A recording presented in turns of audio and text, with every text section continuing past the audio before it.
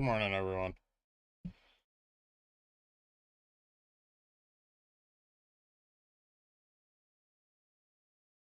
Hold on, I got the daily up right now. Give me a second.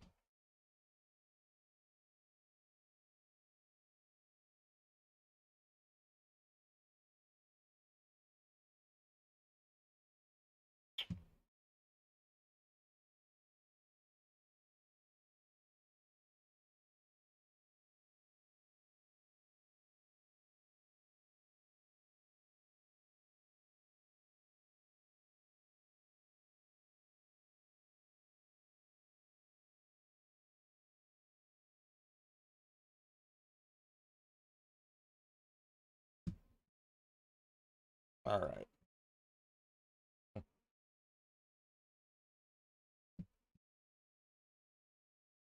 that everything? How's everyone doing today?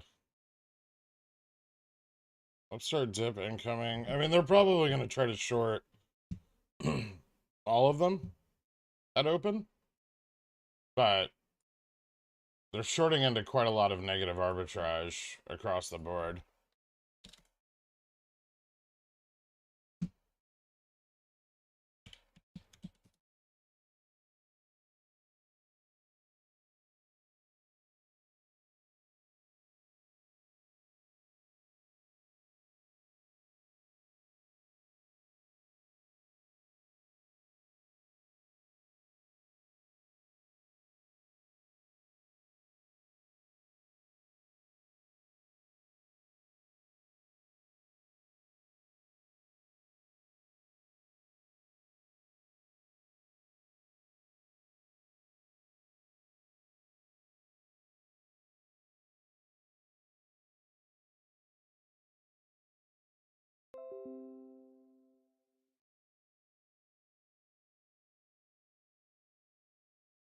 All right.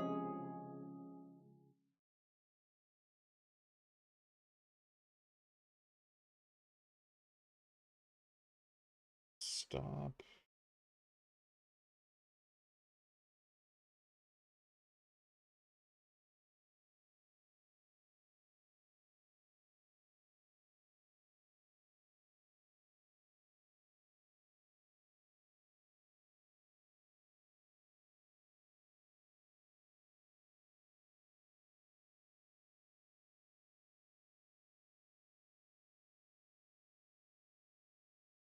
Sorry.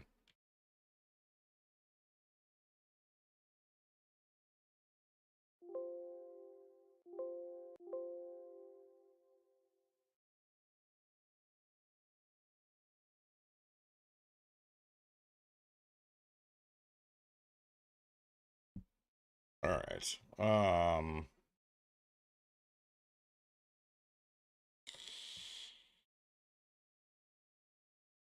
I think there's a fairly good chance that we see it cross 3,900 today. So I'm just trying to manage all this shit. There's quite a lot of it.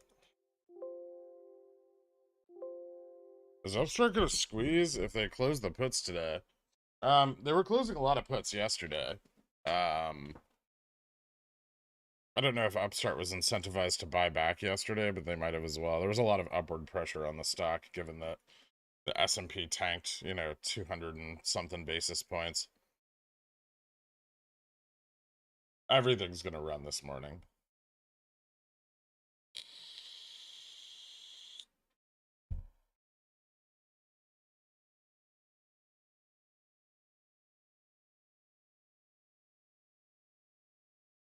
All right. I think everything's calm now. Let me grab the GME.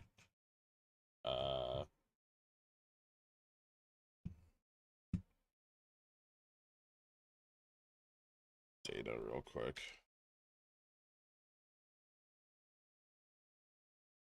Sorry, I had like a huge straddle that I bought yesterday, so I just wanted to get that managed before.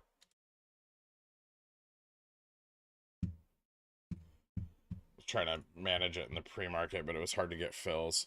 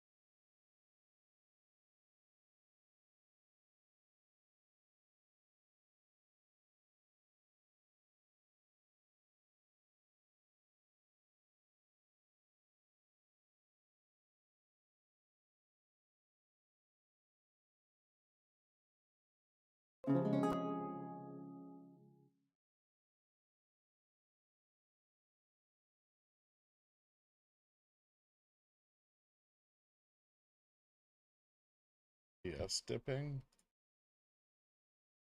Not at all. Okay. So ES is still skyrocketing, but they're trying to hold back SPX. Seems kind of silly. All right. How long are we bullish now? Past Opex? We could still see an effect from CPI next week.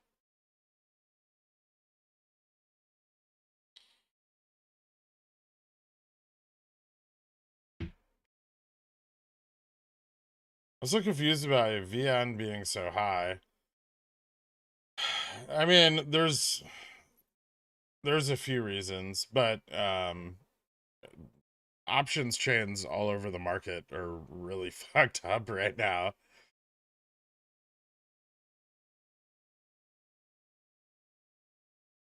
Remember how we kind of discussed how volatility was skewing in the nearer dated contracts? So IV on nearer dated contracts was lower than IV on farther dated contracts, as we sort of ended up with like an IV smirk,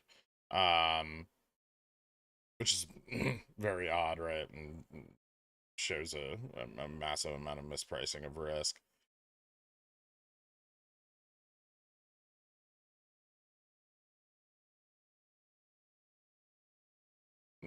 Too soon to tell. I mean, if the market's gonna rocket up, it's gonna probably have a pretty big effect on Apple, right?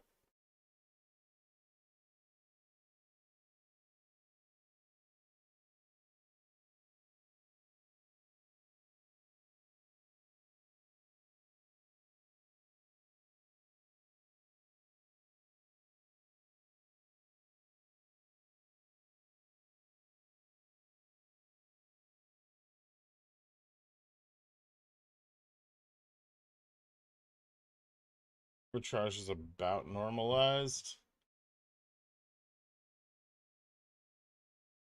on GME. So like -13.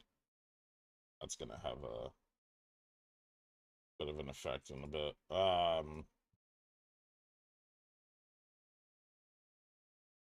Fucking God, what's that?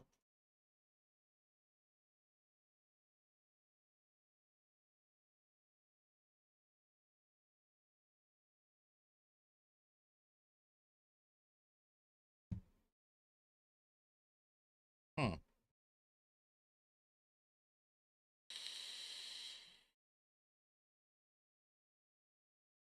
I meant SLD. Yeah, I meant SLD. CPI was today. Sorry. SLD is next week. Hey, Upstart back at pre-earnings price. Yep. Wait till the market moves.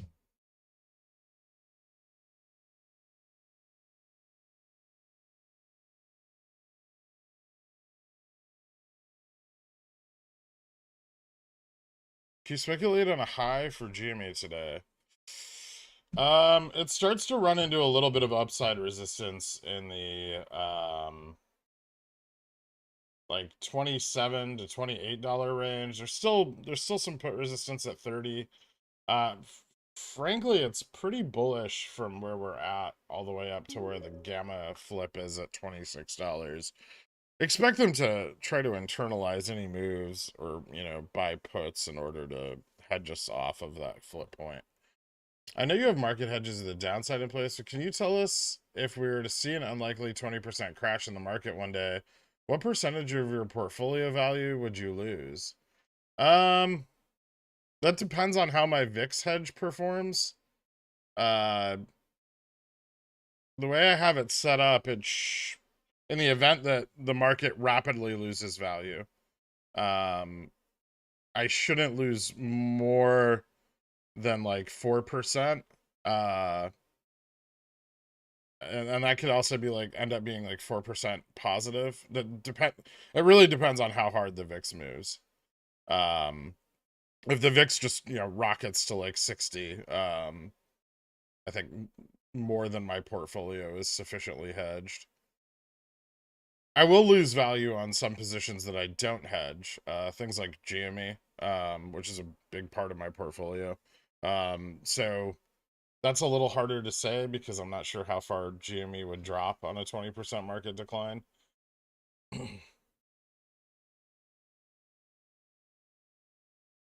But yeah, I mean, it should be within plus or minus 4%.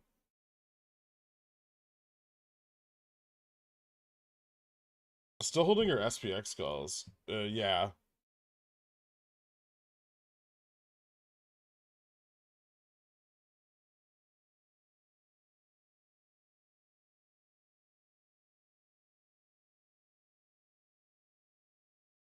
Yes, we're above the gamma flip point. See if we have some data yet. Nope, not yet. Do you think this CPI data and subsequent SPX action will disrupt our ability to position for Opex?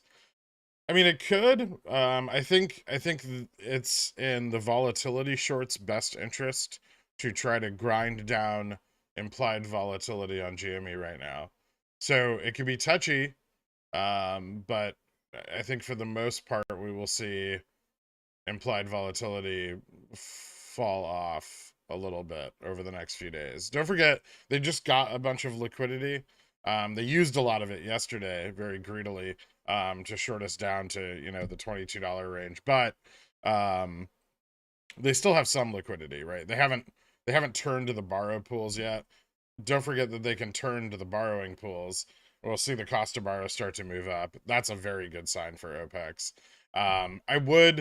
I would consider getting some exposure maybe early, if you can, because the pressure from the rising market could force them into a position where they have to cover a little early.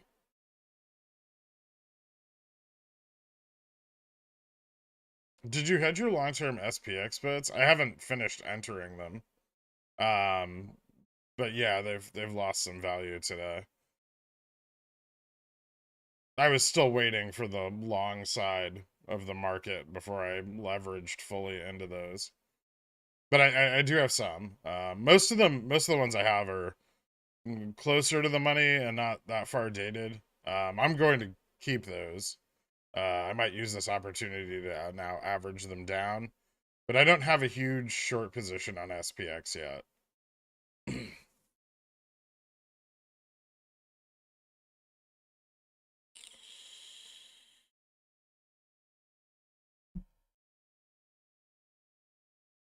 Is it possible they try to pick up the put side of the straddle, or was that news just too bullish? That news is too bullish. I mean, they probably closed a significant number of them in pre-market. I was trying to close my short straddle legs in pre-market, and I was only able to close like 15 of them. So liquidity was pretty rough trying to close out puts in the pre-market.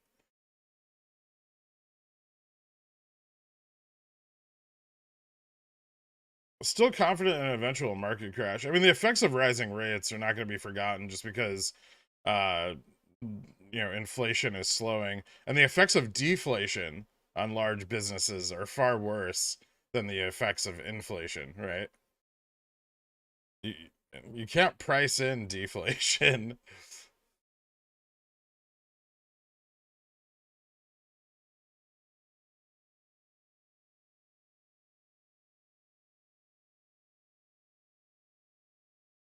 When do you expect to start shorting the SPX again? I mean, I have some shorts on the SPX already, but um, with today's news, I'm probably gonna wait for SPX movement into like the 4,000 or maybe even 4,100 range. Delta neutral on SPX is currently at let's see.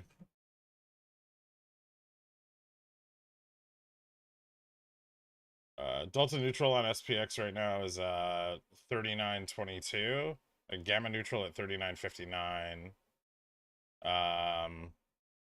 Vega neutral at 41.61. And so Vega neutral represents kind of a ceiling for indices. So, you know, right now I wouldn't expect us to go above 4100, but we could get close.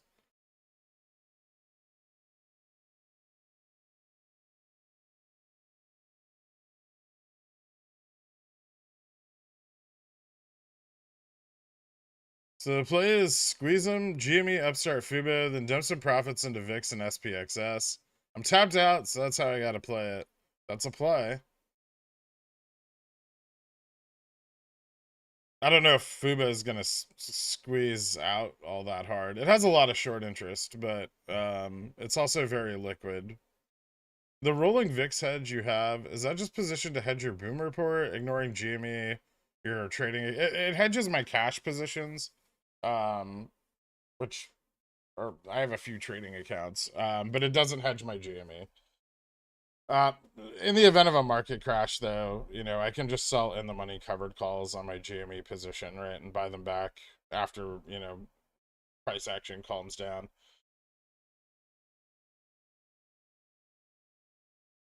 You say politics doesn't matter, but isn't it weird that this massive crypto move yesterday, which was related to FTX and Binance, and yesterday's equity moves occurred immediately after midterm voting was over? Seems weird.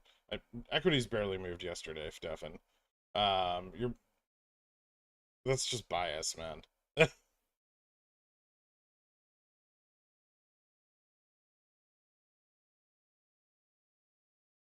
Thank you so much for your guidance to this process. I've learned so much, and keeping a level head through the swings of the last 48 hours has been extremely profitable. That's awesome, man. Congratulations. Heavy into shorts once SPY crosses 400. Eh, I'll probably wait for a little higher, but I'll start DCAing some more positioning to the downside. Calls on Alcoa. Why, is aluminum fucking squeezing or something? Stefan isn't a quant, and he's jumping to conclusions again.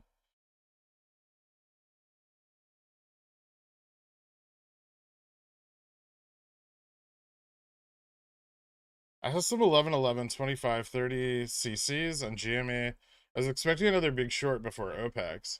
If we're going to rise with the market, are those in danger? 25, 30 CCs on GME. 11, 11s? 25s could be at risk. The 30s, I really don't know if you have to worry about them over the next 2 days. There's still some short pressure up at like 27, 28, 30. So, um, but yeah, the 25s might be in danger. I could see us closing the week above 25. There's pretty bullish pressure up to about 2650. So, you know, positive gamma up to 2650, at which point it reverts negative. So you can kind of think of that like a soft wall for upwards price action. I bought some oxy calls for December since you didn't answer. I didn't see what you said, man.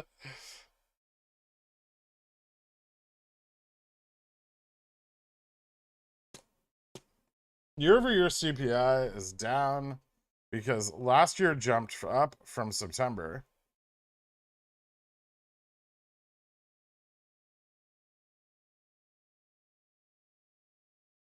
I wasn't, I wasn't, you mean the core inflation rate?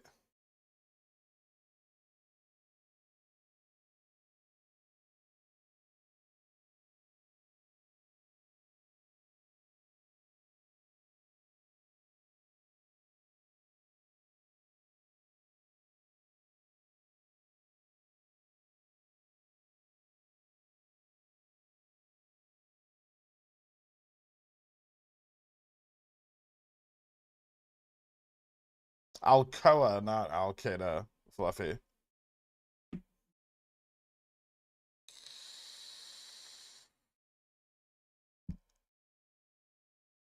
Soft landing working. I mean, I don't think the Fed is going to pivot based on one data point, but there's a good chance that with the bullish leverage already in place, the market will view it that way regardless. I think if we see continued cooling into December's CPI, then that could encourage the Fed to start pivoting. And that would be an earlier pivot than expected. I expected the soonest to be Q1 of next year. So that would be ahead of my expectations, moving a little faster.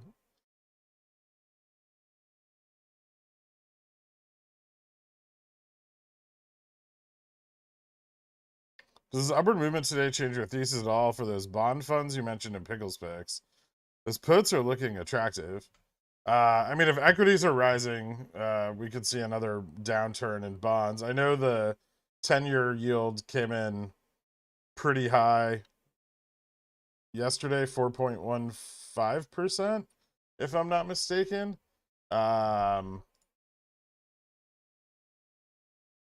TLT and HYG are both up a bit today. The other day, I mentioned that, there's an opportunity to pull these back with the CPI data. They were already, fairly close to their midpoint price targets. Little riskier now.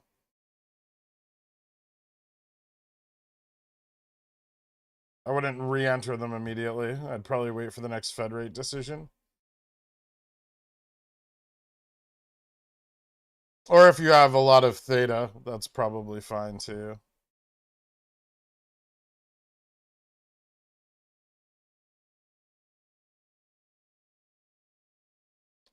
I'm happy to report that I'm in fact a bit less poor today. Happy about my decision to double down on Upstart yesterday. Thanks for telling us to believe in our plays. That's fucking awesome, man. I'm glad to hear it. What's up, Parliaments? I'm doing alright, man.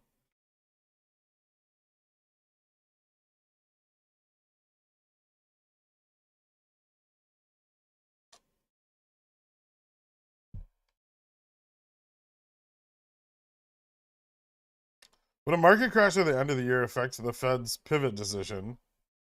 Probably. I mean, it definitely gives them a lot more flexibility.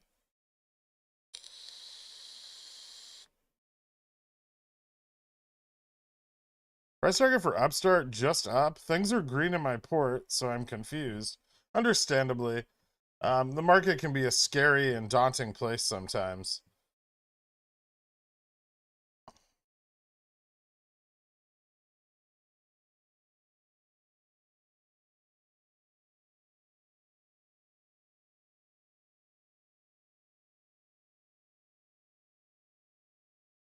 Dear fucking God.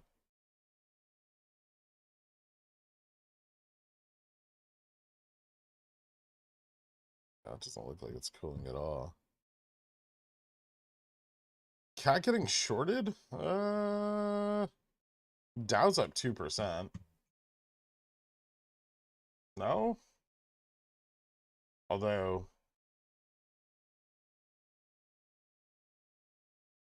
ooh, maybe. Might be more sell-offs from pre-market this morning. It jumped to 234.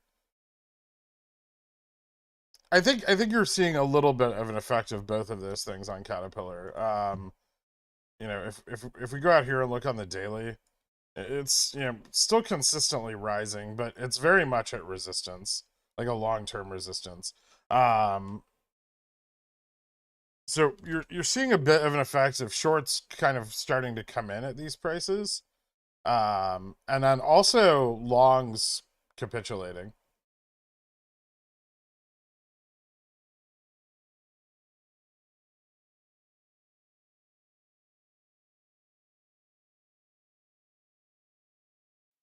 But we also have new bulls, right? There's people buying into cat right now that are valuing it much higher than 230, and so it's possible that we continue to see upwards price action on it, especially with the markets rising. It's very index exposed. So if it's moving directly inverse the index, that's shocking, right? Might actually be kind of a good opportunity to buy some.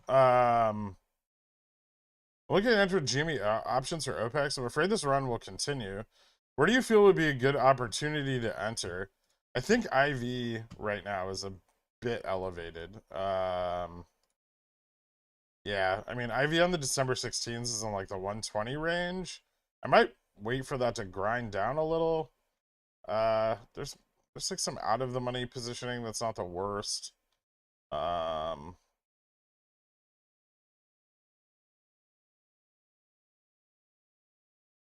But you could burn a lot of theta between now and Opex. Don't think that they're just gonna let GME rip because the market's rising. They will fight to keep the price down and to try to grind volatility down. And if the market stagnates like it is right now, they can release a lot of that internalization pressure, right?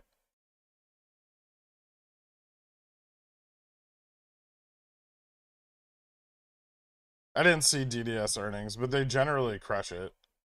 Oh, up 10%. Nice.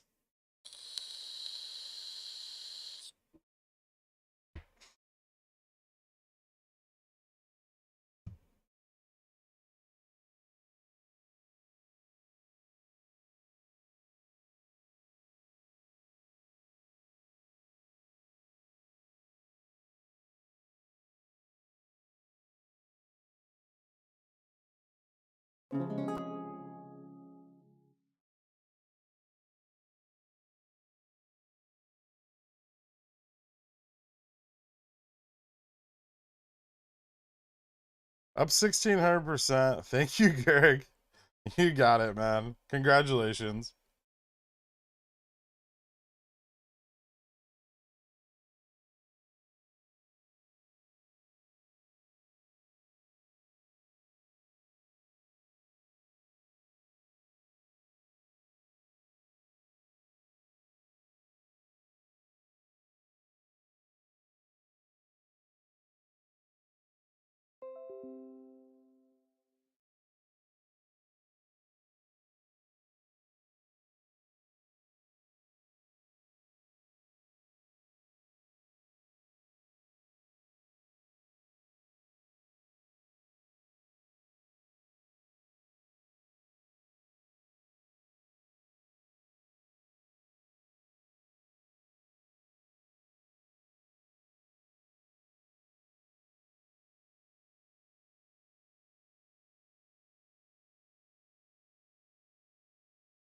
Oh.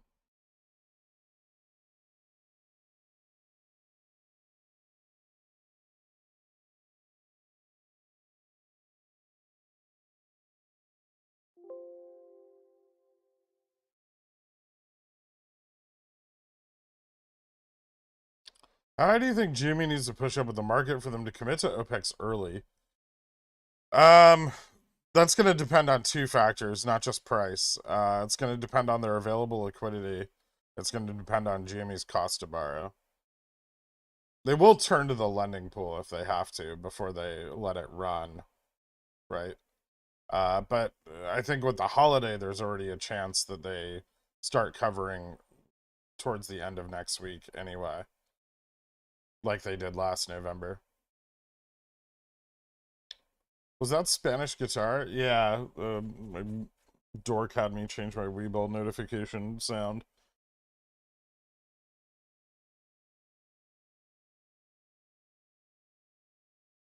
Join the stream late because of the fucking MTA. We full bull till SLD? Yeah, I'm pretty fucking bullish right now, I'm not gonna lie.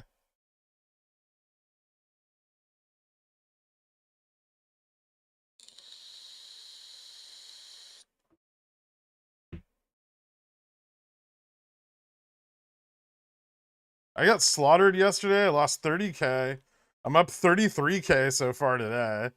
This seesaw is such a sick rush. Thanks, Kirk. You need to fucking hedge your shit and put in some stop losses. You should not be losing $30,000 in a day, man. I have some SPX 0DT 3900s and 3950s. Do you see SPX passing 3900? Maybe even hitting 3950. Yes, I could see that happening. On 0DTs, I mean, I also have some 3900 0DTs. 39.50 for today. It's really pushing it. I mean, you'd be talking like about a historically large SPX move. It'd be like a 500 BPS day. Not that it isn't possible. It definitely is, but risky. Sorry if you've answered this a million times. This is the kind of scenario that could kick off Volmageddon. Yeah, it pressures shorts even more.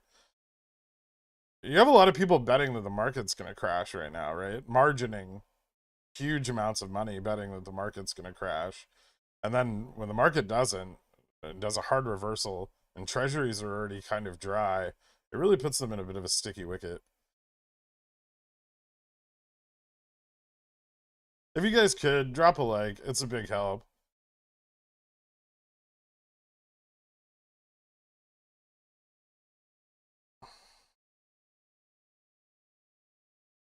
Can you give us the upside SPY resistances, please? I posted in the SPX chat this morning. I was waiting for a after market open update, which I now have. Net gamma to the upside. Looks like 3,900 and 3,950 are quite strong.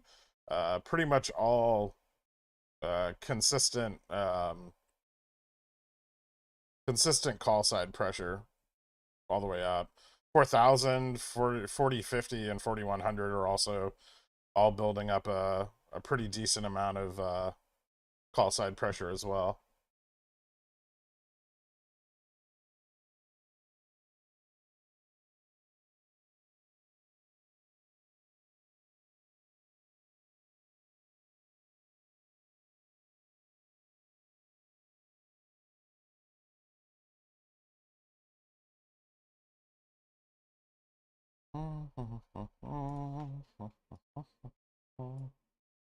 What the fuck is the... Ah.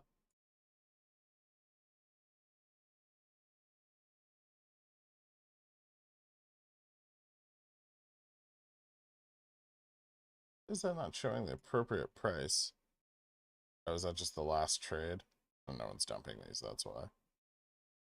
Alright, never mind. We put a stop on these? Probably.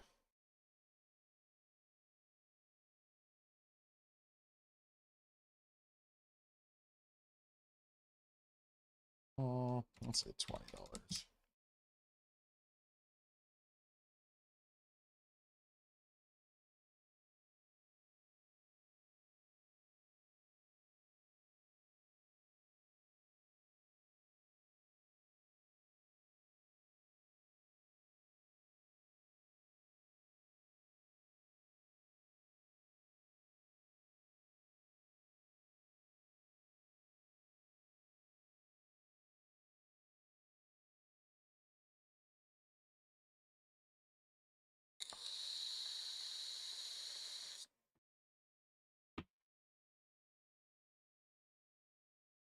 Time to buy back the 4100s.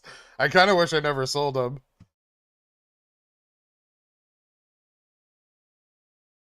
I got stopped out of them though, and I got most of my money back, so I think I got like 40, or I lost 40%, but I made it back the next day anyway.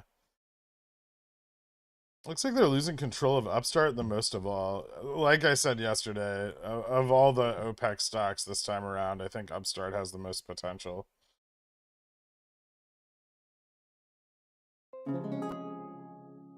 No! Alright. Well, I made a lot of money off that. That's fine. That stop loss hunt was brutal.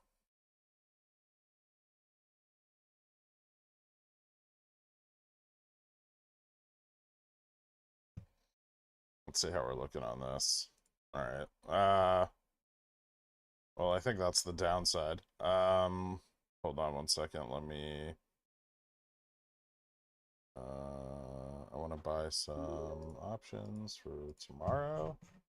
39.50s, maybe.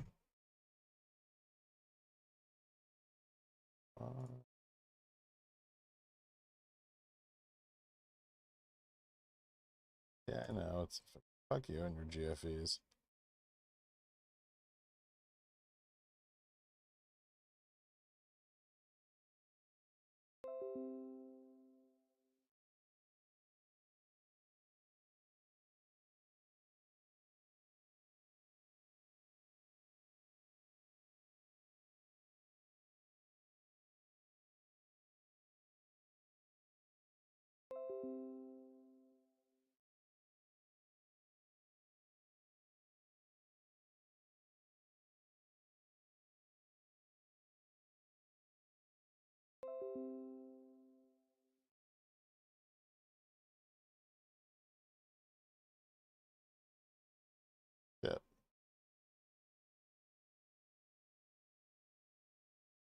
All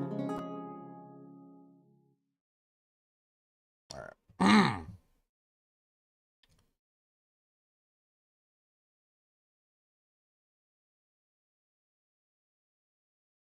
What are these Jan triple digit Upstart call plays? Just trying to capture IV? Yeah. I don't think they're going to go in the money. They're just for IV. Well, some of them are for like next year. They're kind of just, I'm just messing around. Like the 510s are just a joke.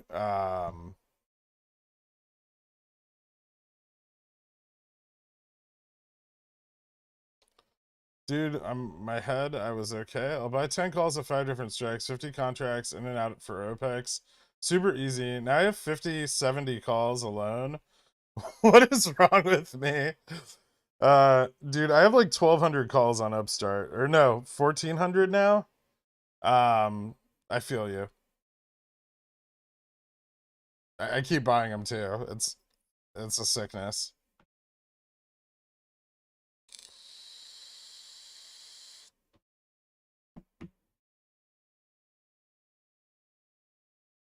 What's a realistic PT for OPEX on it? It's kind of confusing because gamma on it is pretty fucking flat above $30. So you guys remember when Sava ran? Sava had like a gamma max of I think at the time it was pretty low. Let me look. I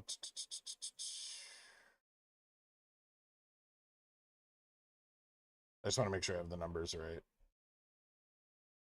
So yeah, when Sava started moving up in September, it had a gamma max of $30.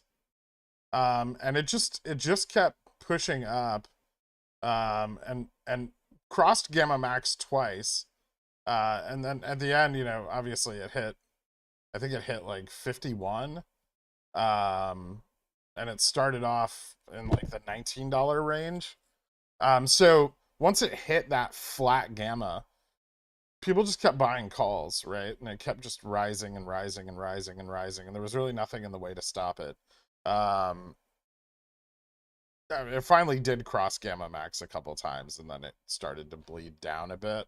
It's retained a lot of that price as well, but similar setup, at least in terms of like how the options chain um,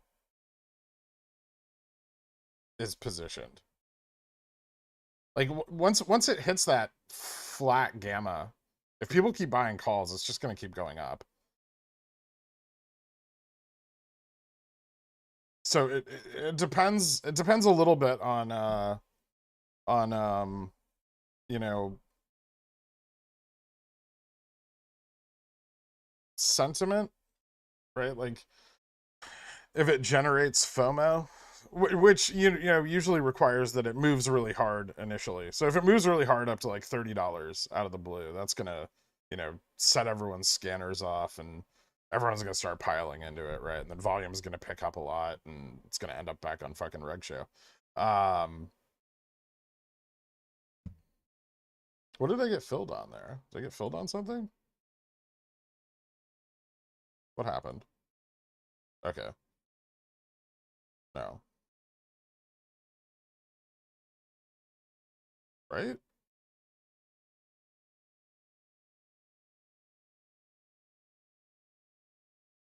Upstart calls 1920s, November 25s are up 2 to 300%. I'm gonna make so much white this afternoon. Congratulations, carbon based. I'm glad to hear it, man.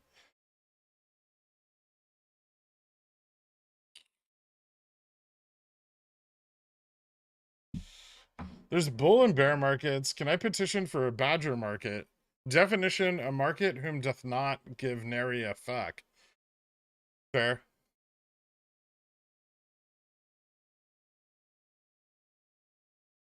Are you holding any GME options? I have some covered calls that I sold at like 35 and 40. Other than that, no. I don't like the IV right now. I think they'll try to crush it more.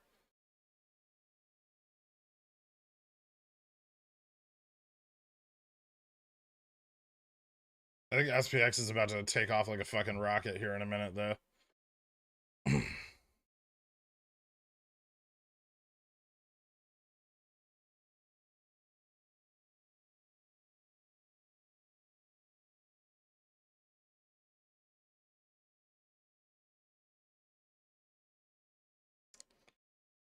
Hey man, I've been practicing my day trading. I'm improving on my win rate and profit factor. Still learning. Nice, dude. Congratulations. Keep it up. You'll get there.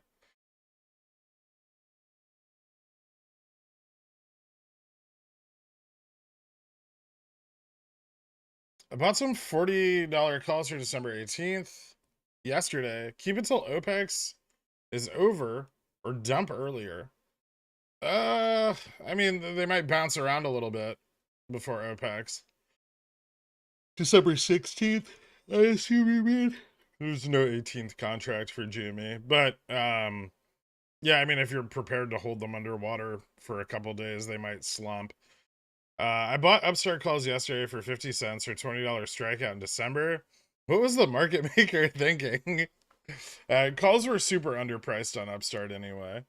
They still are pretty underpriced, actually.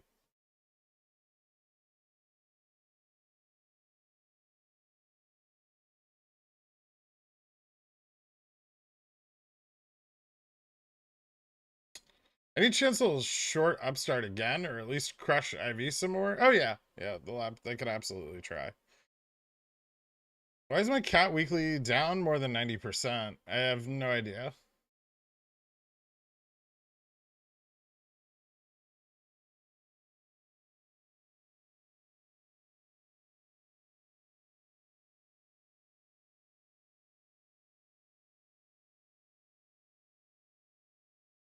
Can I get one more?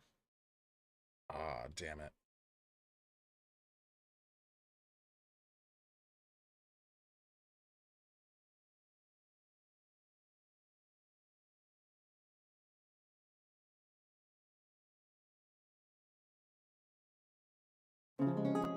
Ooh, I did.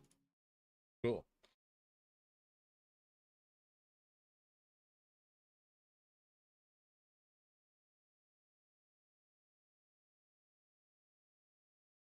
A lot of chop.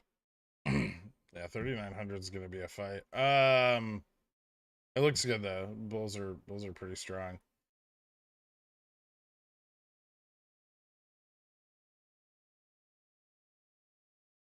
I don't want to set upstarts yet. Tell me it's okay to be greedy.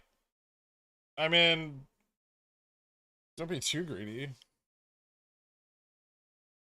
How much are you up? I mean, some of those calls are up like 300%. I don't know what you want. How greedy do you want to be? You have to win it? Like,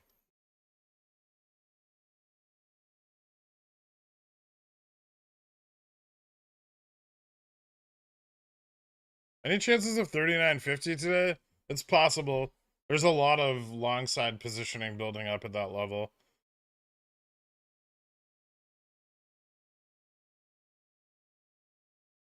Did you solely gamma squeeze Upstart? I don't think so.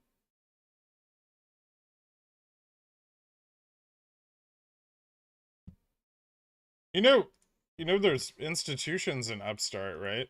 It's not just us.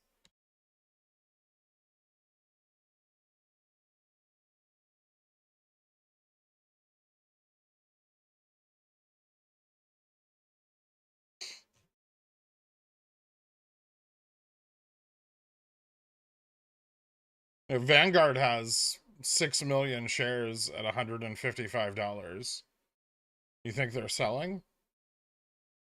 What about Morgan Stanley's 4 million shares at $124 a share? Or Vulcan Value Partners 3.9 million shares at $70 a share? Or BlackRock's 3 million shares at $137 a share?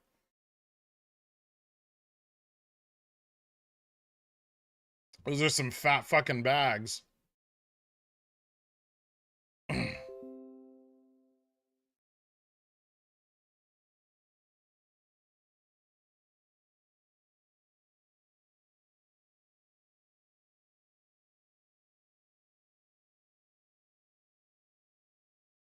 Sava was pretty heavily shorted, yeah.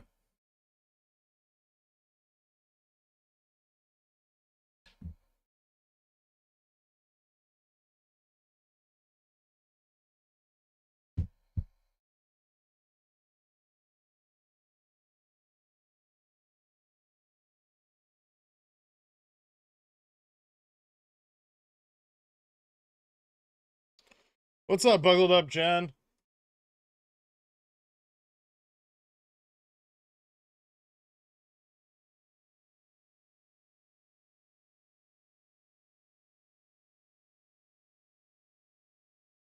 Do you reckon the SPY holds this bull run into next week? It could. Yeah, absolutely. It's definitely a possibility.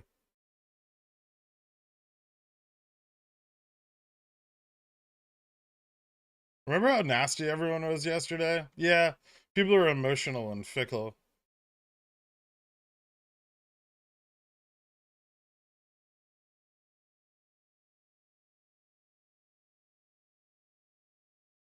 They killed Cat. Cat'll be fine.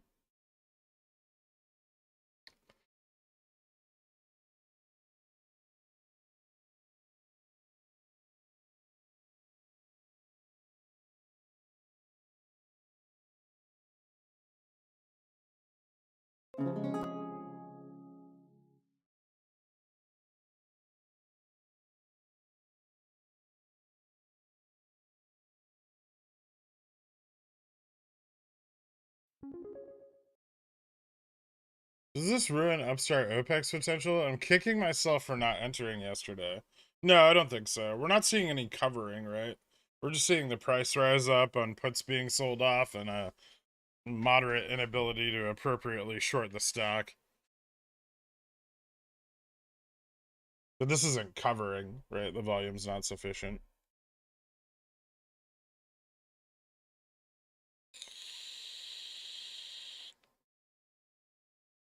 I think Upstart's pretty heavily shorted. Um, not something I'm ultra concerned with, but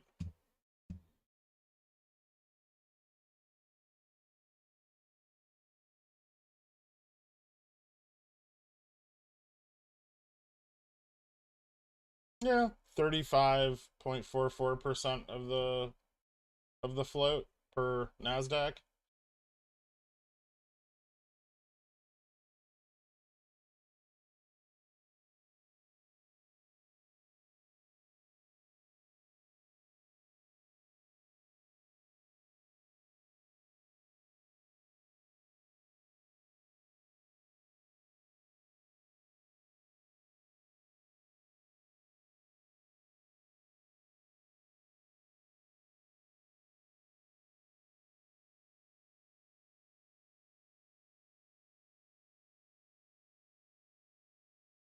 Thanks for pointing out the weeks post earnings would be a good time to average on an Upstart. I nailed it. Nice, man. Trying to stick to my strategy of not entering OPEX until next week, but FOMO is trying to get a hold of me. Yeah, I get it.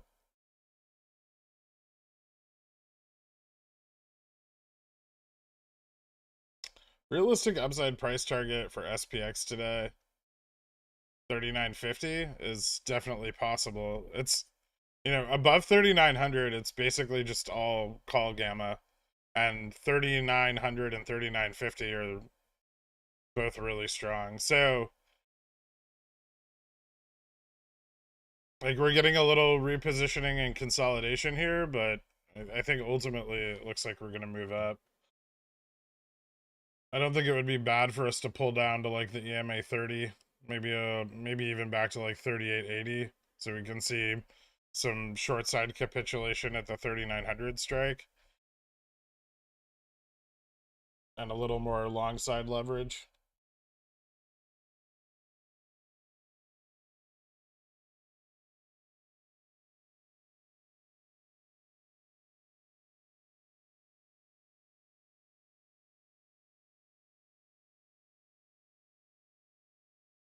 This has nothing to do with the elections and everything to do with the CPI print today.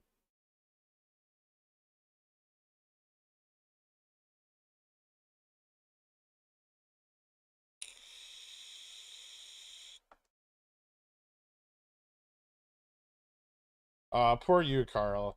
So hard to be up 200%. Selling GME 27 CCs for next week, a bad idea? Yeah, that's definitely a bad fucking idea.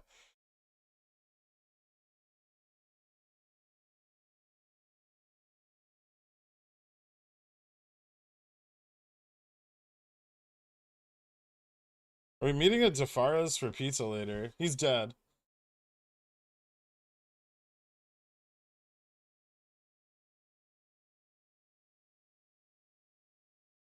And it was going downhill long before he died. I don't like Jafara's that much.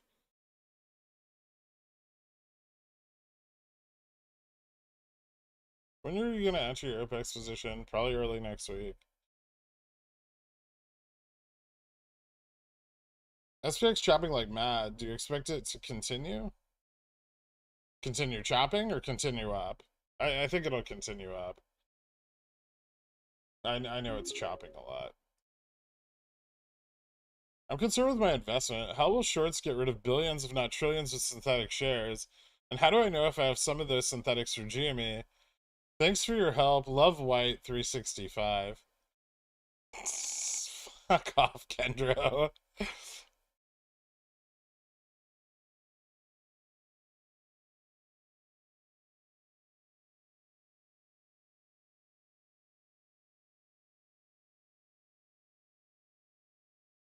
I know you don't recommend biotechs, but I just worked myself into. I mean, Upstart. Veru's a pharmacology, but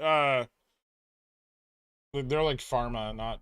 I don't think they're biotech. Well, I guess they could be. $8 cost basis by selling CSVs. Nice. I'd say I don't mind getting exercise, but that would be a lie. Well, congratulations. I know Veru's CSPs are worth quite a lot. It's down 50% today on, I'd imagine, news that they didn't get. Did they not get their approval? Is that what happened? I don't know. I don't really pay attention. They were up for emergency approval, so their price skyrocketed. My 11.11.25 GME CCs are barely green now, but I want to buy more. What do you think? You could. I mean, I think the market's about to push up, so GME might rise a bit too.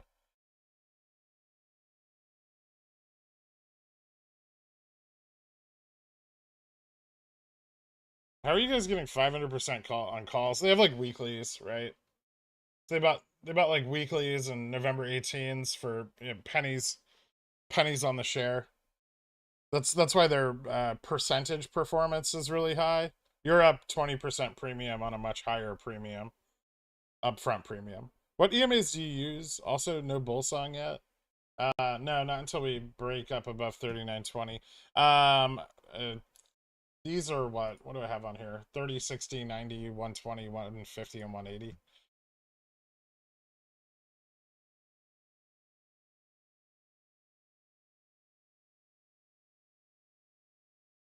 Do we still see a heavy drop on Upstart and GME next week during the SLD period? Yeah. Yeah, I'm not selling any fucking CCs right now.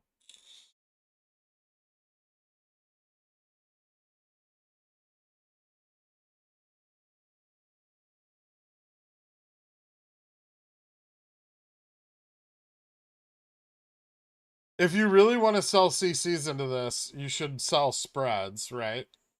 Like bull call spreads.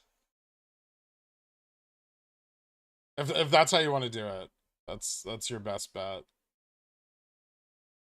That way, if the price rockets early, you know you're protected.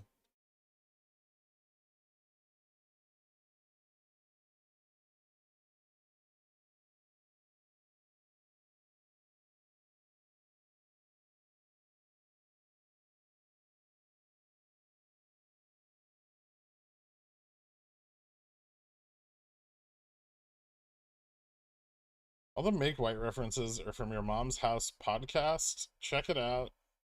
It's amazing. Same like listening to the radio.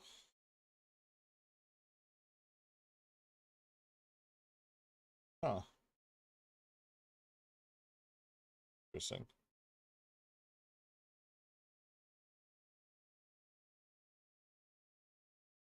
So much fucking chop.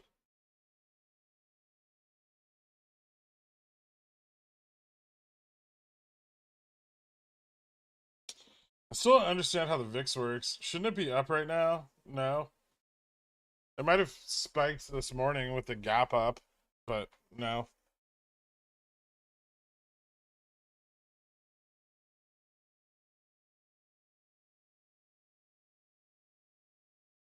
You got it, McConnerberry.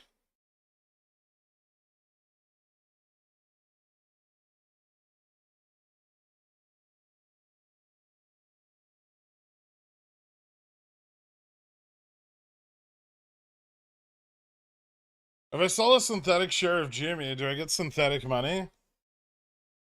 I mean, philosophically, yes.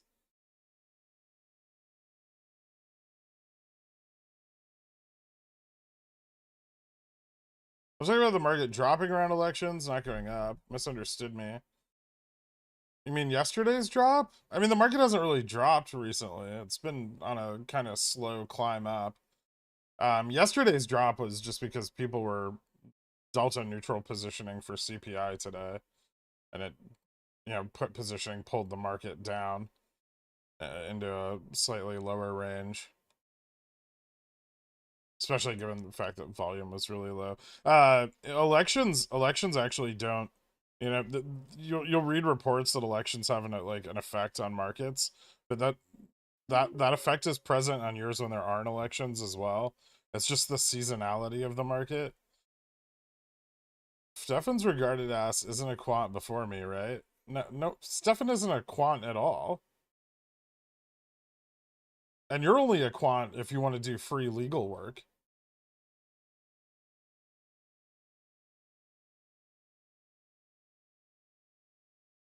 And you want to get barred in a different state. Well, I guess Florida's fine. But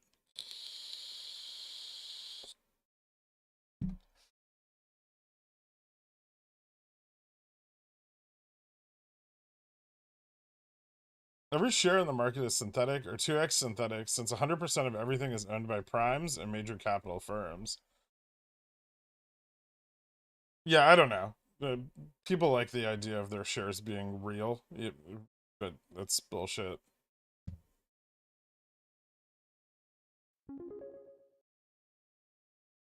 I'm not a quant, just quant adjacent. That's fine. I'm trying to learn to hedge. I sold $18, 27 cc's, I bought 18.27 calls. Robinhood deleted my trades. Crime. Why are you using that shit broker?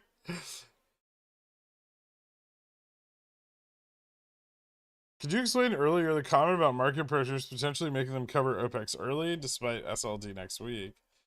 What about it? I wrote about it in the daily, Byronic. If you want to just read it.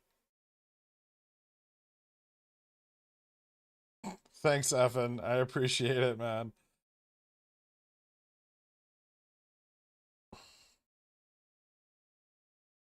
If this gets too bullish, they capitulate on puts, risk off, run OPEX early, right? Like August, kind of. Yeah, like August 16th.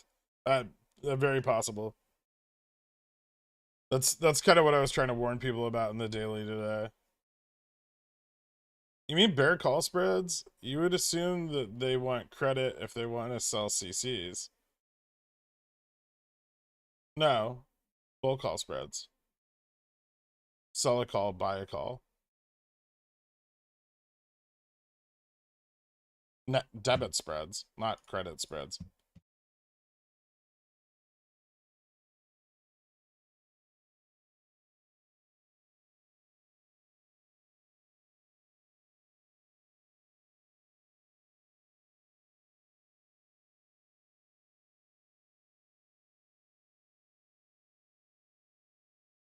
Like right now, you could sell a November 18,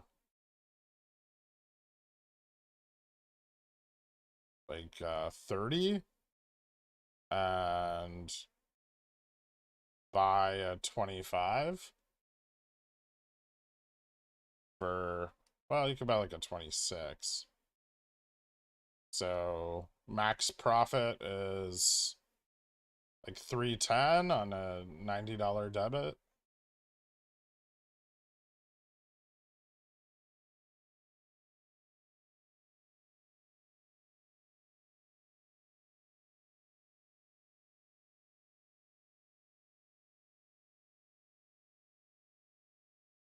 Did you make any money on Sherwin-Williams today? I don't know, maybe. I have leaps. Did it go up?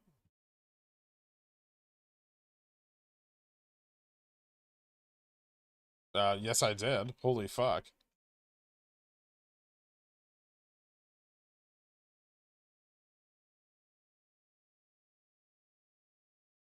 Should put some stops on that. It is way above my price target. Okay, cool.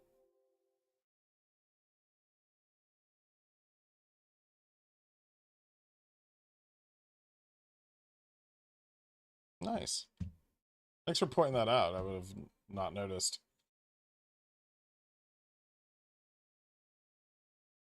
Is this gonna fucking cool off or what?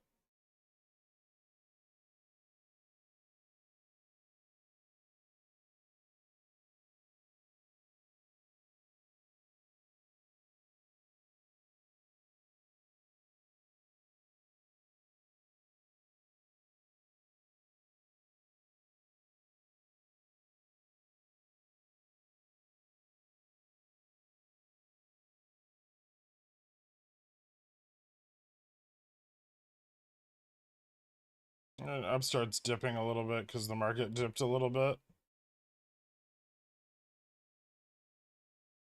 Remember, when the market trades sideways, right? They're going to try to offload their internalization. So, you know, red tick, they'll try to dump buy orders. Green tick, they'll internalize more, right? But the chop allows them to clear out internalization. It's when the market moves directionally hard, that's when it becomes very difficult for them to do anything but increase the amount of internalization they have at any time. Gork, they're hunting my stop loss, and I'm frightened. Don't be afraid. Fuck them.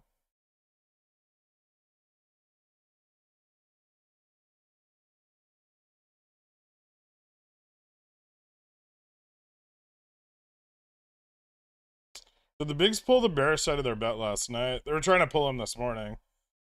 But no, I don't think they pulled the bearish. I think that they tried to drive the price down as much as they could in order to protect the bearish side. But they were already leveraged on the bullish side more. Like the skew was to the call side. Market is finicky at 3,900. Yeah, it is. There's just a lot of repositioning, right? Like there's a lot of longs selling off that are in the money. There's a lot of shorts trying to come in slightly above at like 39.20, 39.25. And then there's a lot of longs buying at like 3,900 and 3,950. So it's a bit of a battle. Fun to watch. Ooh, we have another update too. Yeah, just even more fucking just even more buy side pressure. 3,900 net gamma's now up to like 55.7 million. 4,000 33.6, 40 50 3.58. Here, I'll show you. Like it's the bull side push is kind of nuts. Like I expect them to try to get some profit out of their puts, but I don't really know how successful they're gonna be. Like it's just all positive all the way up.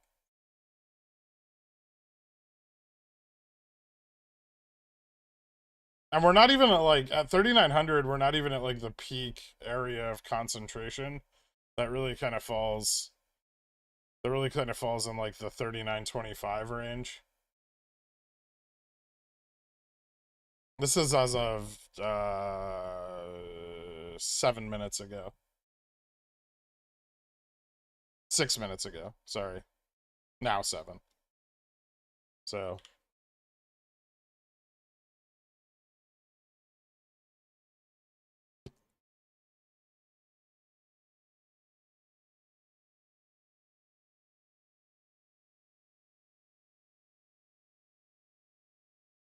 do you wear double socks for winter?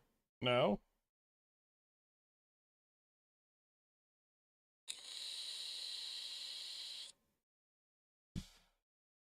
Does anybody have an updated borrow rate for Upstart? I don't have IBKR open right now. Does anybody have IBKR open? Can you check the borrow rate for Upstart? I'll look. 36.58. Okay, so it's still driving up. Awesome. Thank you.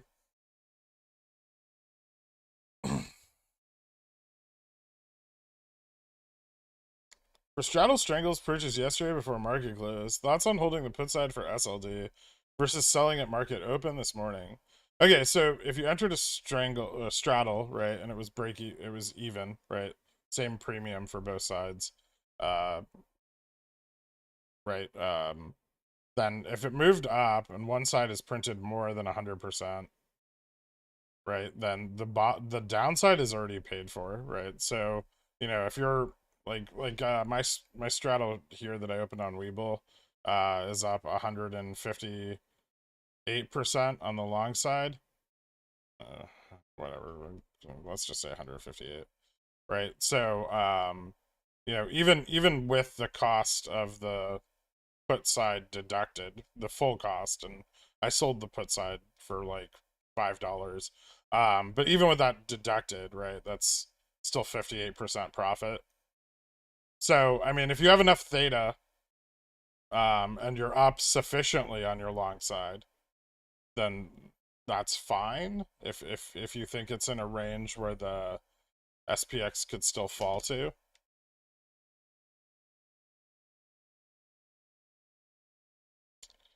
How much of those 3920 calls are just 0 DTEs? It doesn't matter. I mean, they'll be hedged because it's the SPX.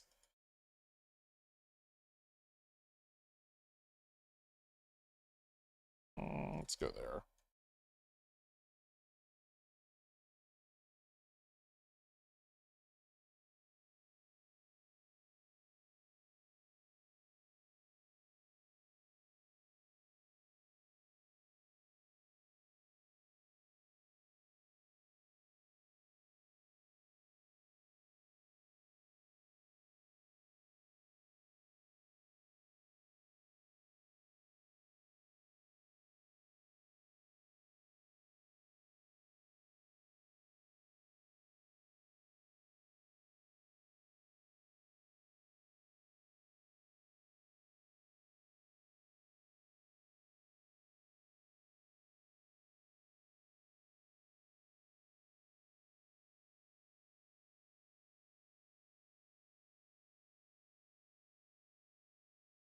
Why would SPX dailies capitulate?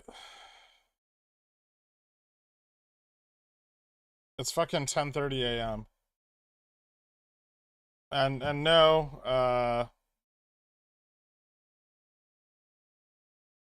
most of the long side positioning is for November 18th, especially at 3950. 3900's fairly strong on November 18th, but for the November 18th expiration, it's still all call side gamma from 3880 up to 34 or 4060. So they're not only short dated. Most of the puts coming in are 0 DTEs.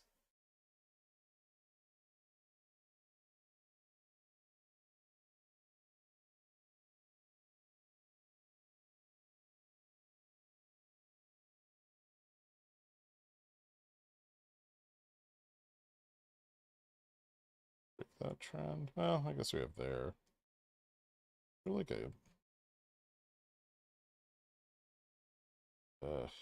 can't really get a good angle on that because that price action's so weird. That's bad. Maybe not.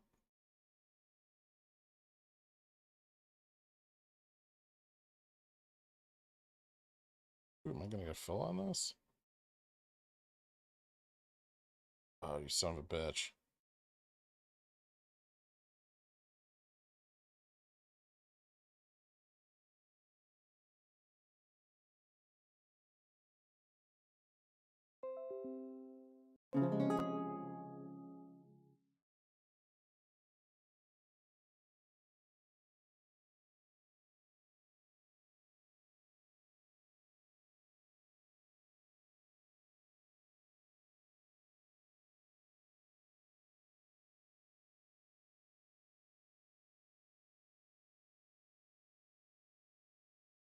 Yeah, still bullish.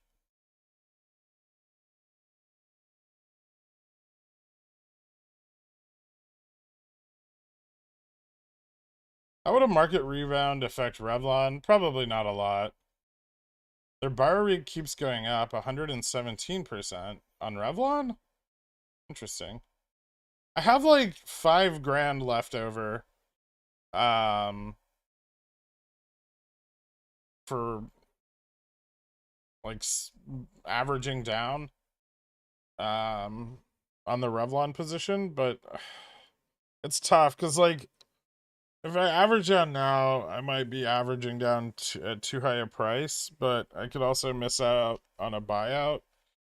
I think if I average down, I can get my cost basis down a lot, obviously. Which would be nice because my current cost basis on Revlon's like $6.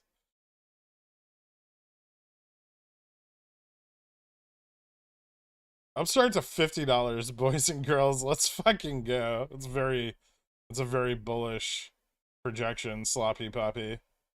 I would be very happy with like 30 or 35.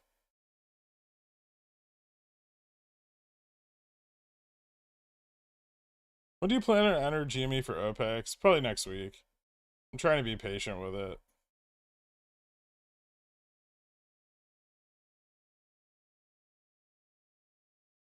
Upstart 35 end of year? I don't know. I guess it could hold.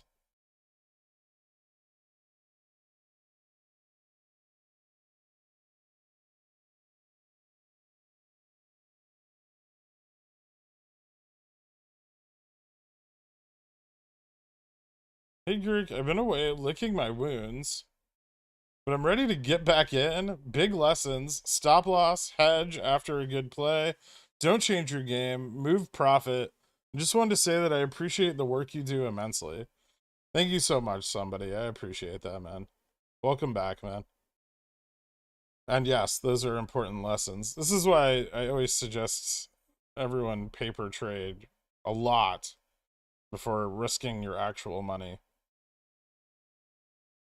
It's not an easy game, and the odds are already stacked against you.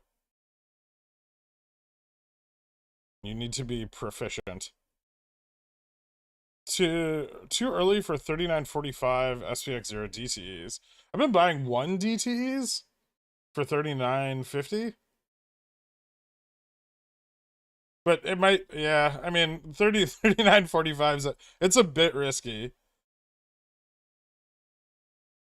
Like it's not a dead zone between 3900 and 39.45. It's actually like the gamma's pretty good. But and we could run it if we get some volume.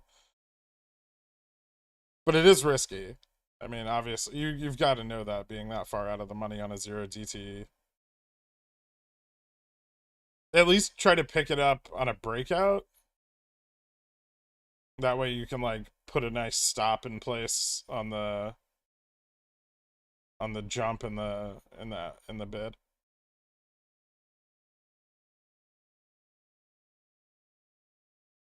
Yeah, I still think 39.50 is possible. I don't want to say likely today, but I want to say it's possible because the positioning incentivizes the price to move in that direction.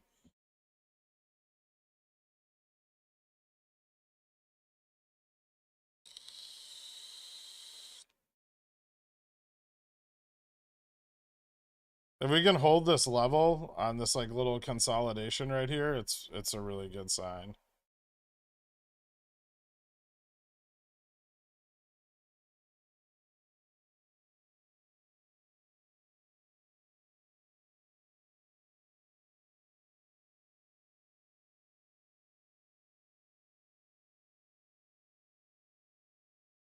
Yeah, Upstart $20 calls for Jan that are up 100%. You think they're going to short it before Opex? I'm debating on repositioning. They very well could. It's obviously really hard for them to short into a rising market right now on Upstart, which is a good sign. But sorry. Uh, yeah, they could still we could still see another short. The bar rate's getting a bit rough for them, to say the least. I think it's 36%, 36.5%, the last I heard. My book arrived? Fuck yeah, man. Don't get daunted by it. That's the best advice I can give you on options as a strategic investment. If it's too much and it's dense,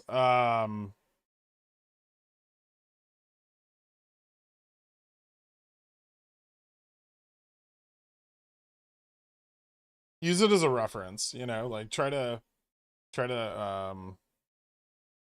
just, if you have a question, try to use the book to answer it, right? And then, you know, as you move deeper into strategies and, you know, levels of understanding, you can dig deeper into the book. I know a lot of people are like, oh, fuck this thing because it looks like ammo for a trebuchet, but it's not that bad. I have 0.05 shares of Rev RQ, enough to make me rich. Oh, fuck off. Also, how do you have a fractional share? Is it normal for GM to be below DN? No.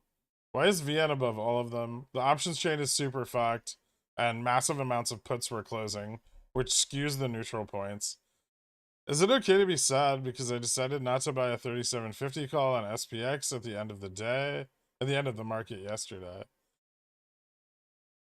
Yes, it's okay to be sad about it, but also move on. Yes, yesterday's gone, right? Christine Lagarde's MOASS got.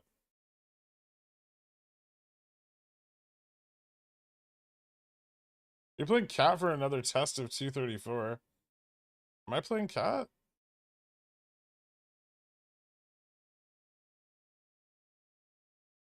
Yes. Not really 234, but just up with the market.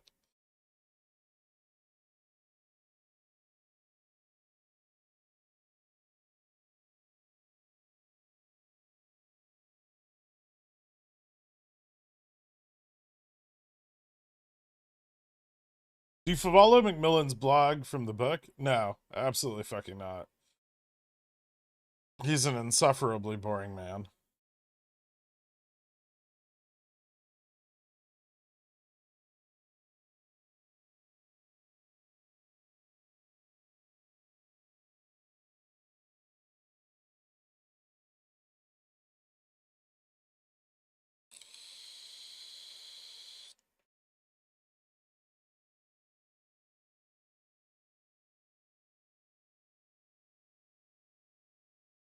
Does this CPI print change your March 31st, 2023 3200p strike on SPX at all? Not really, but I haven't bought those yet.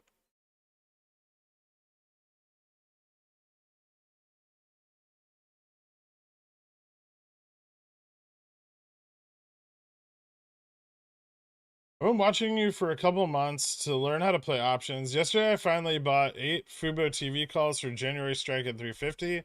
I'm already up thanks to you, my guy. Congratulations, man. That's awesome. Everyone try to remember this day when all your portfolios are green the next time you're angry with me.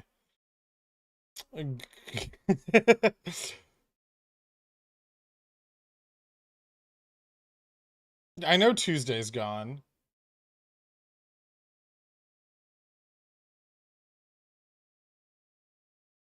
Thanks, Hazy.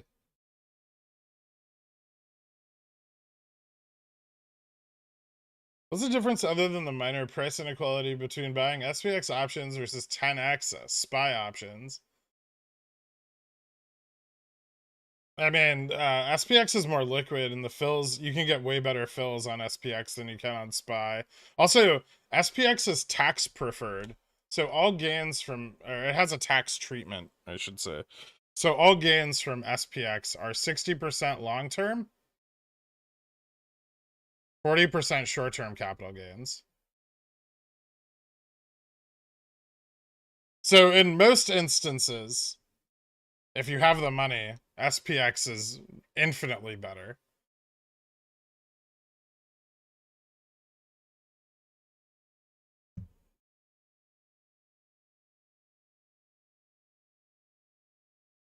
What's the reasoning behind that? I don't fucking know. I'm not a tax lawyer.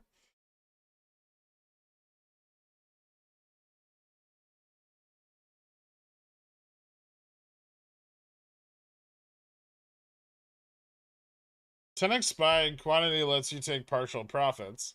Yeah, it's easier to scale in and out of positions. Well, depending on how much money you have. Like, I can do the same thing on SPX. I do understand that benefit. I still think SPX is better. It forces you to commit more to taking profits, but that's fine, right? What if your country doesn't have long-term cap gains? I guess it doesn't fucking matter. I mean, you still get better spreads and profitability is slightly better on SPX.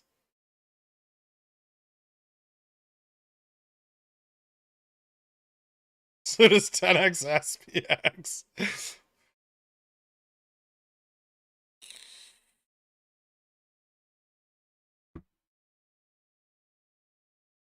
You can trade SPXXL with all the same tax advantages. Yes, you can. Although they are not good swing trade instruments because they track the daily performance and are depreciating assets.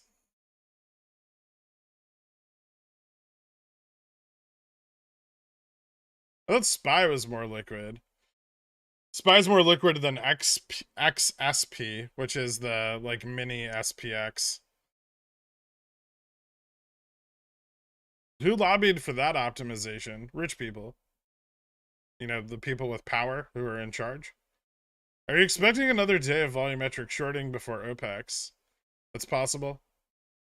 I think more that they're gonna struggle against the rising market. Oh,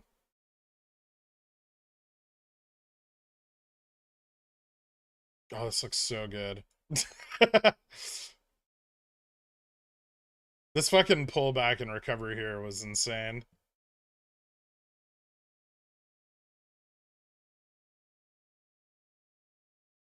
Was I in the middle of answering a question and then just stopped myself? I can't remember.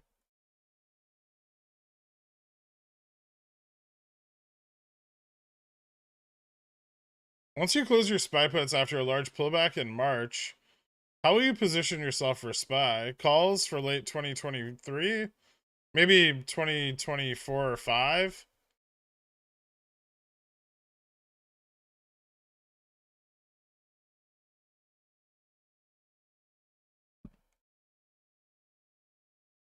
What percentage of your port is an ape? 0.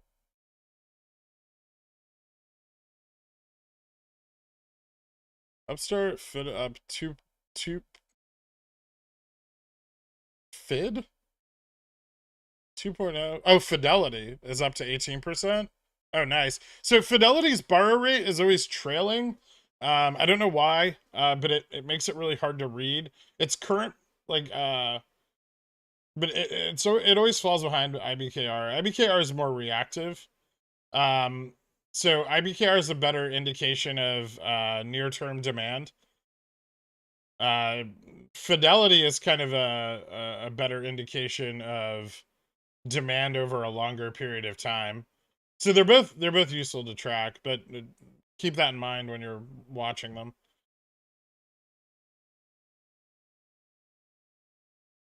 No, you don't get a market halt for 5% up. Not unless it happens really, really fast.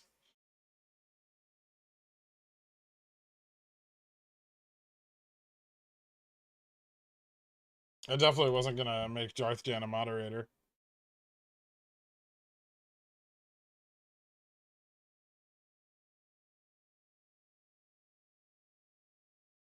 How many AMCs do you have? 0.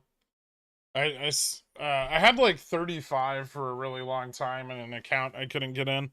And I sold those before they released Ape because there was no fucking way in the world I was gonna own Ape coin.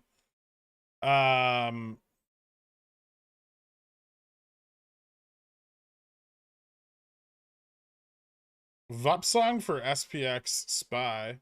We're getting there. I said 39.20.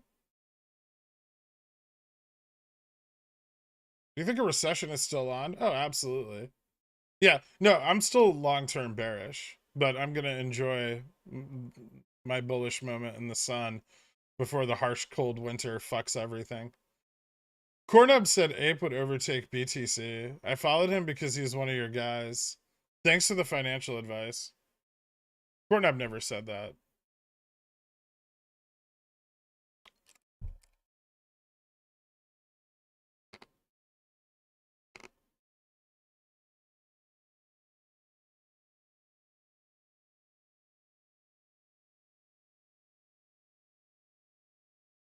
What's a better call right now? Call buy right now, GME or Upstart? You got to make that decision for yourself, man. I think Upstart has a little better Opex potential because it was on Reg Show for a very large part of this last quarter. So, you know, if synthetic obligations are what drive, these quarterly liquidity dumps, then Upstart should have more synthetic obligations than GME does currently. However, and this is something to note, GME not only has more demand overall, it also picks up FOMO faster. So to say which one will run harder is difficult, right? Because you kind of, they have different advantages.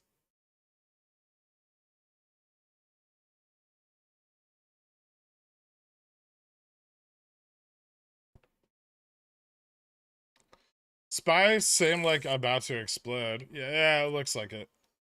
Looks like it's about to do some big VUPs. Yeah, no problem, top shelf.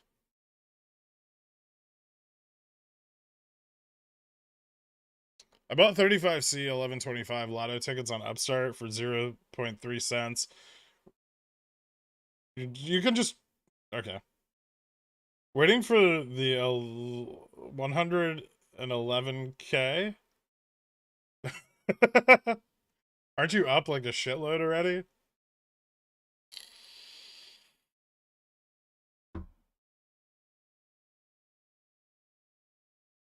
I did. It was a joke, my guy. I'm sure Natty did not buy any ape coin. How does December he can't because all of his money is tied up in fucking Fubo anyway. How does December Opex look for Upstart? Why I don't really have any. I don't know. December Opex? Fuck.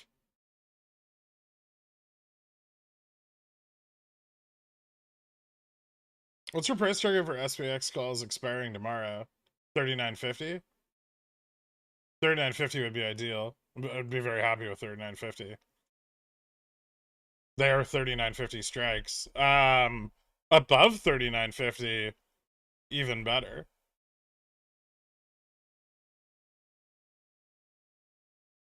Any chances Cat makes a big run this week? How far could it go? 238? Maybe. 232's resistance.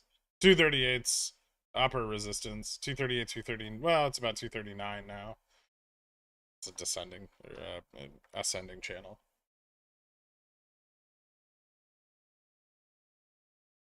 Cat 230 sell wall, definitely a thing. Oh yeah, big time. It's got to be weakening though. If SPX crosses 4,000 today, people are gonna need to make white to stay level-headed. Yeah, probably. Ever looked at LLAP? Bar rate is wild. Looks pretty volatile. No, but if you want to DM it to me, I'll check it out. Just go look at the FTDs first.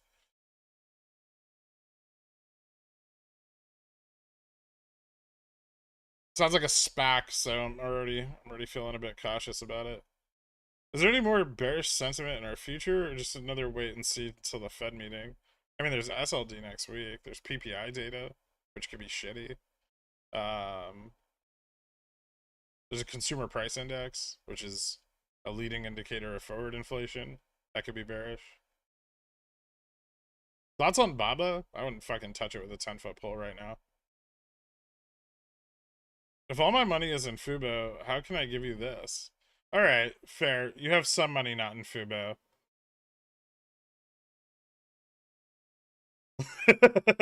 Not anymore, but you did have some money not in Fubo. Yeah, are we gonna see just a straight up run in November and then grind down like GME Opex cycles? Or is this just a big move up and staying elevated through December?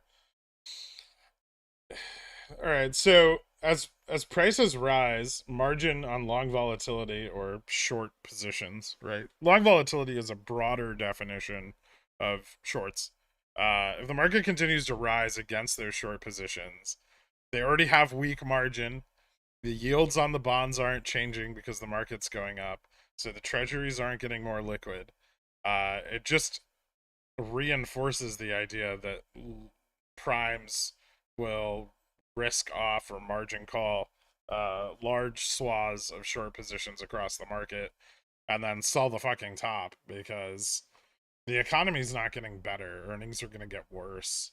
Um, Production and consumer demand are going to drop. Like none of that's changing, right?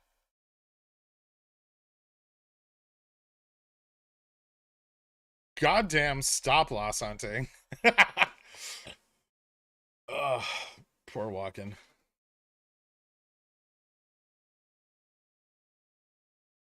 They got another one, boys. How about Baba with a 20-foot pole? No. I wouldn't buy it with your port, Pickled PD. Market up bigly. I've made money today, but I'm still waiting on my Rev Gen 35C to get a pump too. I guess I'll be waiting until they disappear from my port.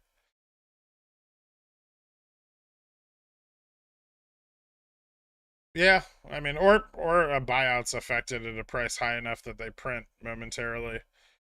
Whisper bullish things in the mic so I can go back to sleep. SPX 3950.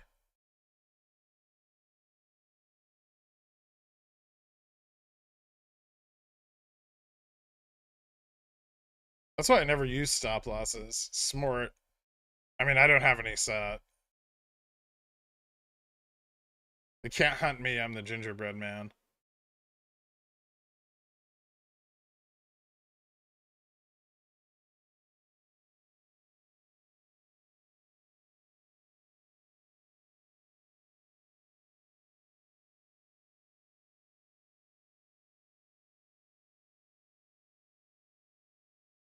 Not my gumdrop buttons.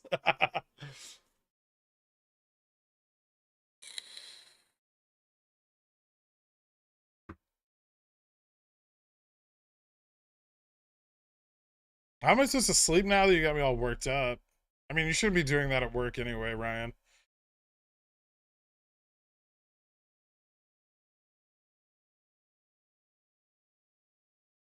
They want you to say more bullish things than you already said. What you said about the market conditions put me at half mast already. I know. Have you taken any profits on Upstart today? No? I'm like just above my cost basis on my shares. I'm glad I waited to sell my covered calls though.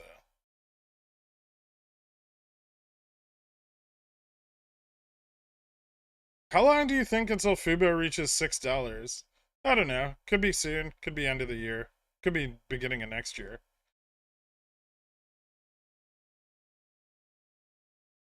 I will warn you that it is a long term buy and hold. I think Fubo's valuation. That my $8 to $13 target is a target for like their book value. Fubo should already be trading at a multiple, or several multiples from its current price, right? And that would be its book value, not its multiple. Um, Similar to Upstart, Vanguard and BlackRock own shares of Fubo at like 15, 16, $20. Um, the company's worth a lot more than it's currently priced at. It's trading at a severe discount. I I have no intention of taking profits on my share position at $6.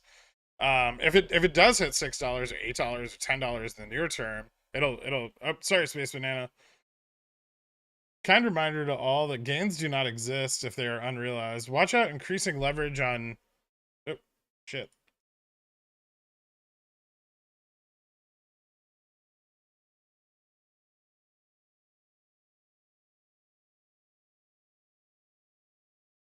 Watch out, increasing leverage on positions already up by large amounts. New trades and entries will come.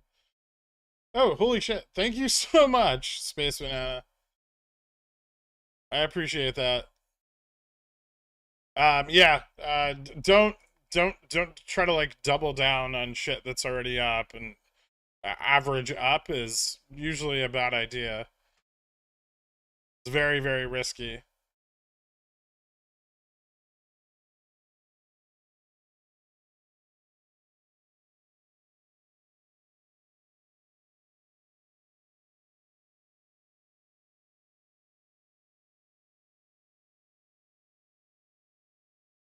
How bad will CPI be when they stop draining the strategic petroleum reserve? I mean, they're not really getting a lot out of the petroleum reserves. It's a very minimal amount of price control.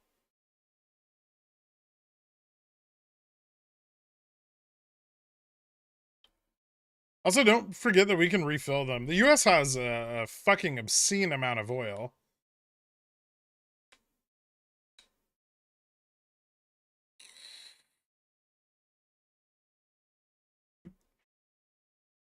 I think we have enough oil ready to be drilled to go like, was it like 250 years or something without any foreign oil imports whatsoever? Should we choose to ramp up production, which we have, hence my Halliburton investment.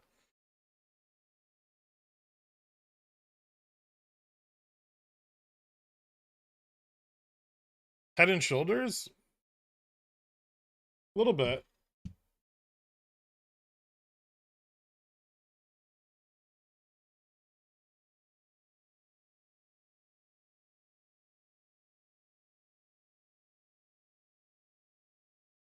Let's see how weak it is. Do we fill the gap? We should fill the gap. I can buy some more calls. Did I take profits on these cat calls? What did cat do? Why am I watching Fubo? I'm watching paint dry.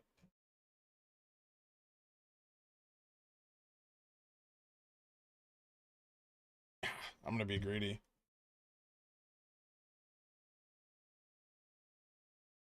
I don't know why the news pushes shit like that. I assume it's political. Like, oh, our strategic oil reserves are almost tapped. We're fine. We're absolutely fucking fine. We have shitloads of oil.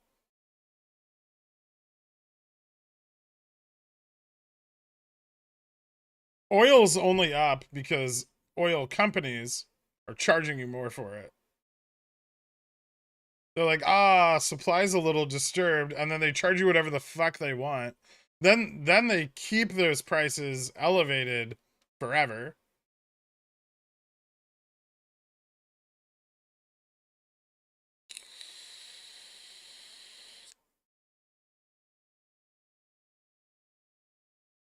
So here's oil pricing demand, right? Over time. And here's what oil companies charge for it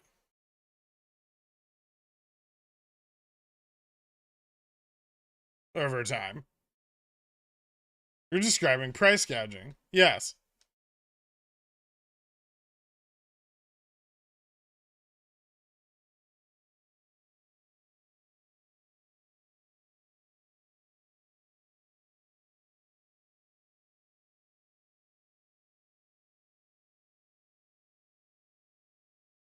Then don't buy oil. I mean, I really don't buy a lot of it.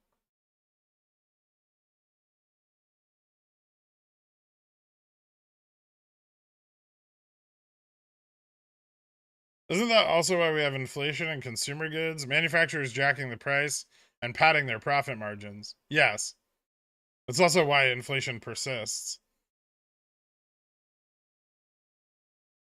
Oil companies never do that. Just buy oil futures, take delivery at home. Yeah, refine it yourself.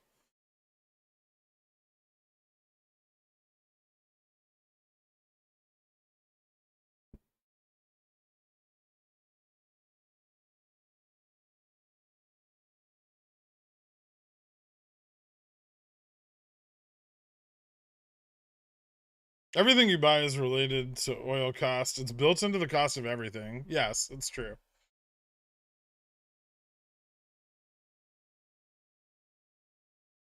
Unless you only shop at your local farmer's market. Should I hold up my SPX 37.95 calls November 14s until Monday? It's up to you. I don't know. What do you think? It pushes that for two reasons. First, to get the left on their side for renewable energy sources, and to get the right blaming the left for tapping into the reserves, which are quote unquote low. Ah, I see. Yeah, the oil reserves are fine. Yeah, I know it's all for politics.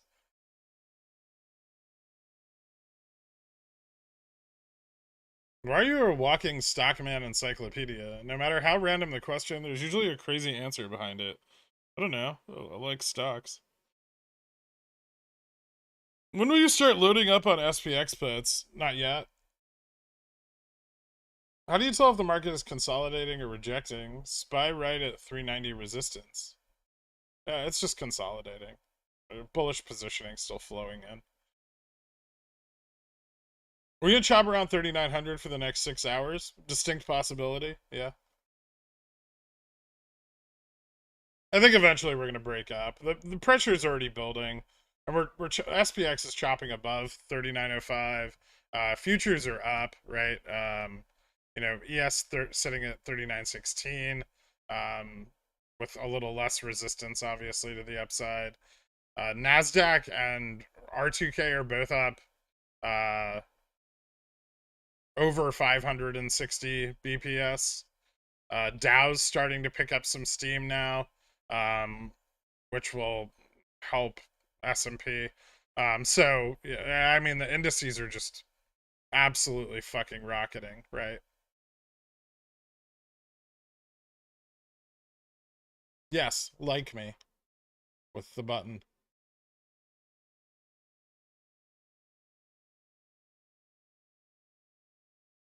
Dipping my toe in the S&P game. About 390 1DT SPY call on that pullback. I can't find SPX on Merrill. It might be dollar SPX.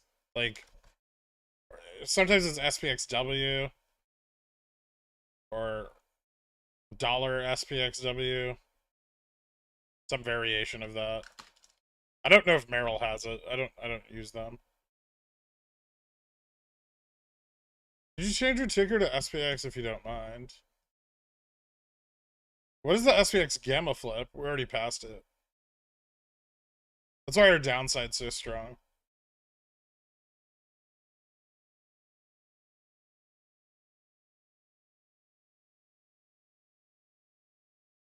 On the last update, it was 3857.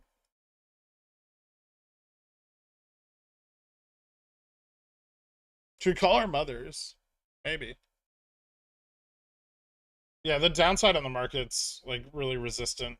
See, once you cross the gamma flip point, the market maker starts buying into falling prices and selling into rising prices, right? So what happens is it stabilizes downside movements, but it makes upside movements less extreme.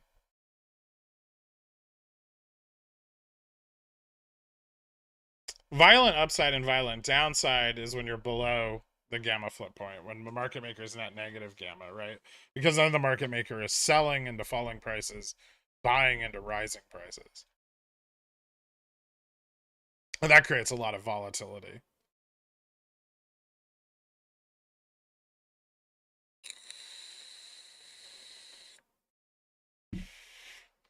I just flicked your like button. Do it again. Do it an even number of times more.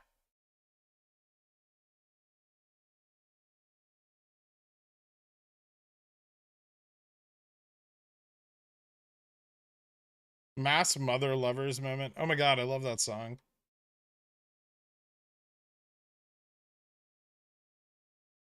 Make no mistake about it, our society is an oil-backed society that's not changing anytime soon. Sure, incremental changes are occurring, but big fundamental changes won't happen anytime soon. Yeah, not at all. The only way big fundamental changes happen is if there's a monetary incentive to move to a different type of structure. Blueberry Batman, welcome back to Dillionaire, you son of a bitch. Hit me up on the Discord if you need me to get you re-added, but you should be linked up already. Happy birthday, Gurk. Yeah. Yeah, we might have a chance, but we ain't got ropes. Give us more than a chance, cause we ain't no coke. Get the cash in advance, cause we hold it afloat. If you are what you eat, that makes Gherkin the goat. Hoping that you read the DD, cause when the shit squeeze, we go end up with the moon, man. Racks to the 510. So far being inverse Chaz worked really well. Everyone's so scared yesterday about all the FUBO Upstart shares. Thanks, Gurky. Yeah, when people get that kind of bearish, where, you know, they're like inverse Gurk's a shill, he's just trying to sell us his cover calls. I can't believe I bought this piece of shit stock. That's usually one of the better times to buy. Like, that's the best sentiment indicator. Can you tell me the Greeks for Upstart? They're in the daily. Also, hi.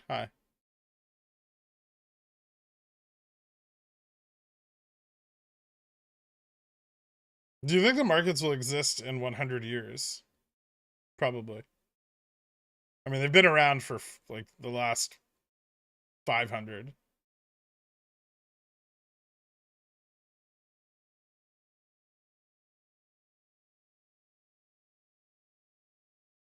Enter your GME Opex position.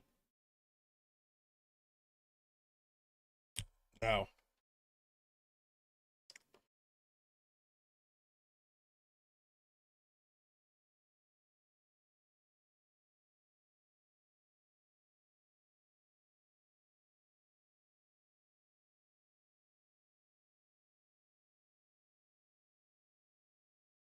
I paper trade your ideas first, then once I feel that way about my paper losses, I buy IRL. You need to buy right after everyone who bought 50% too little theta gets angry.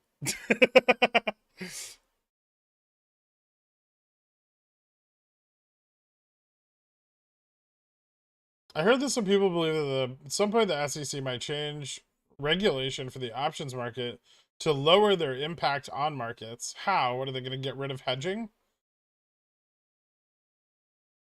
There's no way to do that because it's, you know, no one wants to buy equities, right? Everyone just wants leverage. They just want to hedge shit they already own. I don't see how there's any way to reduce the impact of options on the market. I mean, the SEC will try to take options away from us, away from retail traders. That I could see happening.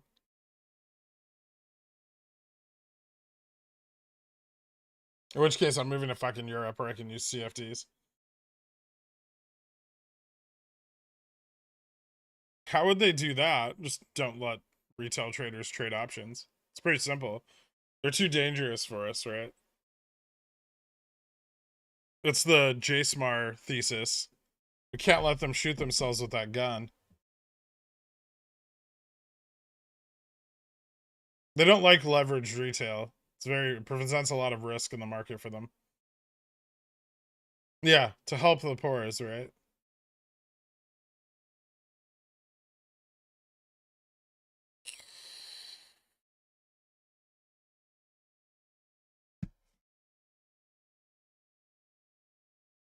I called 1,000 basis point move in Discord general right before data.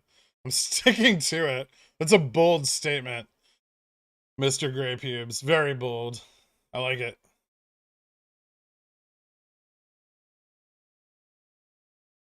Any idea why VIX calls are priced 56%, 50 to 60% higher at all strikes, 24C out of the money? At $4 in the money, 24P, 160. No.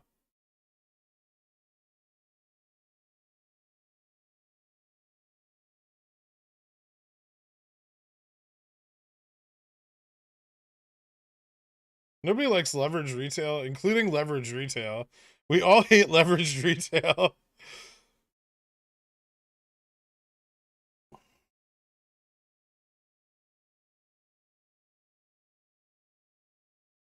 Oh, cat shot up off the screen. Nice. Yeah, Fubo's $3.18. I'm well aware.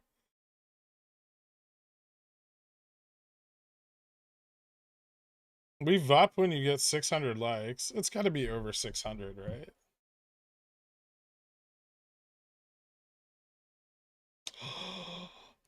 Shame.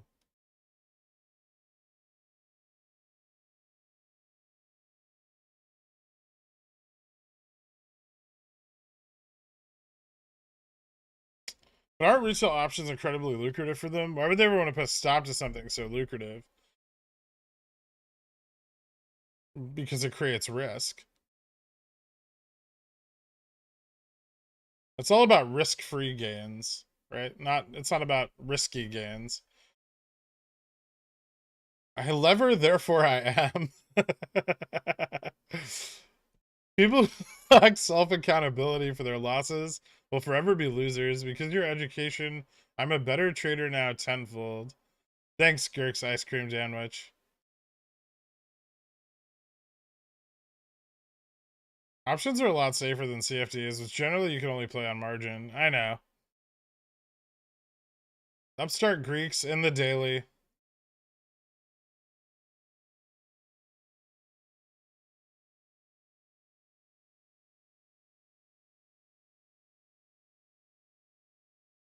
Disliking the stream today. Too green. Fuck you, Girk. Alright. I'm not... fair. Spy is not as much fun after messing with the SPX. It's true.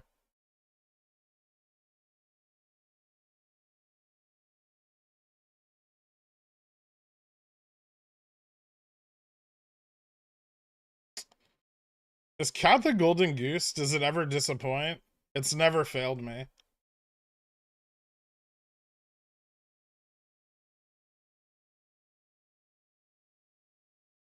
Bobby is just sad today in comparison to other basket stocks. I think they have a share offering on the table. I mean, they're doing something with their fucking bonds that everyone's got their tits jacked about. It's like, oh yeah, I can't wait for them to dilute shares to a bunch of bondholders. Exciting. They're gonna make $9 million and lose it all immediately. If they take options away from retail, who's the MM gonna harvest premiums from? Institutions. I mean, retail still doesn't represent a huge amount of the options premium in the market. Why do you think the US doesn't allow CFDs? Because the options market exists? Partially. I mean,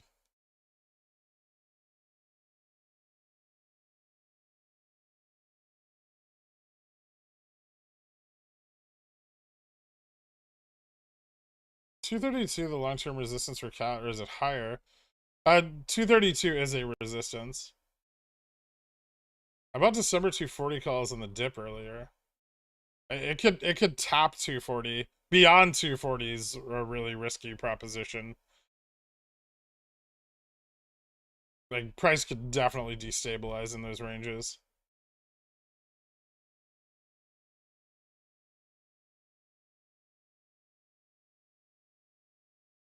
How would retail be able to hedge downside without options? Seems unsafe. I'm turning off the buy button to only buy.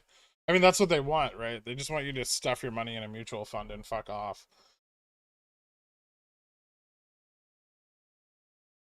I have Apple and Netflix calls expiring next Friday. Both are shy of the money right now. What are your thoughts on holding overnight? Apple and Netflix calls expiring next Friday. Both are shy of the money. What are your thoughts on holding overnight? I think the price improvement we're seeing today can carry into tomorrow, without a doubt.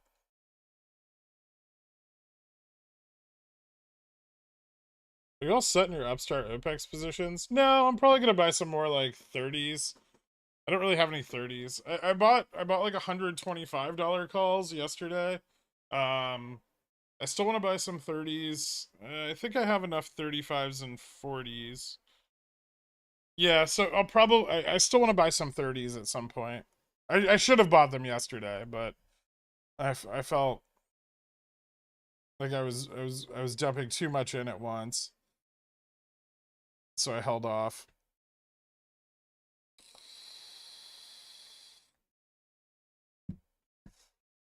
I took 4K in profit today. Thanks, dude. You're welcome, man. Congratulations.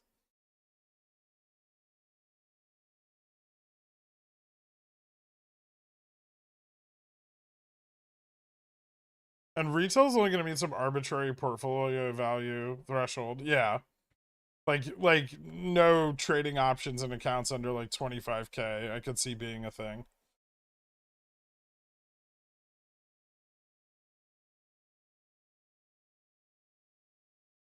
Retail option. No, it was the antihistamines. Dude, I traded some shit yesterday that I don't remember trading.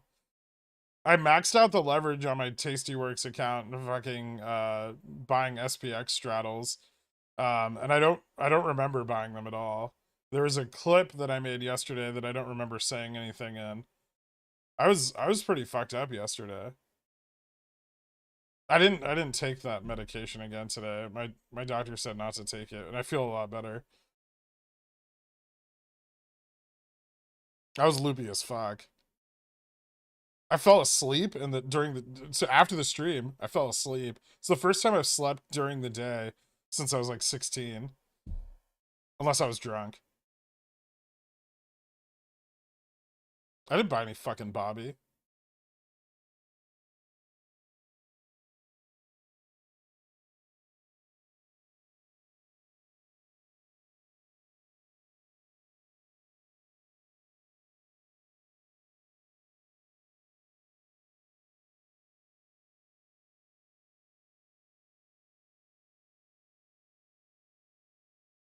Do you remember Kendra's tickle the baby's feet joke? Vaguely. That sounds familiar.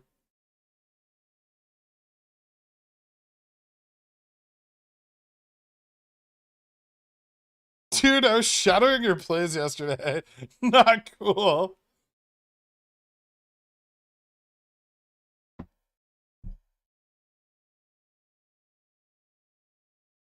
We in a rising wedge now or an uptrend?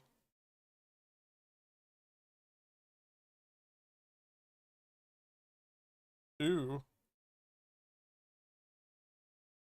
It's really hard to get momentum right now.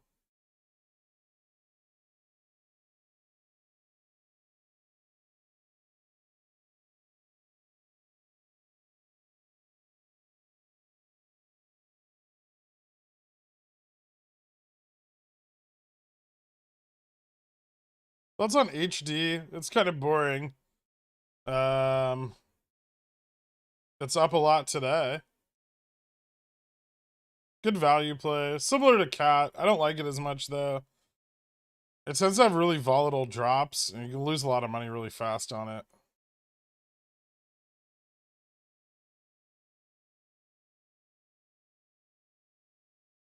Today's report is consistent with our view.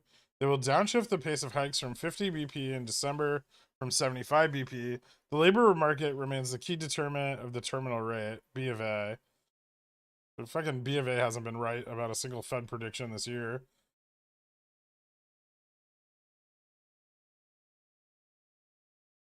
But I think everyone. The funny thing about all the like big bank analyst statements about the Fed this year is they ignore the fact that if the Fed pulls back and the market rockets, the market's even more likely to crash than if it drops. So you don't remember messaging me on Discord, sending a cab to New Haven, giving me your address, and letting me know the door will open and you'd be waiting. Awkward, but thanks for for a passionate 3 hours or so. I mean, I'm a lover, not a fighter, Ghost of Dan. I don't know what to tell you.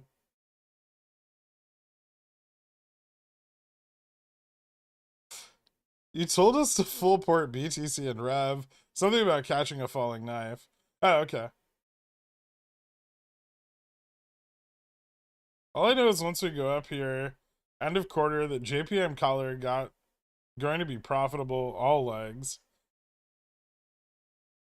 Yeah?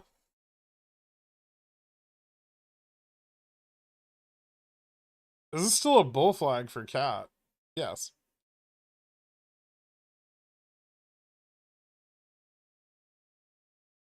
Do you have a stop limit set on your SPX 3765? I do, but it's way lower than it should be.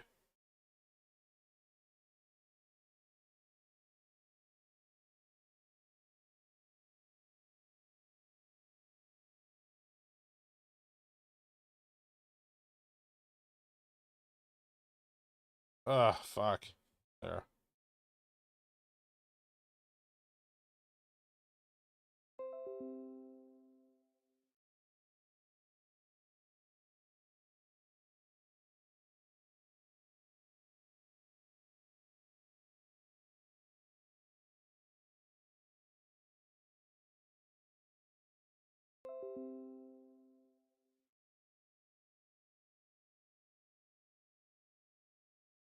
Ooh, now we get some momentum.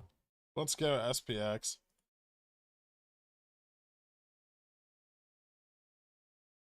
Oh, full bull time.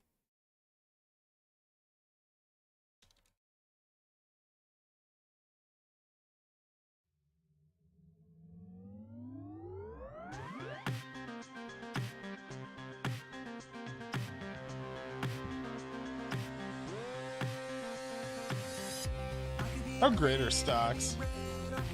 So awesome.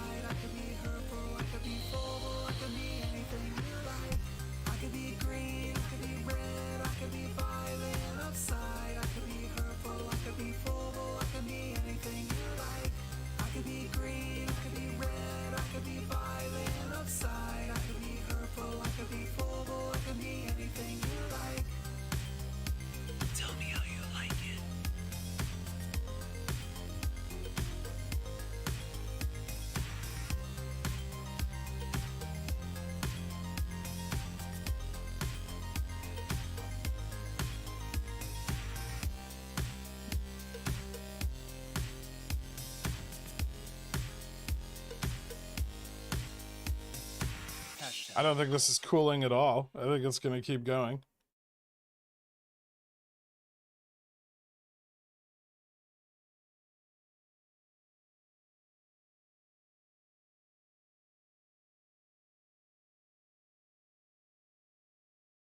You ever think of Plato's The Cave while trading? How much I love seeing the SPX rocket and how fake this all is. It's super fake. It's just a video game.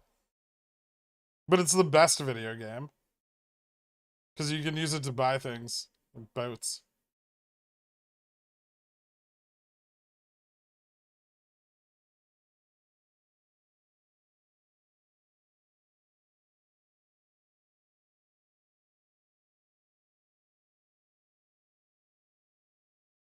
What a great straddle that was.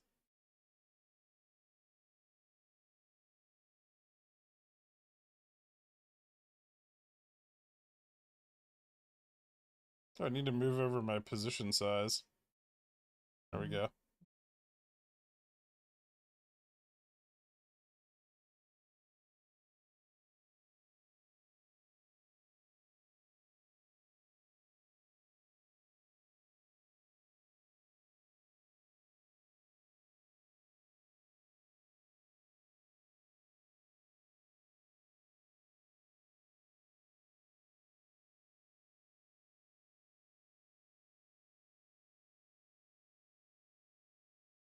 Do you think SLSD could be the start of a sell-off into recession?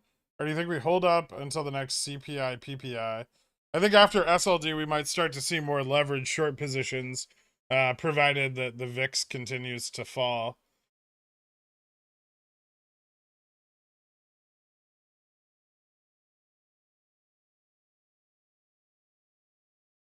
But, I mean, technically, I guess we could keep climbing until the Fed meeting?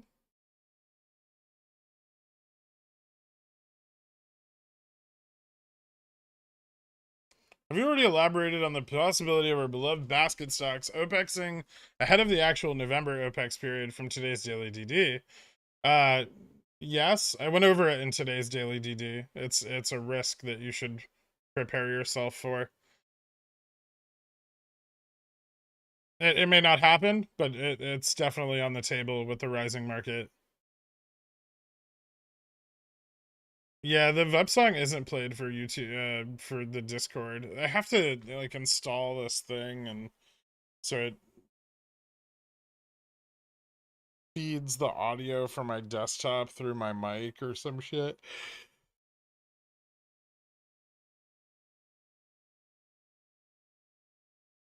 But whatever, right? I can't have it all.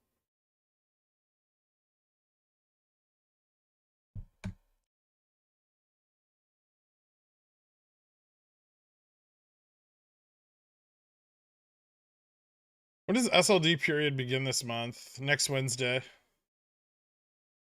How hard should I punch myself in the face for not buying Upstart yesterday? That seems vicious. I don't think you need to do that at all. I mean, Upstart's still cheaper than where I started buying it.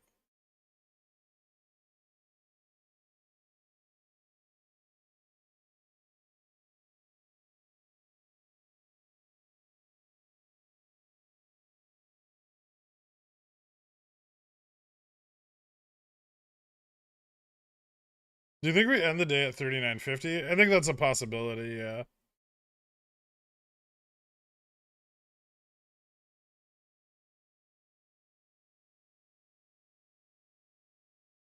Yeah, it would have been super risky. Obviously, like this is a amazing outcome for people who went long yesterday, but there was no guarantee of that happening, right? Sometimes it's the plays you don't make that protect you the most.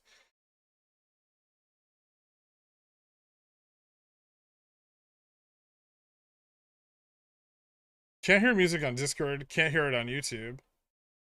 Can't hear you on YouTube. I mean, I have my volume on YouTube maxed out. I actually can't make it any louder.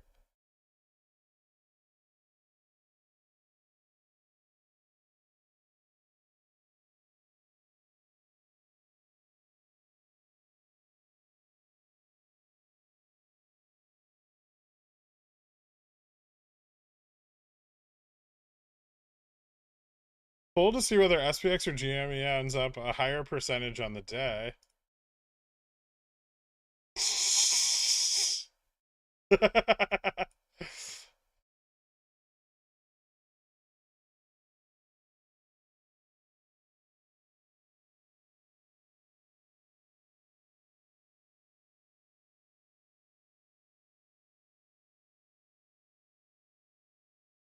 How hard should I punch Bruce Wayne in the face for not buying Upstart yesterday?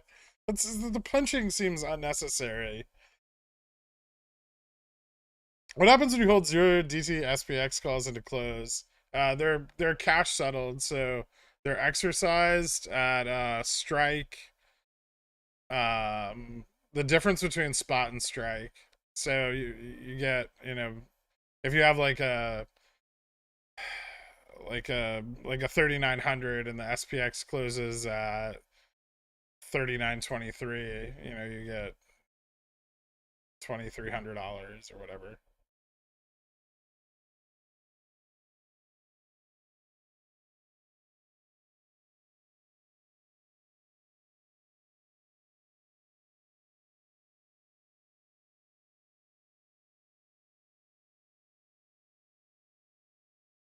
I know Fubo is a long-term play, but if the market multiple plays out, that should push Fubo towards 5, even with their higher liquidity.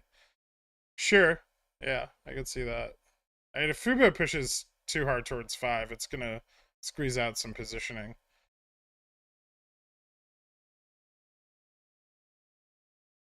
I'm more bummed I didn't start getting Docu earlier, at least for the short term. I bought some more of it yesterday. I've been trying to buy it in that range, but I haven't bought that much. Looks like GME has dropped a lot. Good time to start opening Opex. I know it's early. With a rising market, early entry could be a risk worth taking. Yeah, I mean that's a possibility. I'm gonna wait. I know IV's starting to crush down, which is good.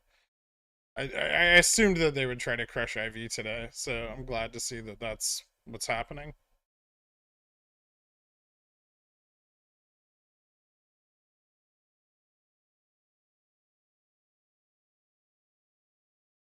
Can you educate us using the SPX chart where you might have increased your stops?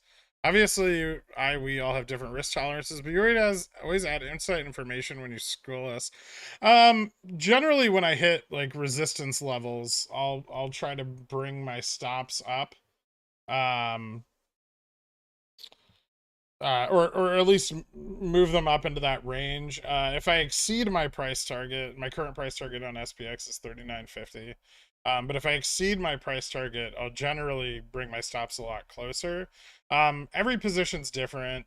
Implied volatility plays a big role in, how wide or narrow I set those stops. But yeah, generally, I have a stop in place to protect risk. Then, as it approaches my midpoint, I'll move my stop up. As it approaches my price target, I'll move it up even more. And just constantly moving it up behind price action, right? And then, if it falls to my stop, I get stopped out. If if it keeps rising, I'll keep moving my stop up incrementally.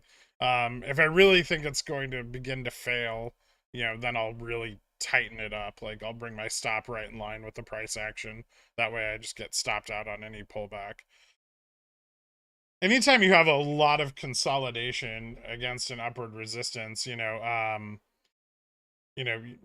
I'll generally bring my stop in line with that resistance. Then if it breaks up, I can just follow it. If it breaks down, I get stopped out and take profits. Don't get so attached to your positions. I think that's like really good advice. You can always enter another one, right? If you get stopped out and then you think it's going to bounce back up, or you get some verifiable bounce, then you can just re-enter, right? Like nothing's stopping you from just buying more. It's not like the end of the world, and you've taken profits, so you're up, right? Maybe you won't get as much leverage the second time around, but you can still make money on continued price action, even if you get stopped out. I think too many people act like once they enter a position, it's the only position they can ever be in ever again. And that's like a really bad way of looking at it. Low settled cash, so wait for the next day, right? There's always another opportunity. Like the market's not gonna stop moving because you're out of settled cash. PDT, yeah. I mean, if you have an under $25,000 account and you're trading options, you probably shouldn't use margin. Because PDT is the stupidest fucking rule in existence. Cash accounts are better. Uh, you can only trade so much per day, but you can trade a lot every day. A lot more than you can on PDT. My membership doesn't even cover the education you give us. I can't thank you enough, man, honestly. Congratulations, adopted by Dan's. I'm happy to hear it, man. I'm glad that we're hitting that point where everyone's refilling their port so we can fucking lose it all on Opex again.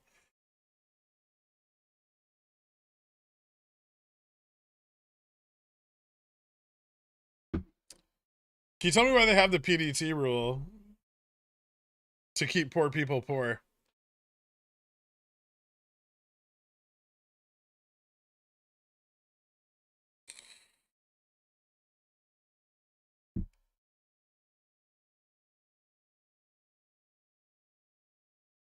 Oh shit, my mouse died.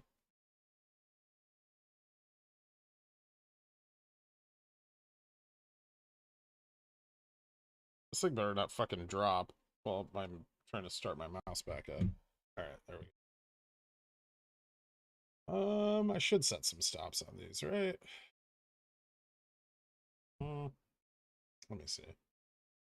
So this could pull back to the EMA 60. I like that.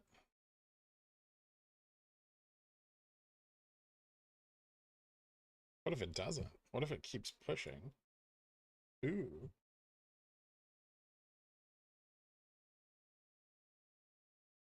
This is important. This test is very important.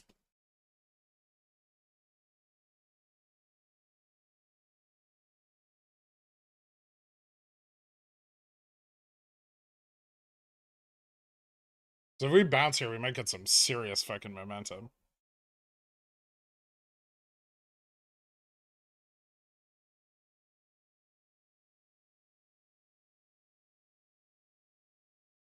39.25 positionings picked up a little.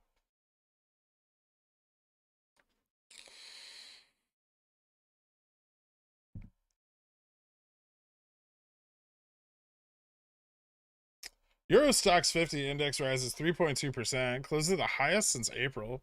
Nice. They have PDT for the same reason they have PCO. Yeah. When I stood at the altar and told my position, I do, I meant it for profits and for gains. When you find love, you go full port. You don't ask questions. 98% losses. Nice.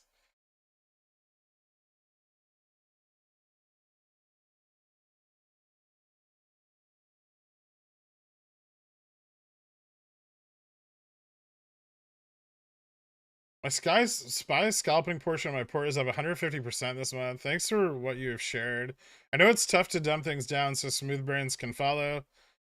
Thanks from the little people. Thanks, David. I appreciate it, man.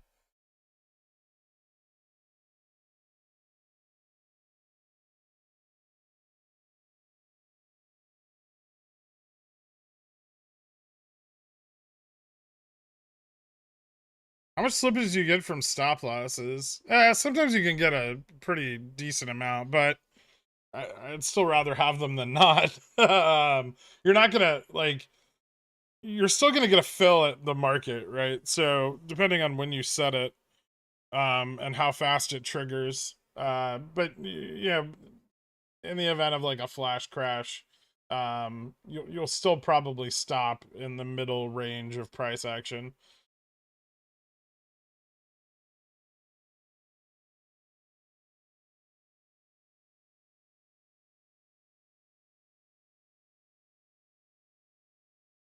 I just explained to CC to the desk clerk at my hotel, and he thought I was a financial advisor. Thanks, Kirk. No problem, man.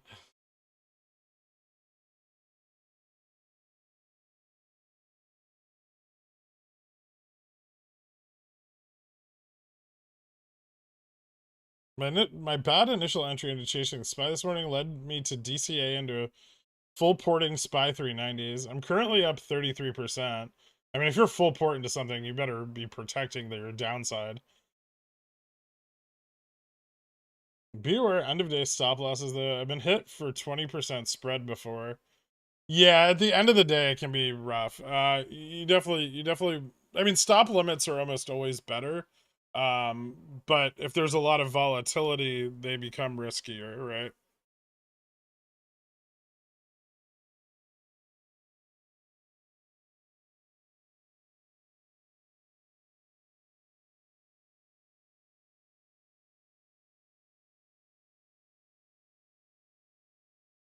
Any chance Fubo rips today?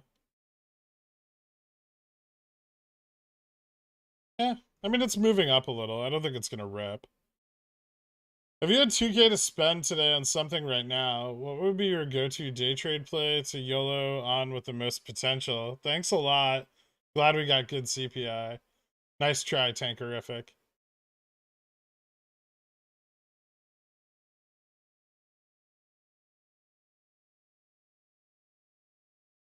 Many big guys are calling this to run 4100.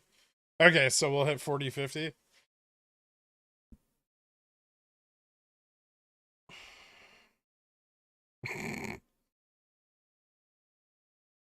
SPX is looking very good. Yeah, the recovery here is really a big deal. We'll see. I could see us bouncing around a little just because volume's declining into the midday. Like maybe we fill this little gap here, then rejected, and then kind of like pull out into this wedge a little bit. Fuck off.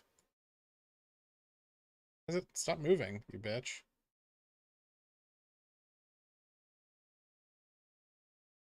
But if we break up here, that's huge. So we've already got a little bit of momentum going for us. And if it starts to break up, we're gonna get a lot more.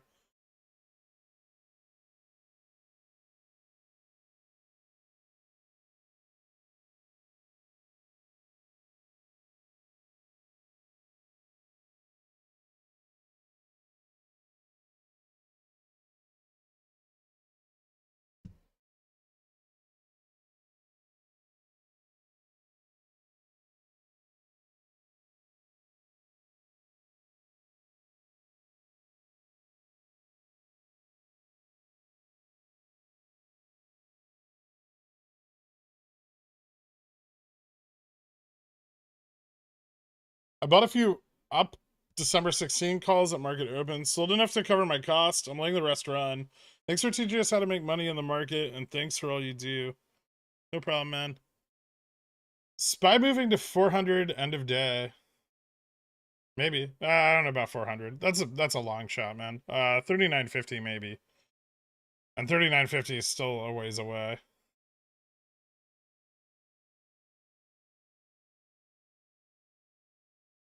Guess this is where GME will end the week.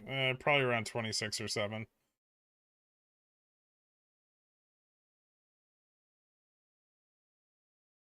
So is Armageddon and Market Crash canceled by our Lord and Savior JPOW? No. Okay, so we are rejecting. Let's take a look at this. Are we though? Seems like a fake out.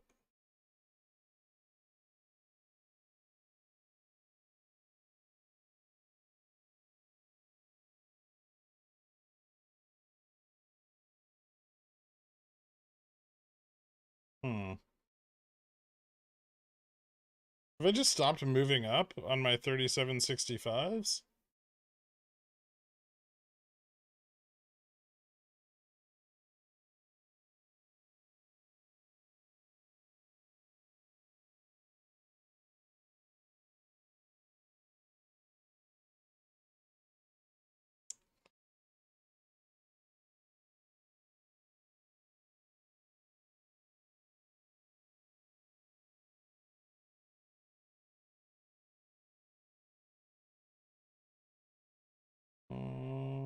High or low?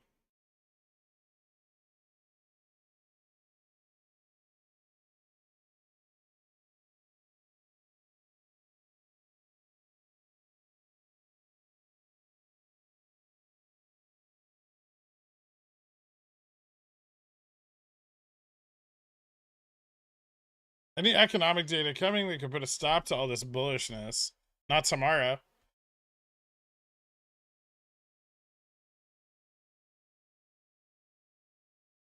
What would be a good time to pick up puts for the next leg down? Probably somewhere around the top.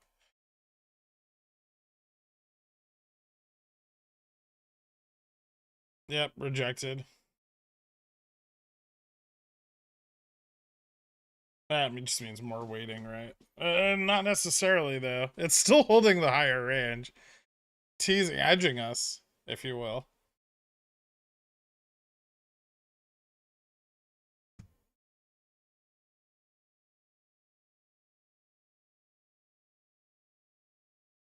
Hmm. Do I dump like 40 grand into 39.25s? Yeah.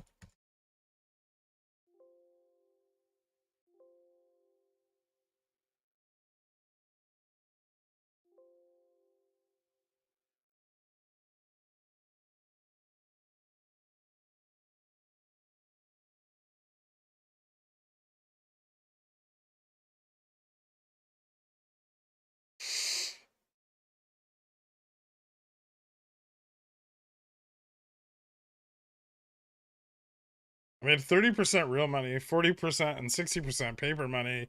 Getting better and better little by little. Nice, Max. Congratulations, man. The 3900s I bought yesterday for $2 each are pretty happy right now. I'd imagine they are.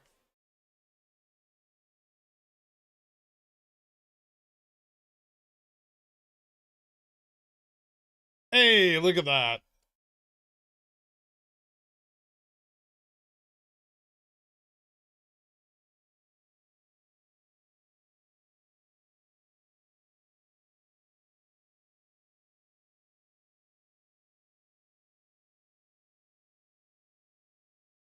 Bullish momentum.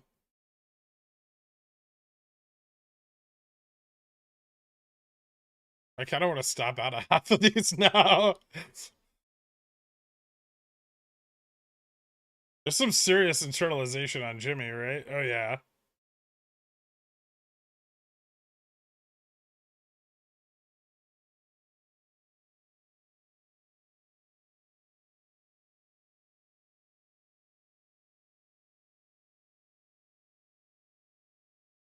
I'm not manipulating anything.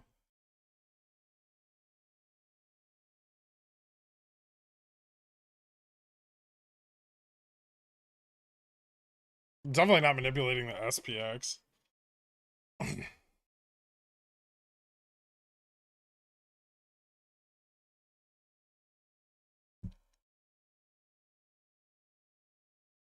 We're taking the loss and repositioning. Do I have to avoid the wash sale?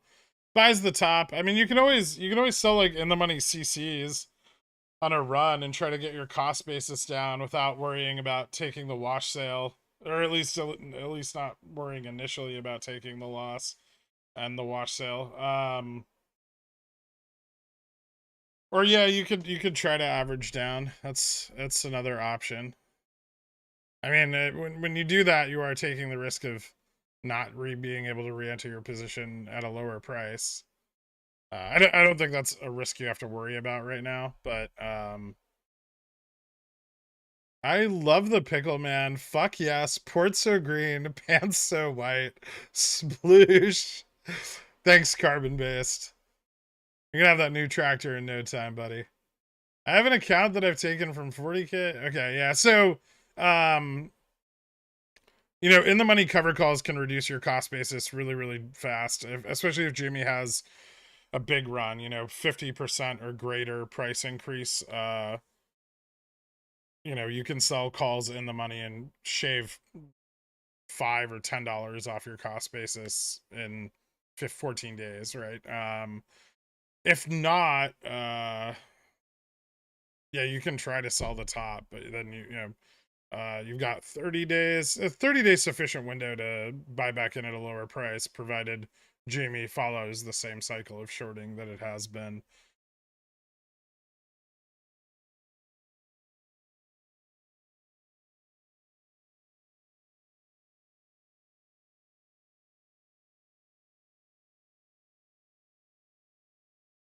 If anyone thinks that 1,200 retail investors can move the market enough for Gurk to actually be manipulating the market, then I can't help that person. I mean, maybe on something with like a low float or like a small market cap, like a micro cap or something like that, I could see it happening. But on SPX, absolutely fucking not. There's like $1 billion of zero DTs at 39.25.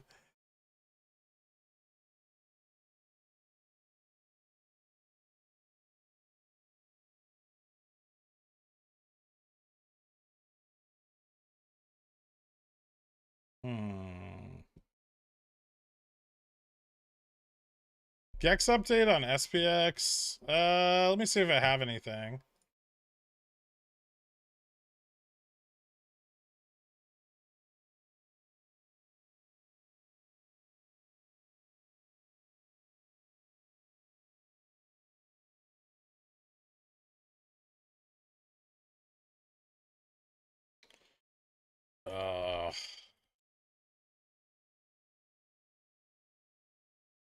All right, we got 1148. 3,900 is now 6.03 million. 3,950 now 6 million. Call gamma up at 3910, 3925, and 3940 respectively. So just even more bullish. The ramp's just stronger.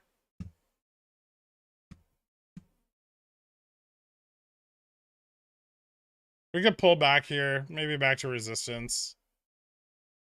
That's just long side profit taking. I wouldn't stress out about it too much.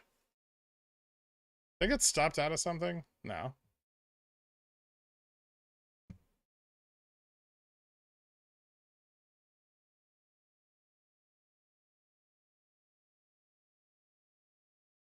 You're gonna close your position before the end of the year. Wash sale's meaningless.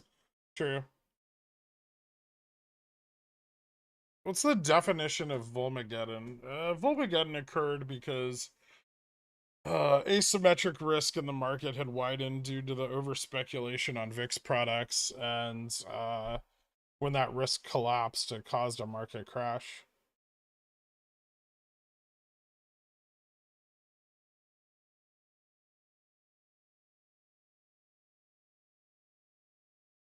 That's interesting. I feel like they're internalizing Caterpillar a lot today, also. Caterpillar really, really fucking sensitive to these downside moves on the indices.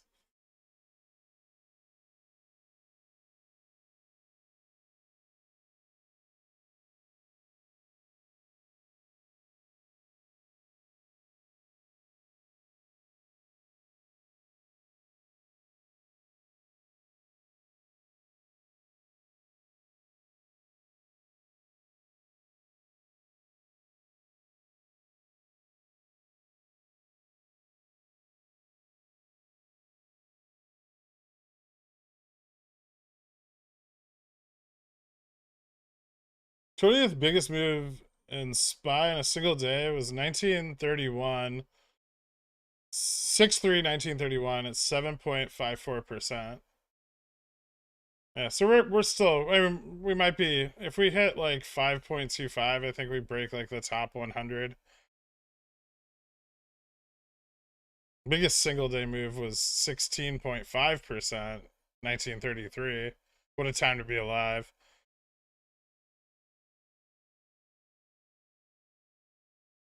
Hoggish JPOW equals Volcker 80s crash. Could you quickly explain how selling in the money CCs can lower your cost basis so drastically? I currently have a $29 cost basis on GME, so I'd be very interested in this. Well, during Opex periods, right, you can sell in the money covered calls. So say Opex peaks at $35, right? You can sell a $30 call, like 14 DTE. And because Gemma is collapsing, you know, the downside is, it's not guaranteed, but it's extremely likely, right? And then you've immediately removed $5 from your cost basis on GameStop, right? For every 100 shares per share, $5 per share, plus volatility premium. So it could be more, technically speaking.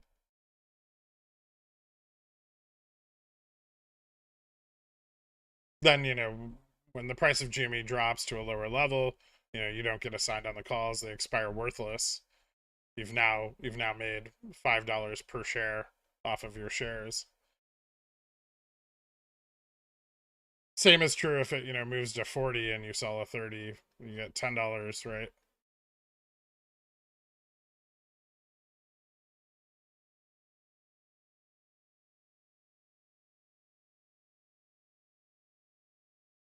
It's actually rising the last 30 minutes.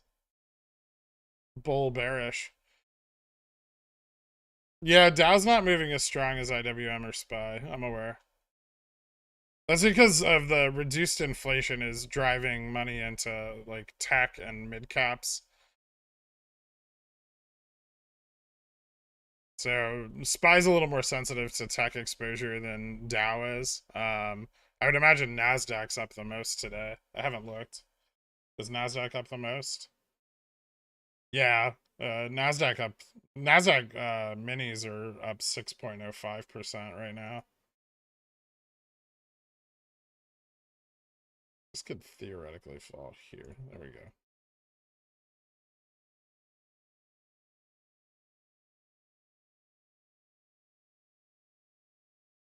It's gonna fail.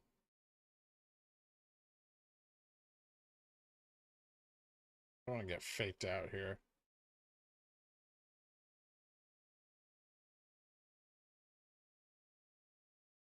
Trust this. This just looks like more fucking stop loss hunting.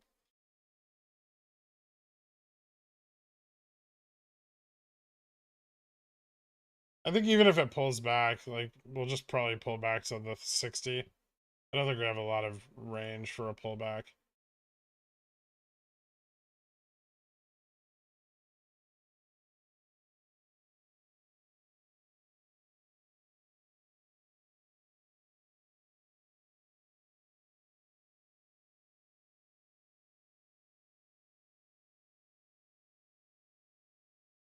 I have a small port and I want to buy SPY 395, 1 DTE so bad.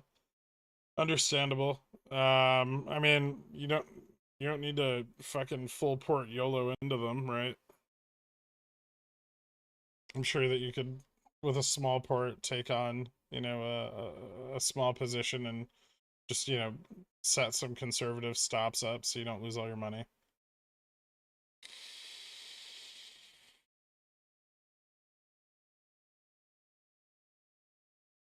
How about that straddle tonight, or strangle might be better. If we close above the gamma flip point, I don't think I'm gonna straddle.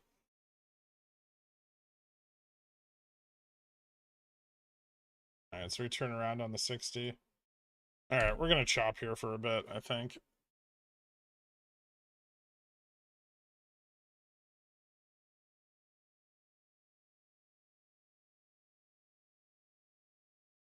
What's our longer term trend?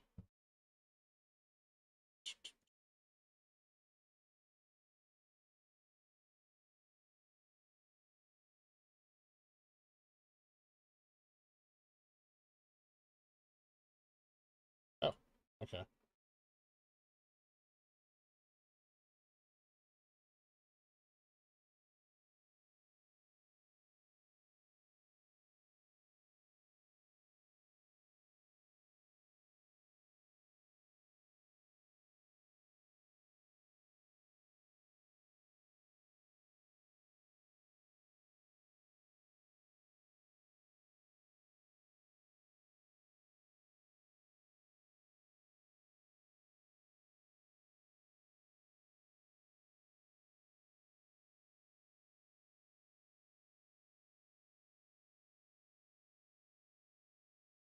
I feel like that's throwing everything off too much.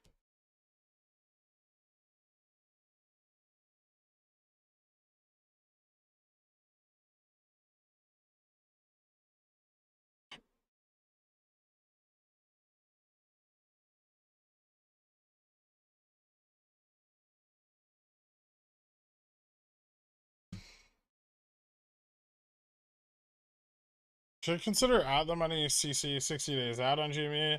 I don't know if it gets enough premium to go further out than 14 to 30 days to make it worth it. It's probably not worth it. Also, be careful of earnings. GME's on track to beat EPS estimates. So, if they reduce SG&A further this quarter, they could have positive EPS. You don't want to get blown out by earnings. When selling off the losing side of a straddle, do you typically sell at market open or wait for a dip after open?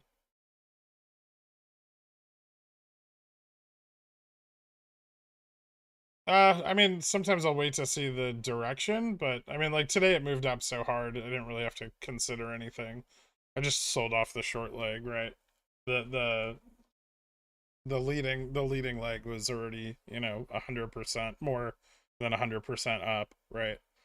So the short leg was already paid for at market open.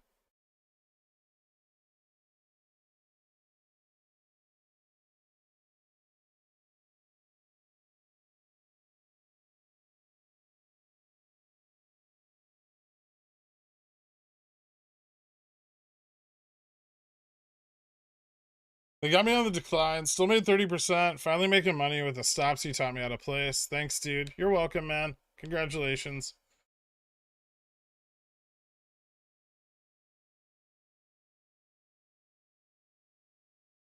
All right, it's starting to look a little bit better.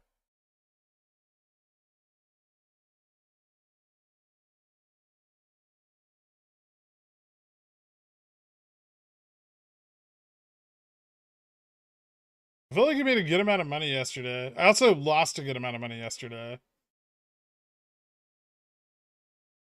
Should we do a late night futures trading stream on some hallucinogens? Probably not a great idea.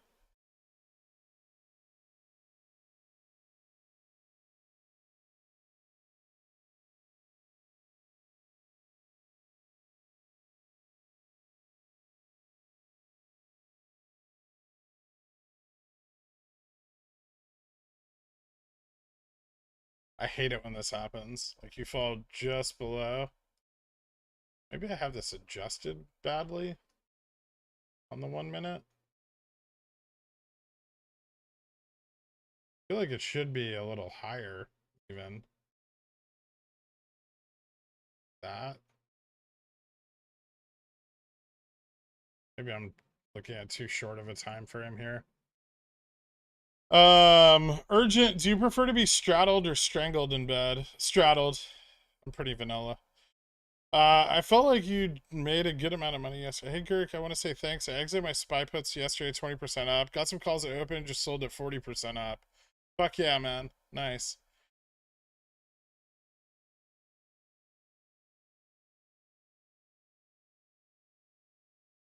We just sell GME CCs for expiry next week and buy them back. Risky. What's up, BMG?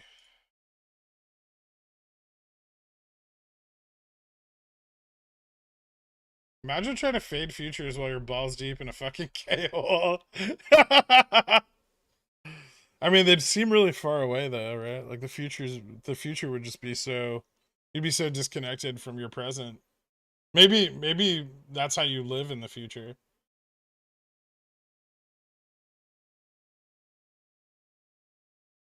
You'd be disassociated from the money. Stopped out my November 18 4000s, but still holding some Decembers. Oh, okay, nice. Happy 1 year anniversary. Yes, happy 1 year anniversary to you. The good, the bad, and the Dan. I didn't get you anything, but I got your gift of a green port, CC, CSPs, and hedging. All things I've successfully employed by learning from you. You're the man. Thank you. Thank you so much, dude. Congratulations. And happy anniversary. Stop calling me Rocket Mortgage. Fuck.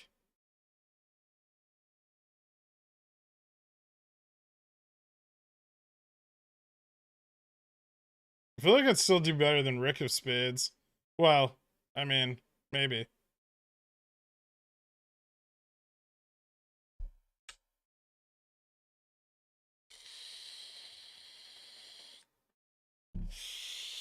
Snake eyes. This is not a casino. It's a Wendy's. So am I becoming a pigeon or what? I don't know. What was your metric? I don't remember.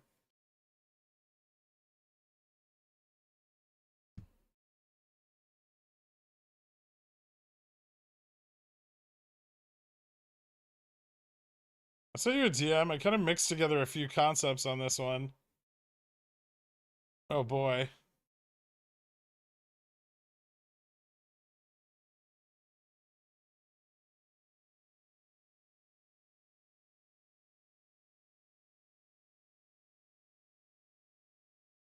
It's interesting.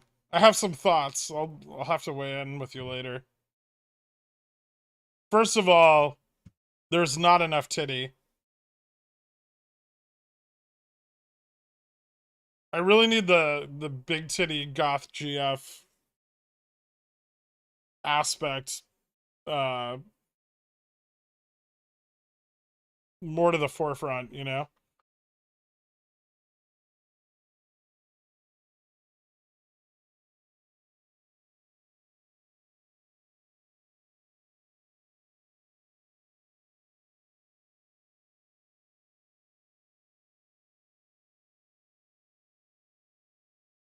Probably have to manage positions in a possibly life-changing melt-up slash collapse scenario.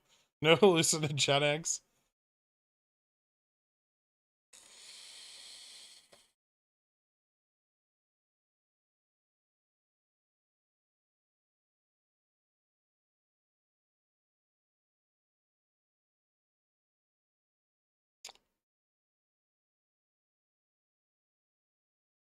I sent you updates to the 1-year-old BMs in your DMs. Thank you so much, Ben. I appreciate it, man.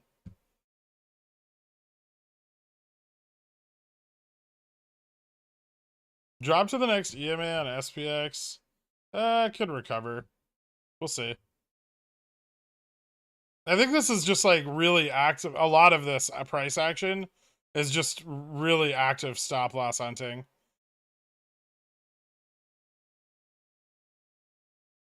So I think, they tried to hit some stop losses here and again here, right?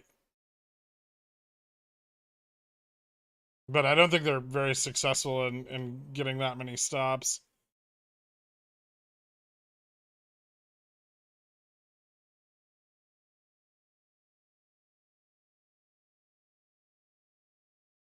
I married one of those. It was just a meme. I was talking about the dangers posed to big titty goth GFs in the event of increased global warming. They're a natural resource and we should protect them.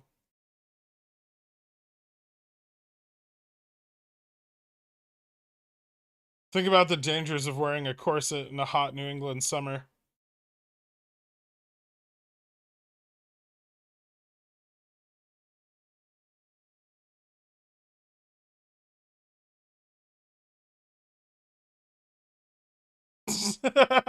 I've never been a goth.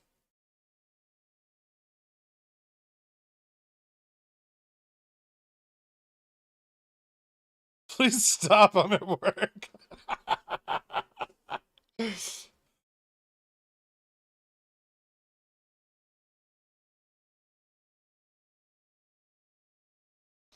Speaking of girlfriends, is the pickle jar the crazy girlfriend that hates you one day but loves you the next? Yeah. That abuses you by trauma dumping all her shit in your lap every morning?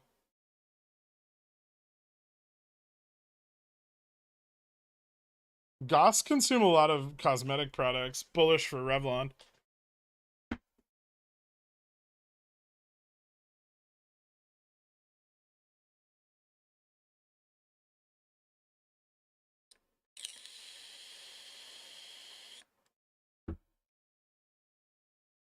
Hello, Dan Weekly Zarama, resident inverse Gherk. How are those puts doing today? How's the inverse Gherk ETF performing? Negative 90%. Holy fuck.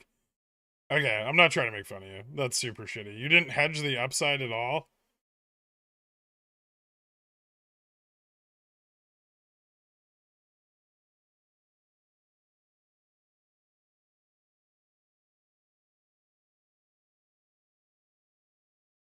I had one call. Well,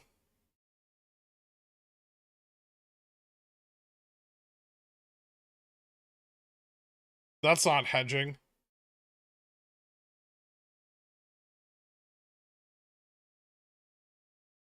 Drop an F in the chat, boys, for Danorama.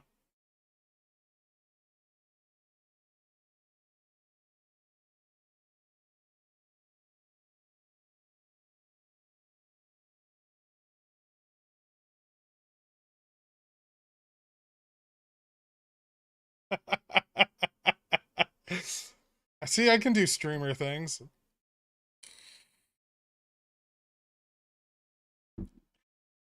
Oh, and like the stream so we can find someone to replace him when he leaves.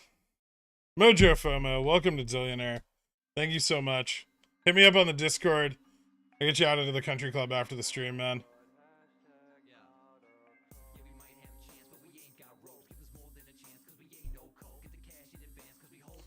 I can't believe those fools. I full ported into 1DTs yesterday because I had faith in Pi-Fi. That sounds equally dumb.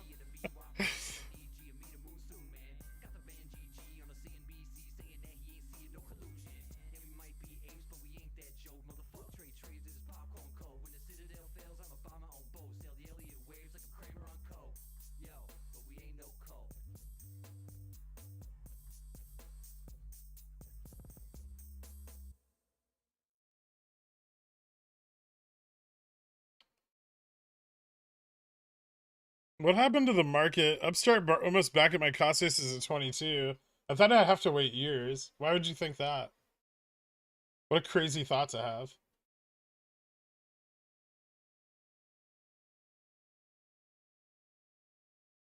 Right. A little more up. Oh, shitty midday recoveries are the worst. I can't wait till they dump all their internalization when Sinus closes. Thank you for everything, brother. You're truly changing lives. Thanks, man. I hope so. Shirt off for $39.50. I mean, I have some bullish positioning, but not that much bullish positioning.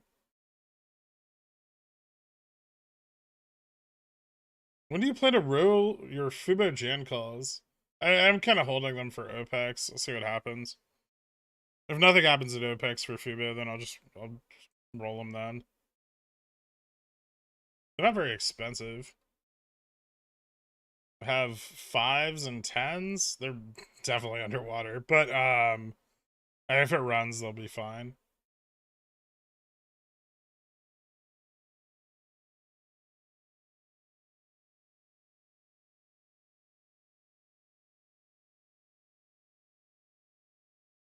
I think I said this already. My aura is stability, but my brain is pure degeneracy. I attract insanity.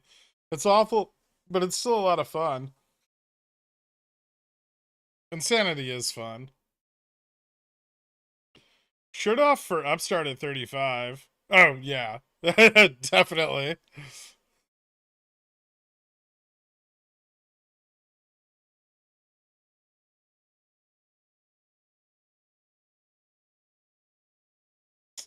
I don't really see a retest of 3907. It's just we're not building up a lot of momentum just yet.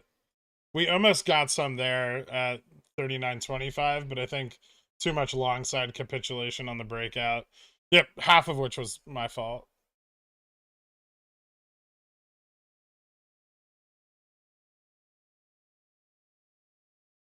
GME up 8%, 1118 30C down 10%. Is it Ivy grind down you speak of? Yes. Ivy was very high yesterday, right? So it's advantageous for them when they short really fast. Ivy spikes, right?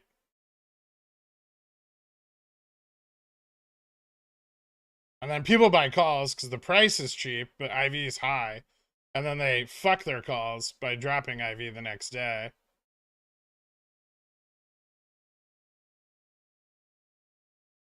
This is why I didn't buy calls yesterday.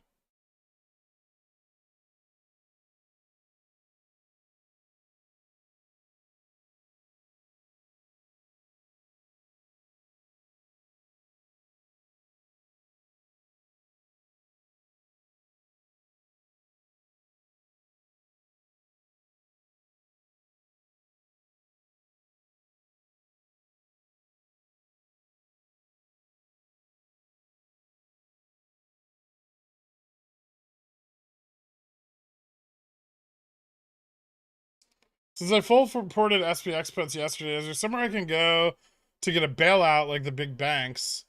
An employer? Or home equity?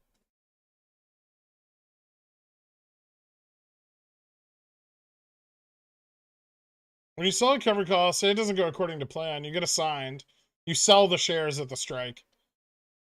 So you know, say you sold a $26 call on GME, you received, you know, $2 or like let's say not $2, let's say like $1.50 premium, right? GME's price moves up to $27.50.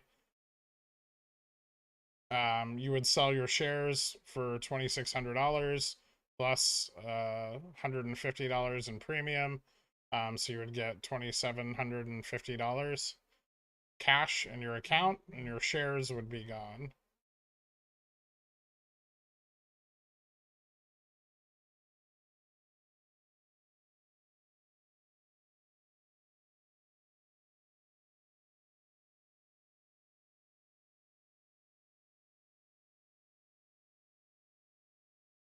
Zip3D, welcome to Billionaire, man. Thank you so much. Hit me up on the Discord. I'll get you added after the stream, man. Welcome aboard.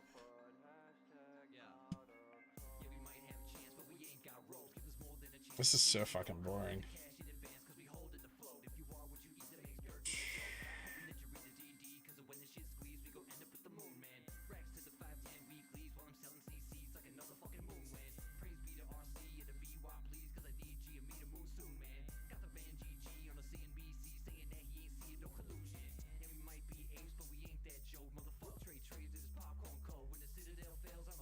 They don't auto take them, right? You have to sell them at that strike. No, they take them.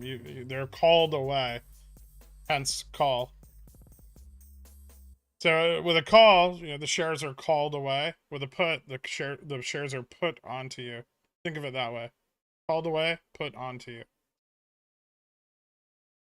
It's Easy way to remember it.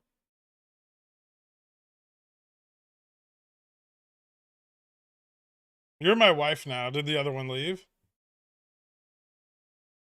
Is there any possible bearish news in the coming weeks? Sure. Just not this week.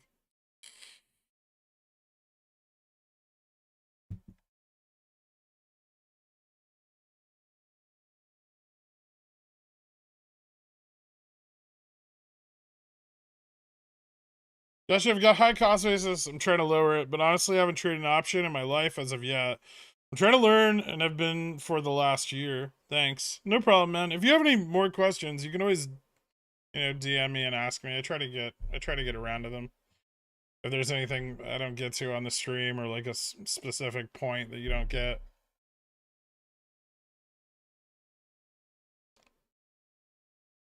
Is U-Haul keeping SPX under 4,000? U-Haul? I don't think so. It's just grinding. It's just grinding in this range. It's consolidating. For the most part. Positioning's kind of neutral around the 39.25 point right now. After the profit taking, so it's dipping a little bit, but that's just causing more calls to be bought at 39.25.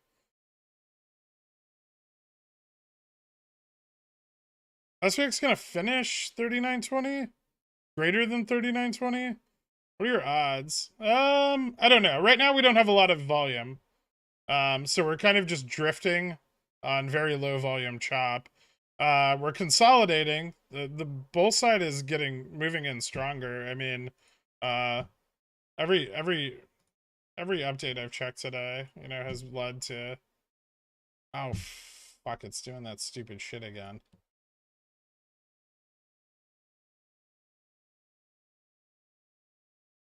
There we go. We have a new update for 12:30. Oh, right now. Current update, yeah. So the 39.15 and 39.20 strike are kind of weak. They're still bullish but weak. 39.25 is bullish. 39.40 is bullish.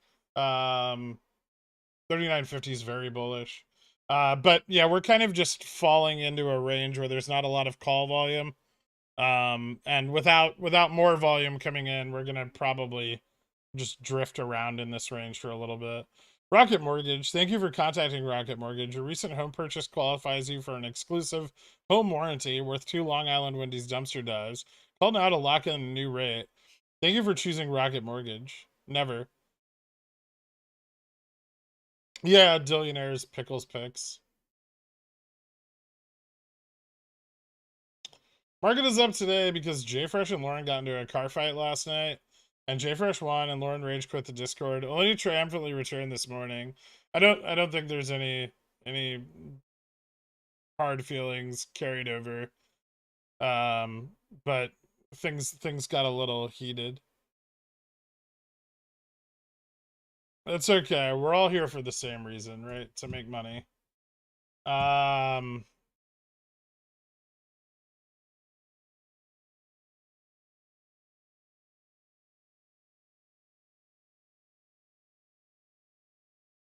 Are you gonna talk about today overall the SPX strikes? I already did.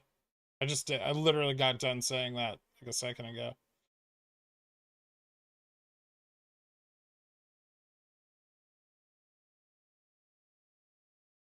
YouTube has some wild suggestions under your video for people also watched this video. Pickle Nation is down bad. It's all like bikini wax videos.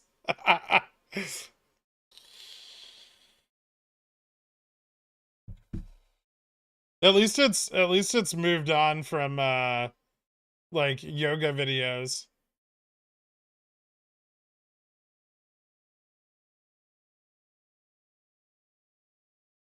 Does SPX tend to chase ES1 and ES2 price action? No. A little bit. I mean, there's some influence on SPX from futures. Seriously, it's not a big deal. I rage quit the Discord almost every night. I think we should create a dumbest hedge fund award and mail it to whoever's shorting CAD. I mean, right now it's working out great for him.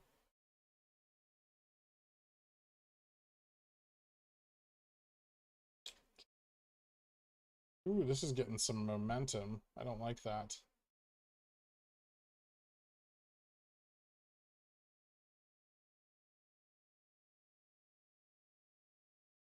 As long as it falls within this range, it's acceptable.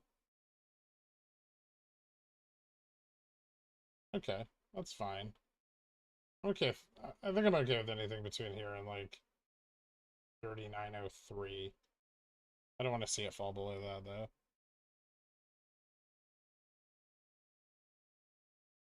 though. The midday.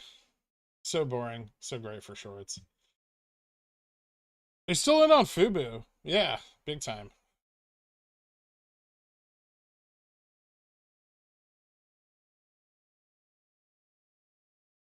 I think it has something to do with your search history.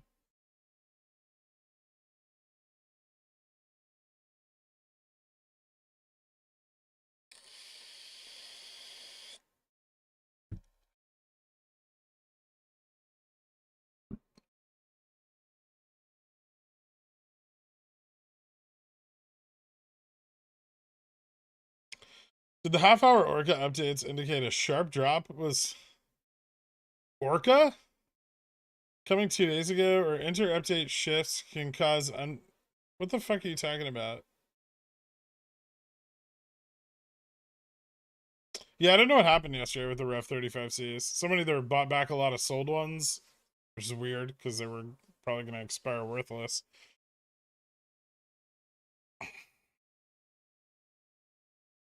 Yeah, actually, that's kind of what happened. 39.07, a little lower. 39.03.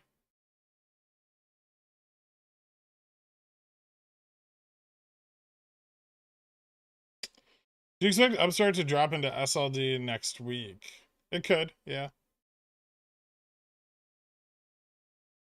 I mean, they're probably dumping internalization right now on GME with the market drop. That's why GME's not really moving, but the market's dropping.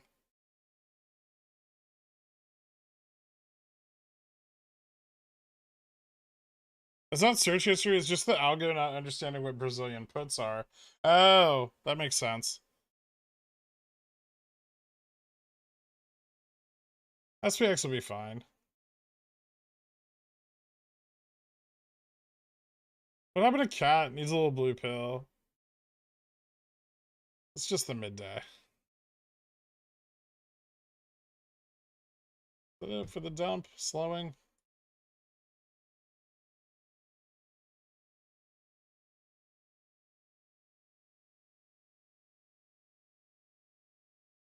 Well, we were both too wide, DC.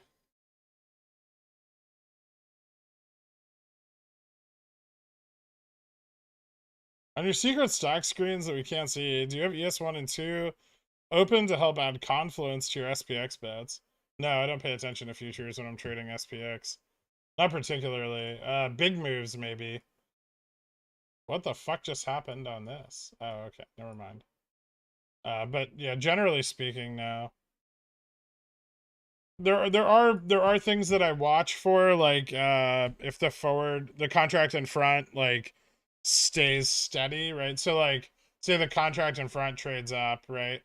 And SPX is following suit, and then SPX drops hard, but the contract in front stays.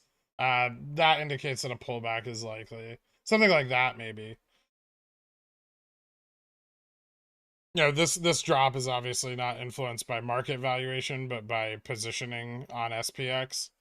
So for something like that, yeah, I would say that that's worth paying attention to.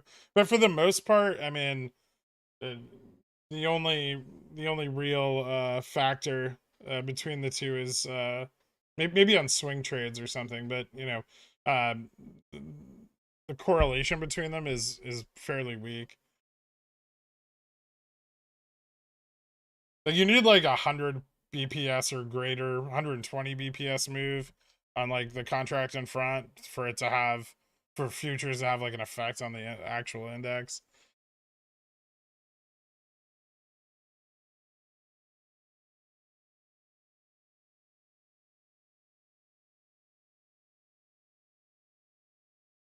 Thank you, Arnold, by the way.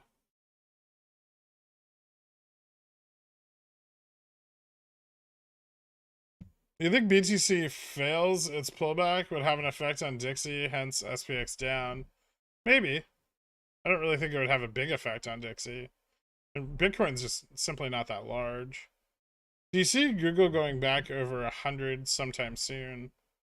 It could happen, yeah. If we get like a continued melt up and SPX hits like 4,000, absolutely. Hey Greg, it's your local friendly Fisker enthusiast. It's up 22% today, and starter production is next Wednesday. I'd say it keeps rising. Yeah, I actually really like Rivian and Fisker right now.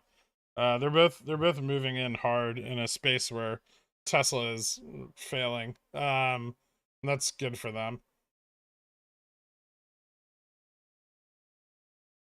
Upstart pulled GME Jan 21 without retail FOMO. Nothing could ever pull a GME Jan 21 without retail FOMO. Unless there's institutional FOMO. The markets, I mean, it's not bleak right now, but something like that would draw a lot of attention.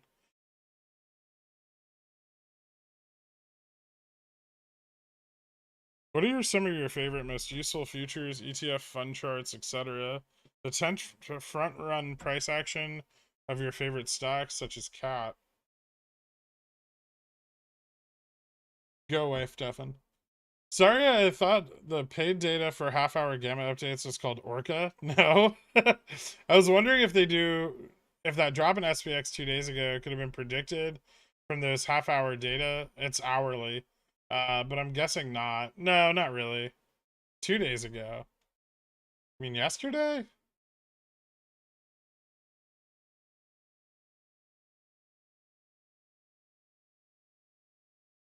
It doesn't matter. Rivian has shitloads of funding and a rabid investor base.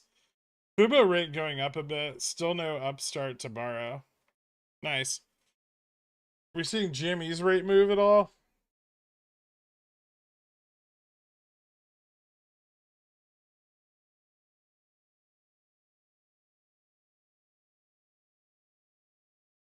When you say Bobby, you get some steel in your voice. It confuses me because you're a pretty emotion-free trader. I guess it's the losses that the pickle jar took. Just a guess. Willing to talk about it? I mean, yeah, I could talk about it. I think that people that continue to invest in Bobby are throwing their fucking money in a fire pit. I think the company has no future. Most of the potential for its future hinged on Ryan Cohen's involvement, and he's fucking gone.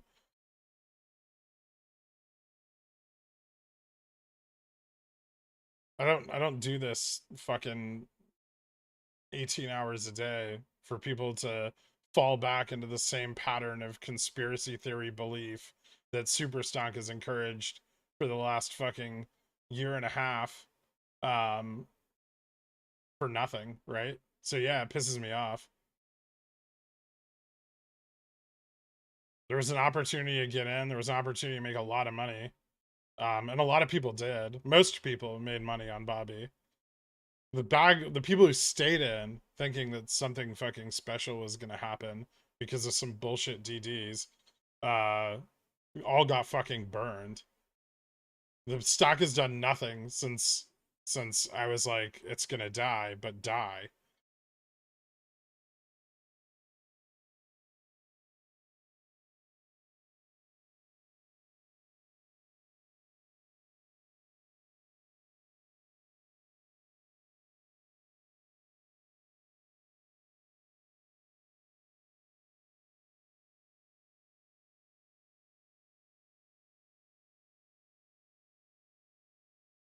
So you get fire pits for money. I know you still hold Rev. Just waiting game right now. No update. I know there's a chance of acquisition. There's a chance of acquisition. They have 3 more omnibus hearings for their debt renegotiation. I mean, it'll take time, but I think it's going to be probably fine.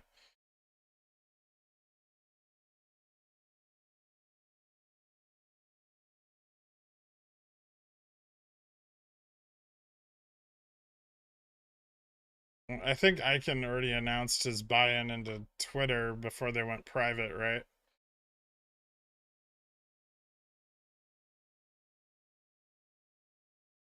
SPX bounce? Yeah, hopefully somewhere in this range.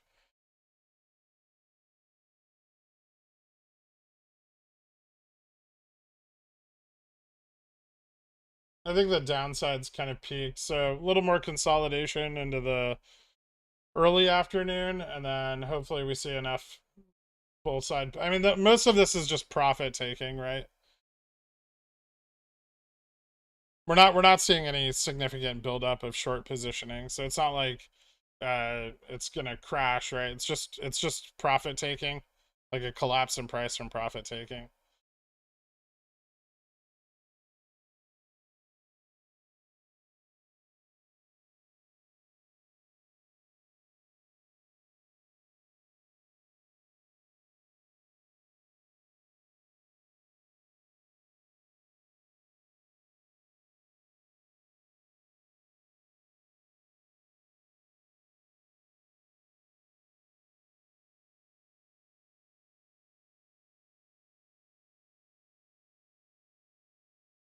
What thoughts for Bobby if still holding? I think you did an example with GME if people were bag holding cost basis is 190 through 300. I mean, hope for a pop on Opex or something. I just don't think it has any long-term like potential. It's already super liquid. All the institutions have sold out. Most of the large insiders have sold out. I mean, there's free liquidity everywhere, and they continue to short the stock as they try to sell equity in the market, right? So, they're getting less value for the dilution than they should. I mean, if it's not already dead, they're killing it really fast, right? Like I said, shorts aren't always wrong.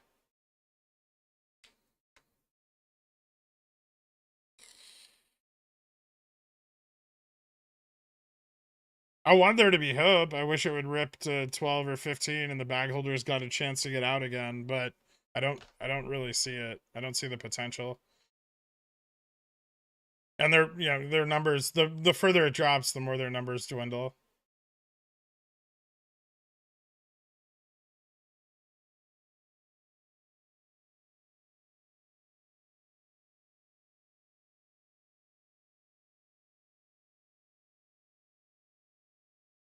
What's up, Walford? Welcome back, bro.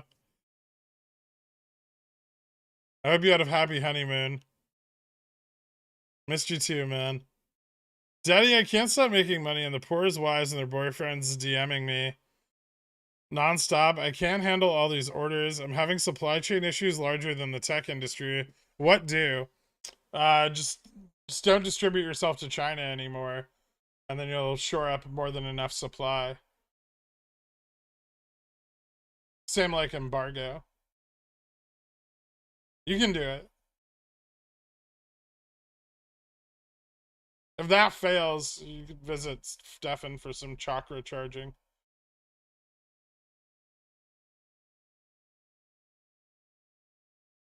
The worst part is that the DDs that were written that kept people invested into Bobby, I actively demolished, and was met with "fuck you, you don't know what you're talking about." So my feelings towards that community aren't great, but you know, what are you gonna do?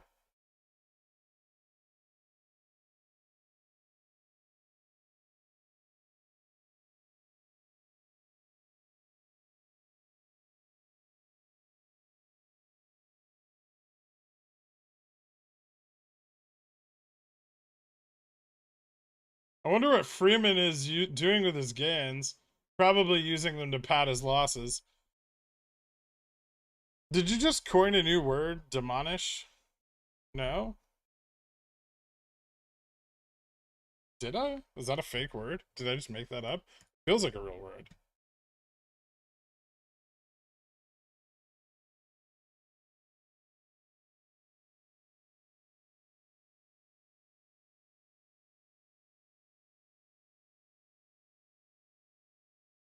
Probably not the right word, but it works loosely.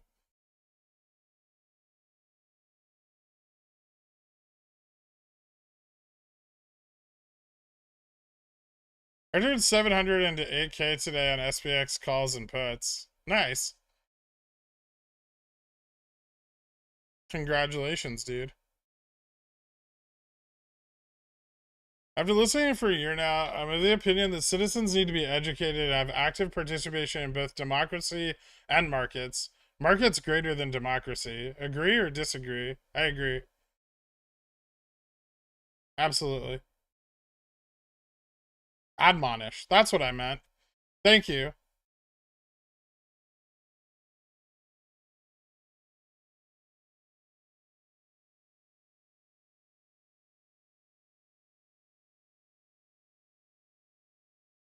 It's a word. Yeah, it is. It's in the dictionary. Plot twist, your name is Cassandra, and that's why the subs will never listen to you. Fuck off. I'm frequently early, but I'm not as early as Burry. Don't put that on me. Ban anyone who disagrees with your great words. That's a good idea.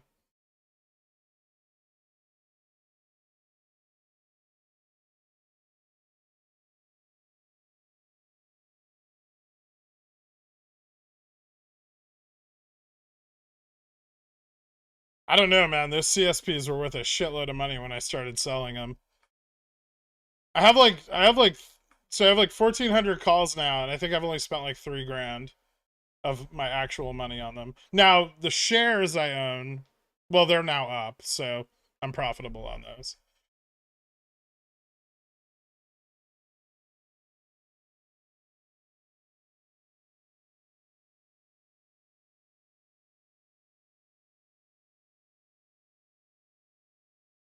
Don't misunderestimate Pi-Fi.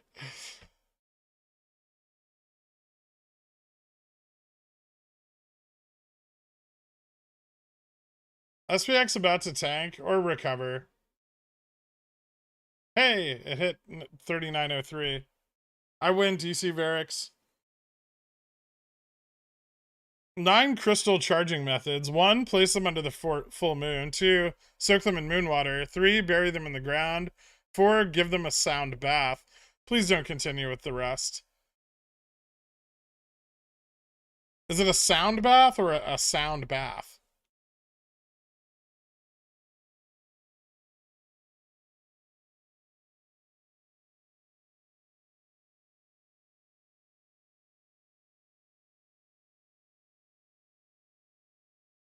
I might be irregarded, but I know a fake word when I see one.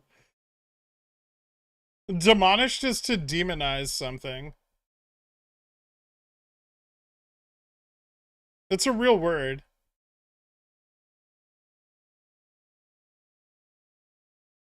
Look at these stop loss hunts. Digging deep.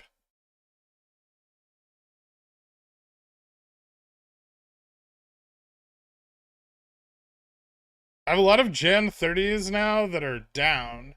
On what?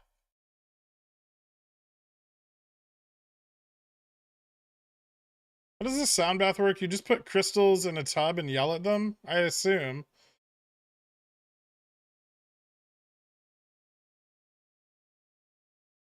You can say demonized or demonized. It's in the fucking dictionary, alright?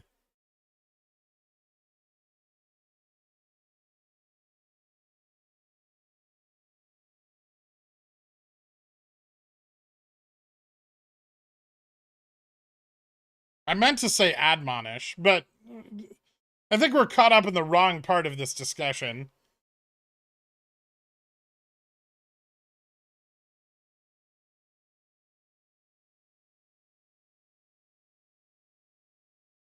Sorry, continuing the Upstart talk track. Noted CSP game was fire. I made money on buy sell $30 Jan Upstart calls. I just have a lot of 30s that are down. Oh, well, give them time or don't.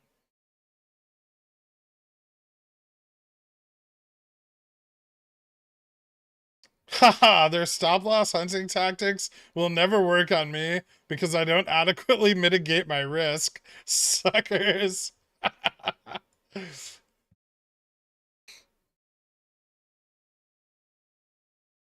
This is just a natural pullback. Yeah, some profit taking.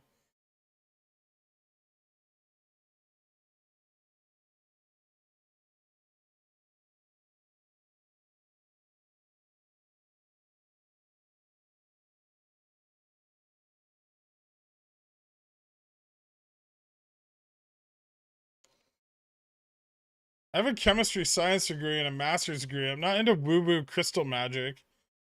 Yeah, but you're into like aesthetics and Eastern Zen gardens.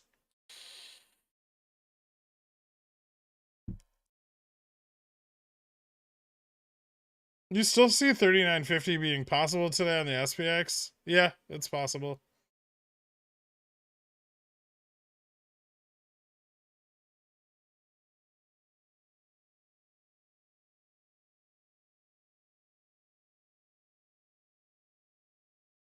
SPX strangle straddle still in place. No.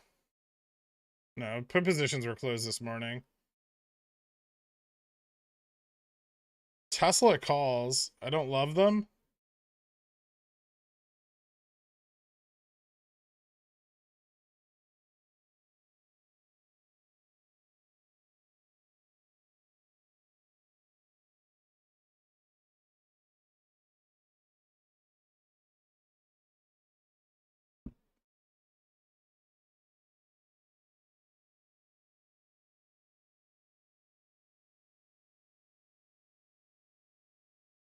Do you actually know in real life crystal girls? Yeah. I dated one once.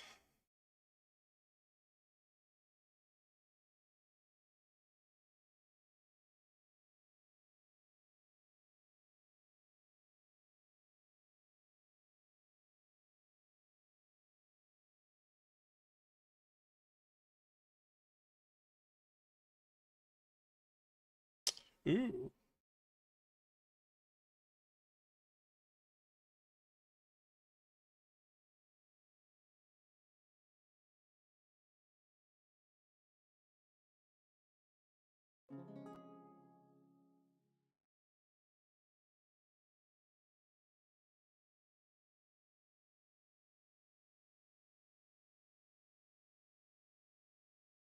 No, I've never woken up in an ice bath with organs missing.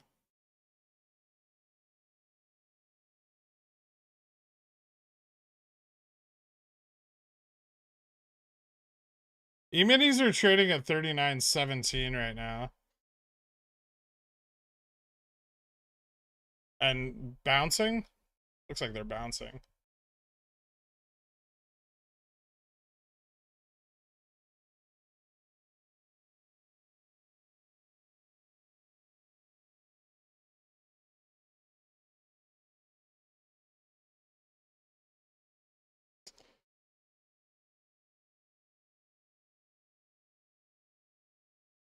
I've has acknowledged 0 of the 93 comments made by me. Well, first of all, the fact that you've made 93 comments is irritating as fuck. But I acknowledged your one earlier already about when you become a pigeon whale.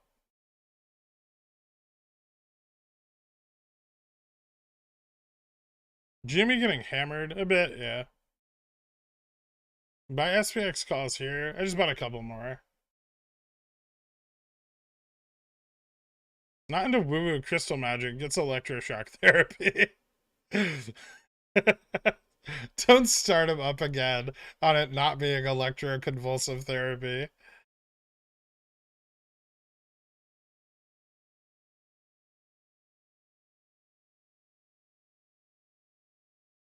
SPX dip more than profit taking? I don't think so.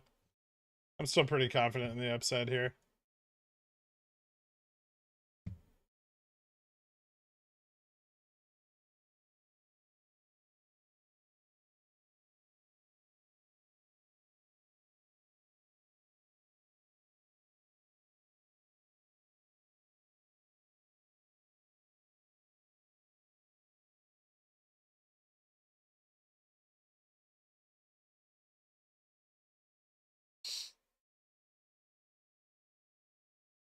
Was Crystal Girl better than the cold hot dog chick?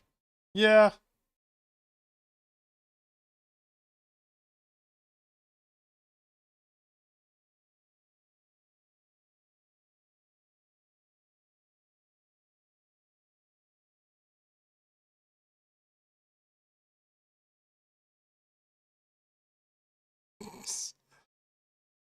I once met a Gurk who was demonish. I ignored him and my port did demolish. I opened my ear and started to hear. Now my bank account can truly astonish. Beautifully put. Thank you so much.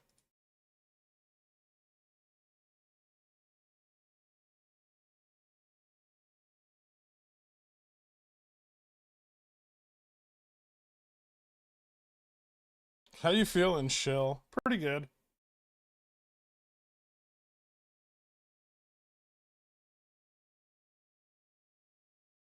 I was in a meeting when you responded. Can you please let me know if I'll become a pigeon during Opex? I don't know. Would you be a pigeon bear? Buy pigeon bear? How are you going to rebrand yourself? If I DRS my SPX shares, are they protected from a market crash? No. You're going to have to expand on that because those are two wildly different extremes of insanity. You know, shockingly similar.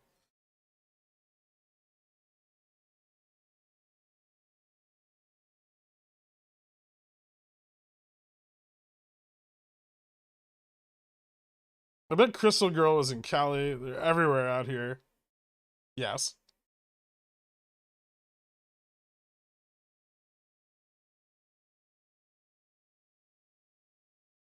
I heard they moved Opex this time around. Who told you that? Where did they move it? Bipolar pigeon when GME hits 40. If GME hits 40.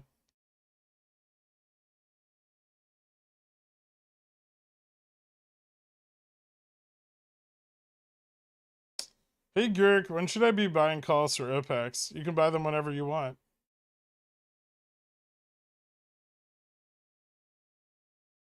Albino pigeon bear? Ooh, nice.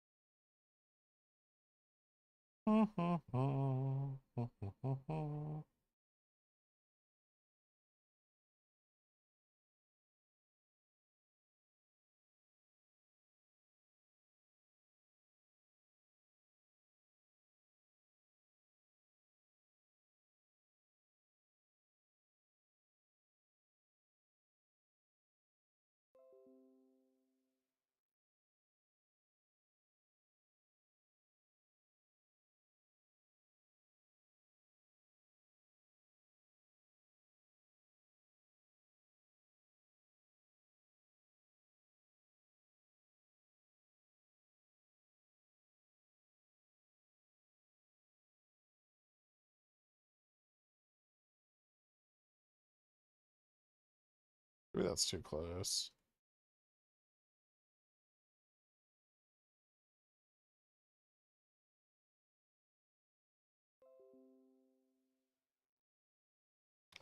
Do, do, do.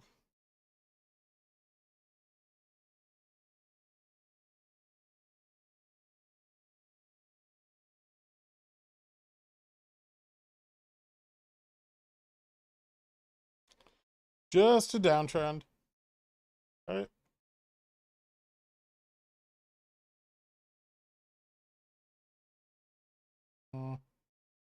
Guess one could even argue it's there.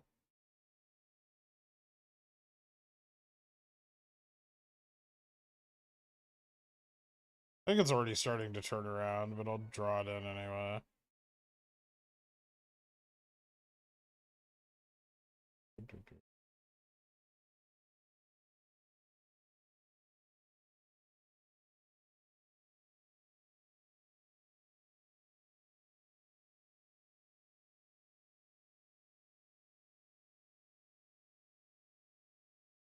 Pretty tight, too.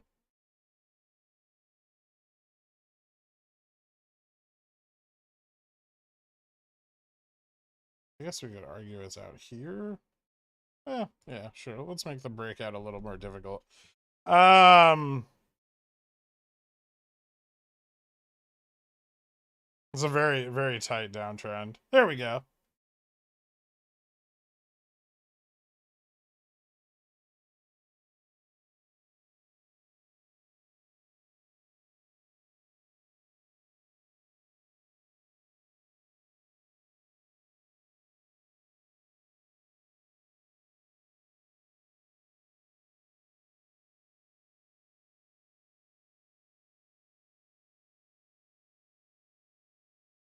Great job, Gherkin. Thanks. I was still off on the bottom by $6, so I'm not perfect.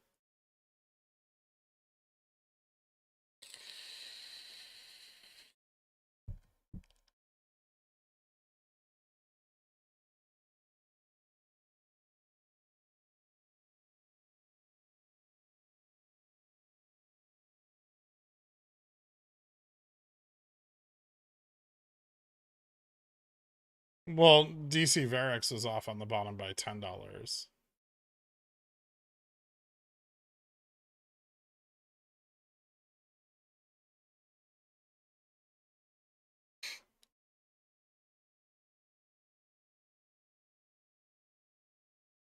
Snapped at 15 by the 18th. Let's fucking go.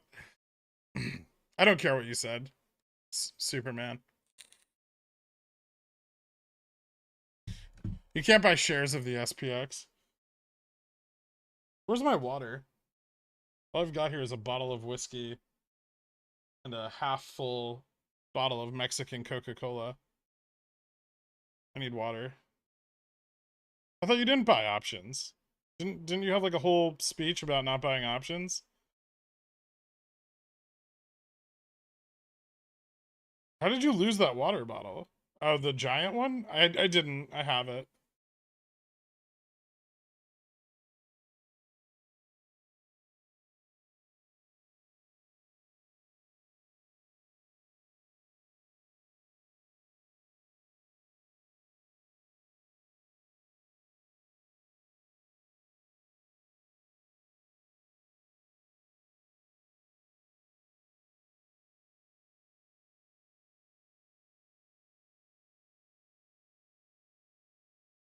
Do you just leave whiskey? I'm not in my bedroom.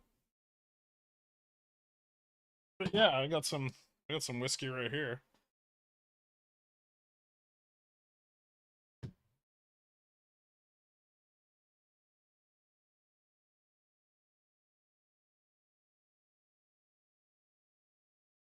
Can I get printed certificate from Gabe Plotkin's printer for my SPX shares?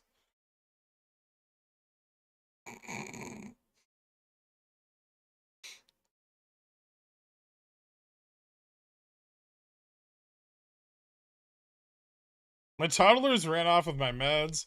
They thought it was fun to shake. Oh no. Are you gonna get weird on us again? Just let me know. I'll have Carl time you out.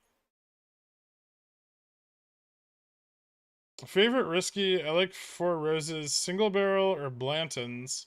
My favorite is McKellen 25.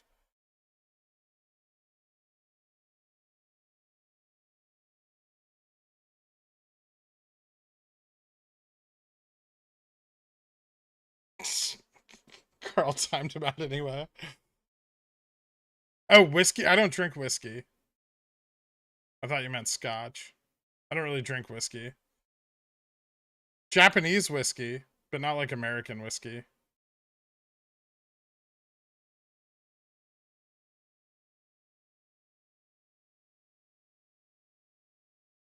This is scotch, actually, this bottle. Maybe that's why I'm confused.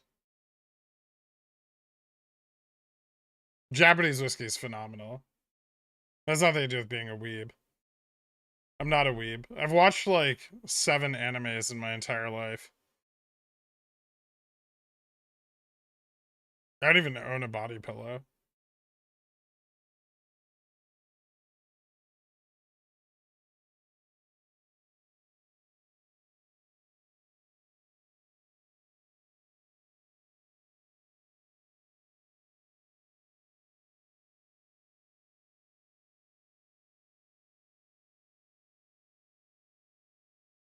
Have you watched Naruto? I tried to once, but it was bad.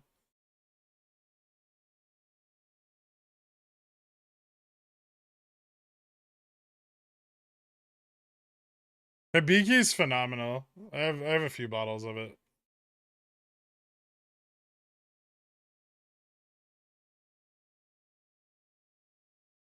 Have you heard of the amazing branded scotch? It's called Kirkland. Kirkland? Did you mean to write Kirkland?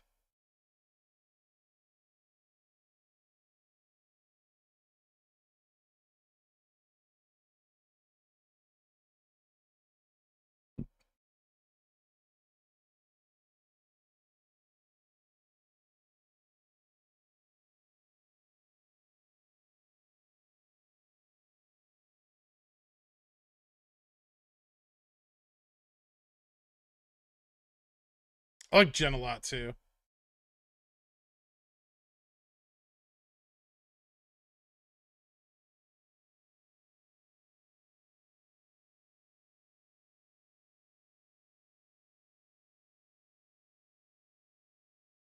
Lisa Sue is my waifu.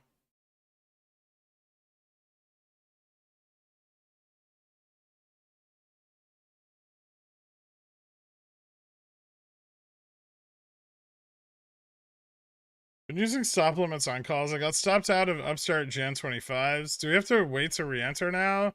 Or is it we rush back in? I don't know. I mean, you could wait, or you could get back in. I don't know if you have. Do you have other exposure?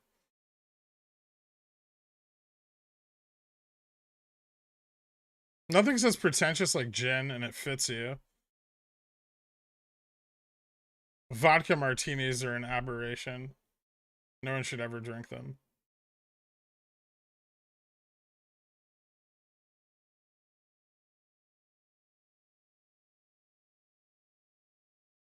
It's all Sean Connery's fault.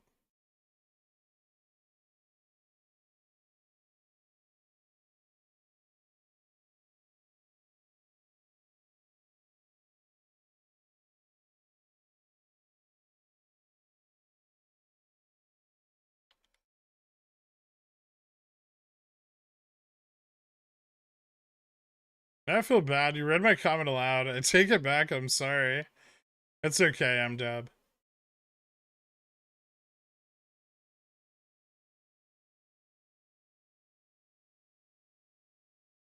Why are December $29 puts on Bobby selling at 5 times the rate as Jan 29 puts? I don't know. They're cheaper?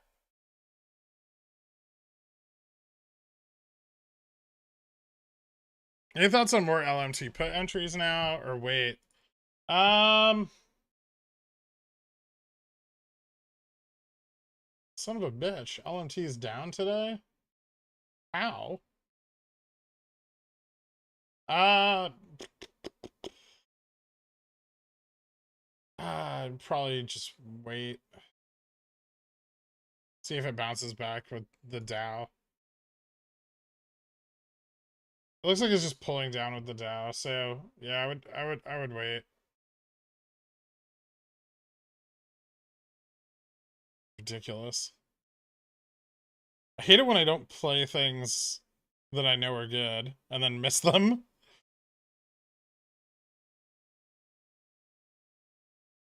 I'm sorry, are we just gonna let that slide, or are we banning the plebeian who disparaged Jin?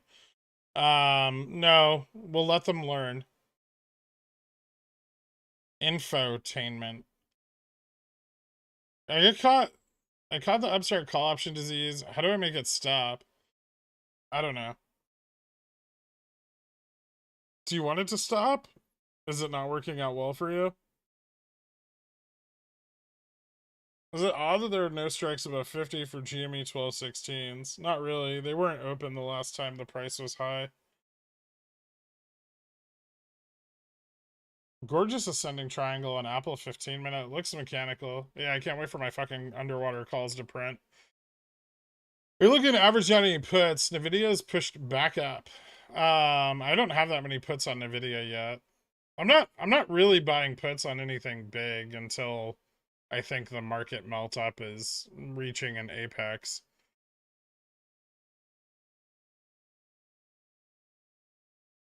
I have a few puts at like 120 on Nvidia. They're pretty far dated. I don't think they've moved a lot, frankly. I only bought them like a couple days ago.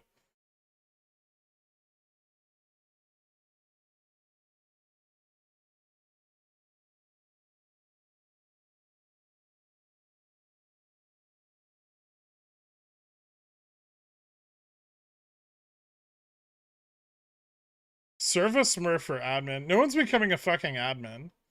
Negronis or gimlets? Gimlets. Negronis are disgusting.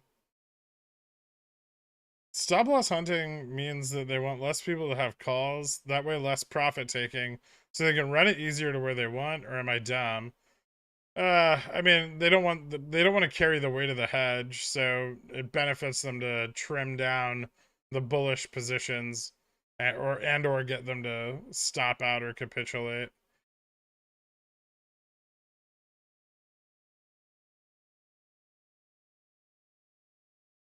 Is GME being shorted right now for Opex? Yeah. Well, today they're not shorting it so much as they are grinding down the IV as much as they feasibly can.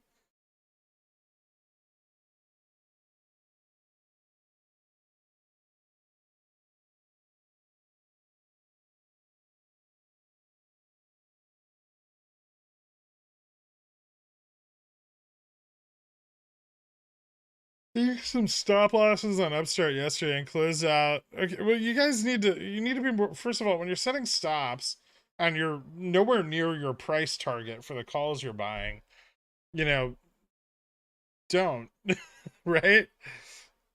Like there has to be some period of time where you allow the contract to mature and reach the range of price that you bought it for. Um, if you're trying to set a stop at risk, set it like wider, right? Like set it at a point where, you know, the position's actually moving against you. It's pronounced gimlet? Whatever. Ugh.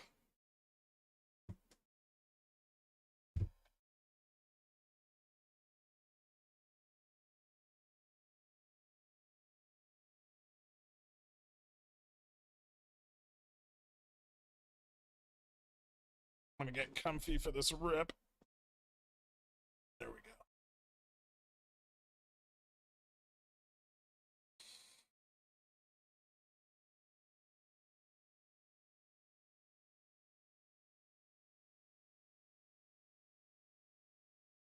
You'll find a balance over time between setting them too close and setting them too far. But that's a lot of the, you know, something that's learned with experience, right? If you made money, you did the right thing, right? Even if you missed out on more profits, you still made money. That's all that initially matters. Then, as you get better, you will learn to make more money.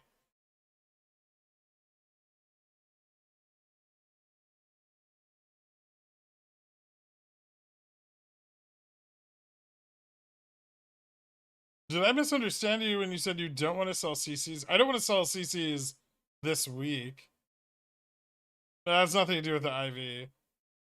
I was talking about buying calls when the IV is high, not selling calls. So I was talking earlier, I was discussing how when they short GME really hard, they spike implied volatility. So implied volatility goes up, GME goes down, right? And then what people do is they rush into calls here, but IV's high, right? And then what they do is they let the price rise up and it chops and they grind the IV out. And then your calls are super fucking underwater as the IV drops, right? Even though the prices stayed relatively the same, you've lost a shitload of premium. So I prefer to buy calls regardless of the price when IV is low.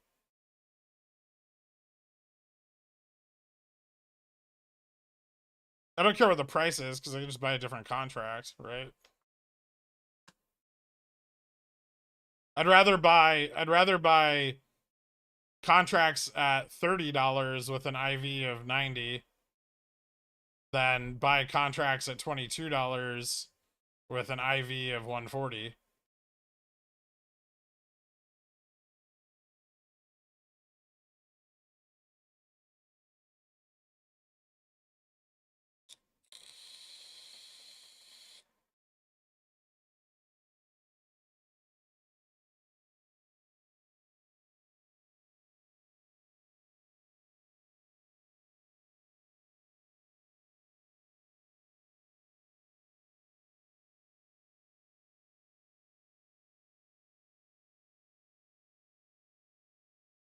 Wouldn't cat bounce with SPX?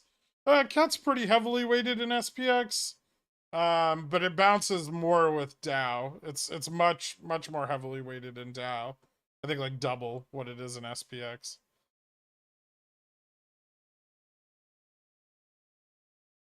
Think of SPX as like 1/3 of cat's upside move, and Dow is, you know, the other 2/3. What do you think a catalyst will be? A catalyst for Fubo repricing? I mean, they already had decent earnings this last quarter. Probably the put wall shedding.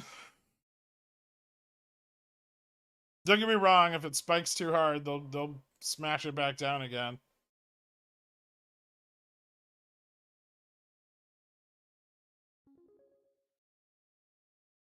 Anyone who's like whiskey over all other spirits just likes the taste of Satan's cigar smoke going all the way into their stomachs, then gurgling the taste of fire, smoke, and brimstone. Before all y'all say anything, I've had good Scotch whiskey and bourbon. Some of them can be quite peaty.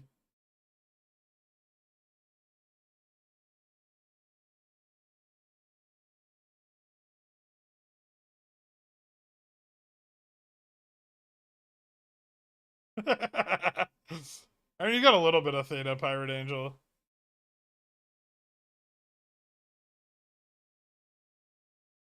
I mean, you probably already lost a lot of IV value on the calls you bought yesterday, right, Thunder? Unless you bought a lot of Theta, in which case you're probably fine.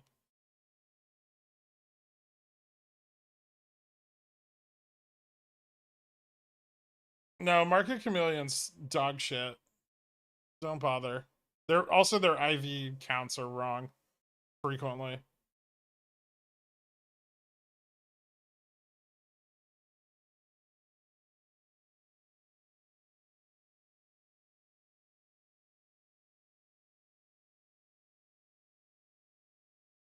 SPX gonna rip or chop now. Looks good, it's recovering. Dow's pushing up really nicely now.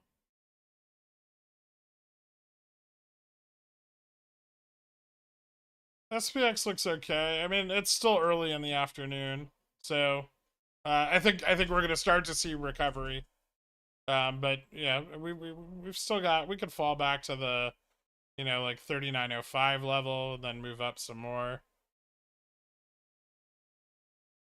Or we'll hold this trend. I mean, we haven't broken down from this trend yet.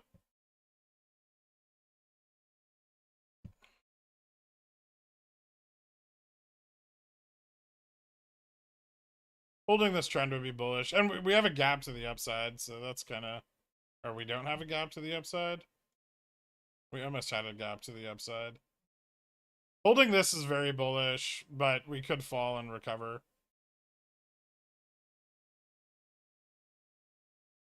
I don't think it's out of the question to drop back to the EMA and before moving up more.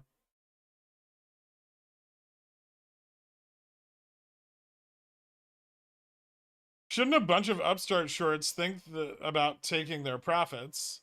Do they really expect it to drop more than it did yesterday? Oh, they absolutely fucking should. And a lot of the put buyers on Upstart have been taking profits, which means that, you know, now the market maker is buying shares, which is a problem for the actual shorts on Upstart, because now a lot of that put wall has weakened, so they need to strengthen it. or they need to allow the price to start moving up, which ruins their profitability, right?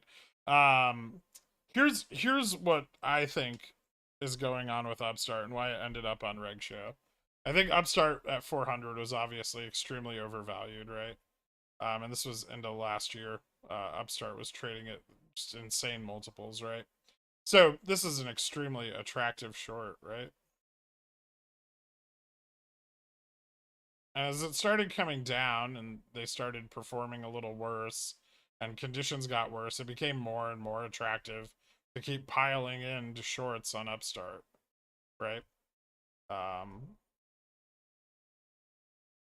And you know, some shorts took profits here, and it kind of. Let me just pull the chart up because it's easier to show you. 1 second.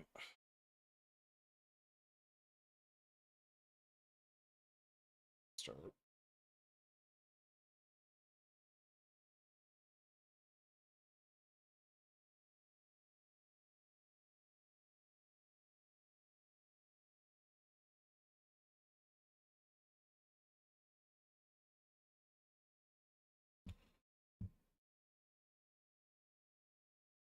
All right, so you know, obviously this was an extremely attractive short, and it kept being shorted very actively all the way down. And you know, we see some short side capitulation here and here, where you know, or profit taking, right? But still, you know, with earnings looking worse and worse, and the macro environment looking worse for their sector, more shorts keep piling in, right? And what happened is, you know, they kind of ran into a wall right around here, where so many shorts had piled in, and so many synthetic shorts had piled in, coming in to short the volatility, that Upstart and its primary ETF bots were both reg showed on the same day. So they both hit their reg show limit on the exact same day.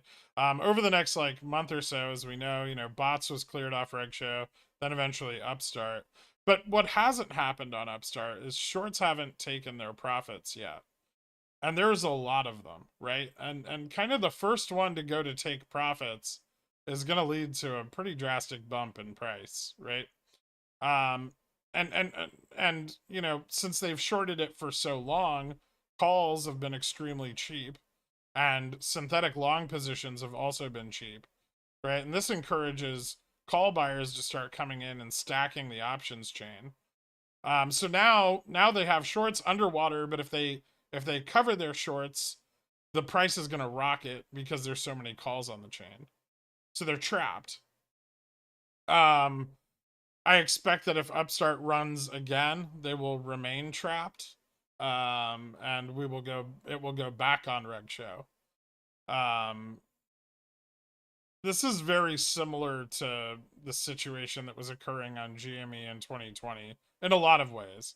It's missing a lot of the FOMO, but you know, Upstart's ETF FT, like their FTDs and their ETF FTDs have both been very, very high, very elevated through the last several reporting periods, continuing to gain momentum, right? And so either they cover their shorts or they try to ride it out again. If they try to ride it out another quarter, they're going to be in an even worse spot. They're going to be on reg show again. Then so what happens is, you know, eventually you push it onto reg show enough times, and the time it's on reg show keeps extending because it becomes harder and harder to clear it off of reg show, right? And once you've extended reg show enough, that reg show now falls onto an Opex period where you have to cover synthetic liquidity.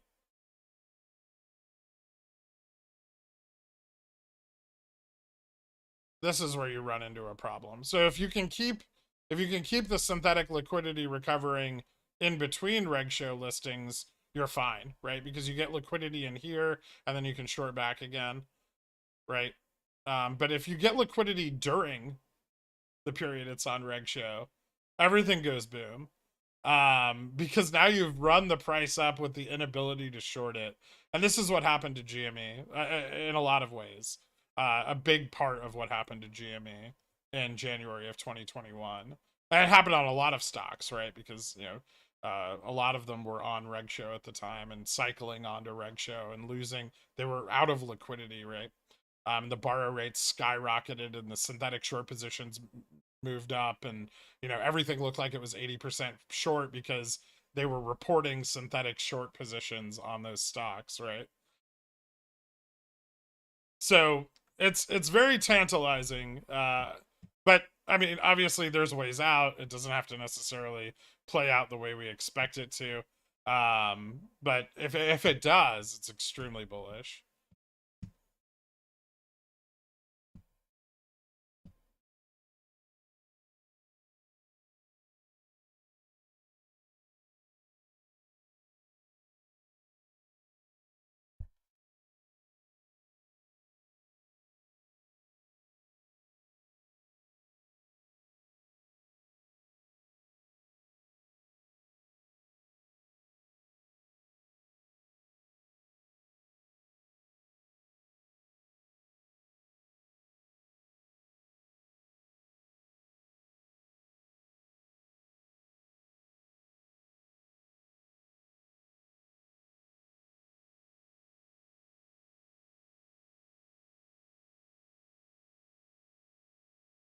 How much theta do you suggest for Upstart? Enough? I mean, you definitely want enough to at least capture any potential Opex period, right?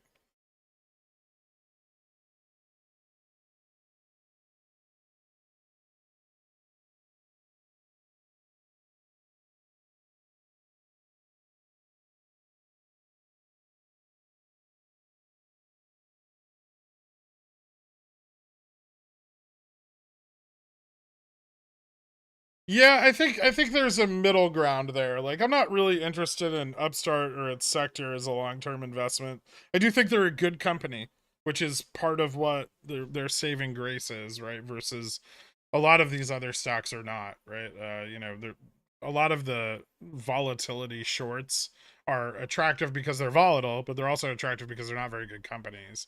Um, GME slowly becoming a good company and turning their thing around has obviously led to, insane price action over the last year. Upstart's actually like a fairly stable company in the financial sector. They're being beat down a little bit with like uh the current macro environment.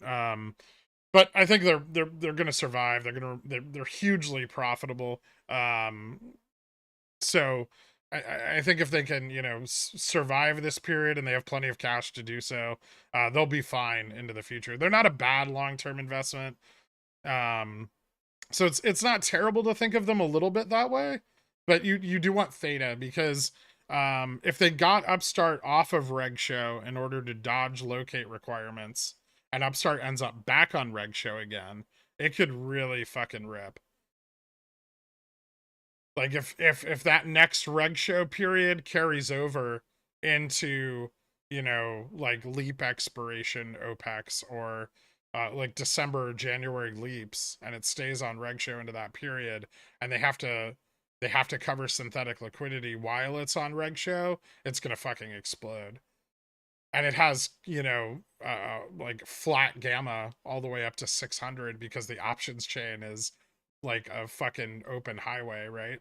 So if it does start to explode and people pile in, it's really going to go nuts.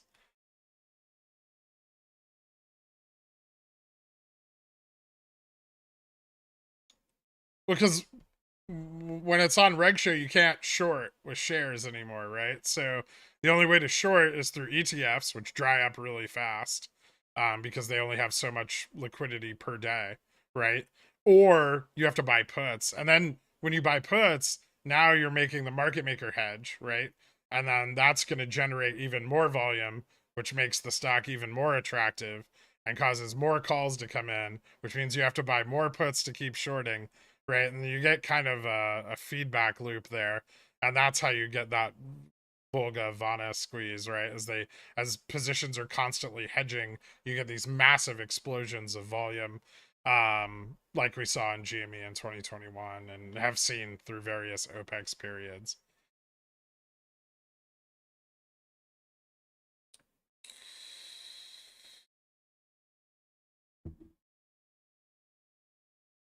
In my opinion, one of the schisms with your outlook on GME and SS is that you don't entertain the possibility of far-dated international swaps hiding shorts. Swaps don't hide shorts. They can hide the notional debt from short positions that existed in the past, but they don't hide physical liquidity positions. Right? Like you're talking about separate things. Swaps are cash settled. They're hedged in the real market, right? But they're a cash settled instrument. So the idea of like taking shorts and putting them into a swap, it doesn't really work like that.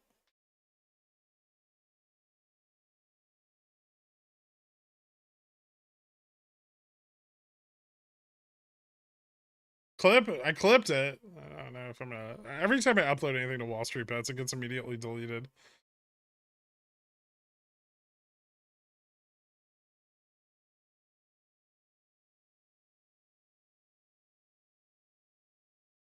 I'm excited for November for Upstart because it needs to get back on Reg Show. So it needs another high volume, high volatility event to end up back on Reg Show. Then if it ends up back on Reg Show in November, that's very exciting for December, January, right?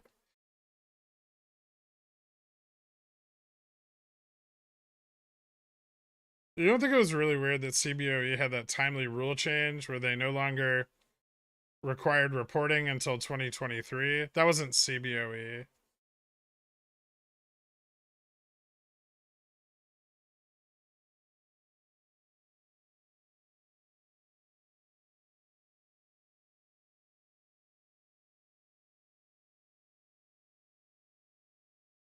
Right? Did CBOE do that? I think it was.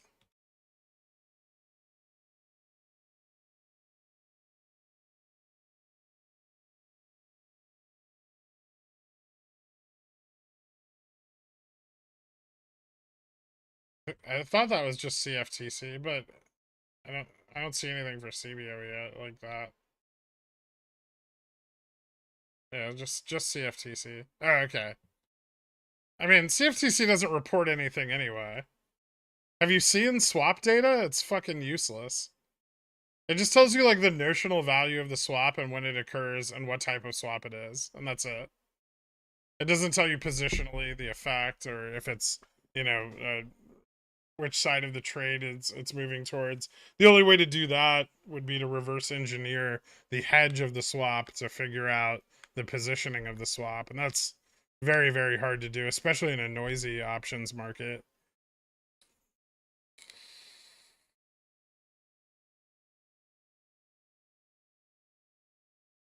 So you're saying SS have no idea what they're talking about? Who would have guessed that? I mean, a lot of the theories on superstonk are derived from fundamental misunderstandings.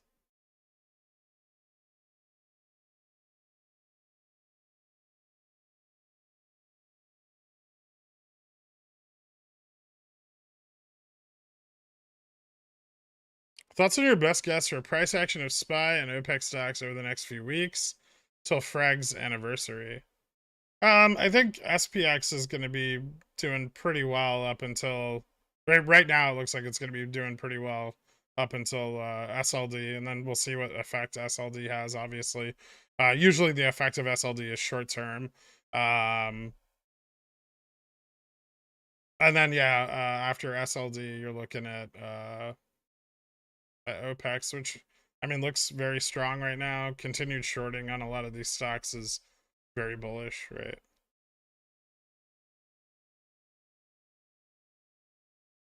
They shorted the fuck out of DDS today.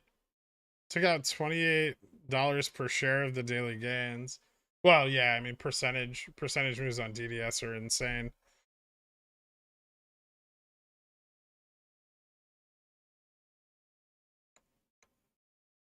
I disagree. JFresh and I swap lives all the time, and we both get called short. So I'm not following your point about short swaps.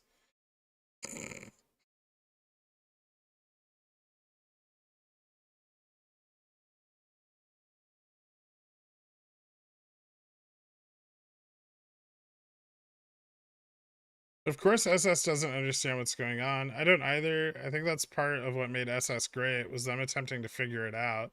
It was when they stopped trying to figure it out and started to try to push narratives that SS fell apart.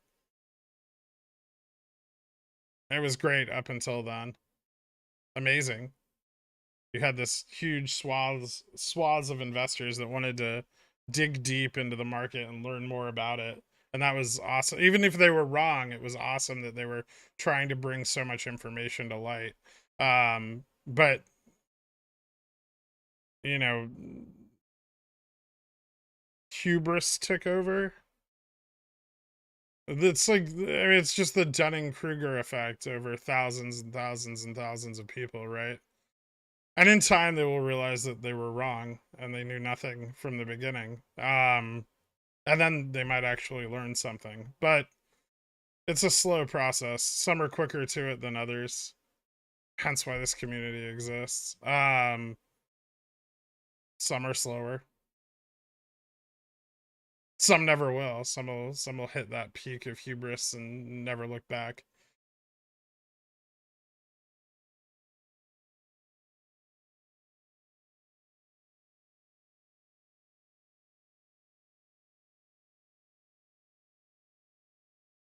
I think people got fatigued trying to learn something difficult, and then they found easy mode with DRS, and then the cult formed. Yeah, my biggest problem with DRS initially that it promoted inaction, not that it promoted shareholders doing nothing, which it does, but it promoted this idea that you could do this thing and fix all your problems, right?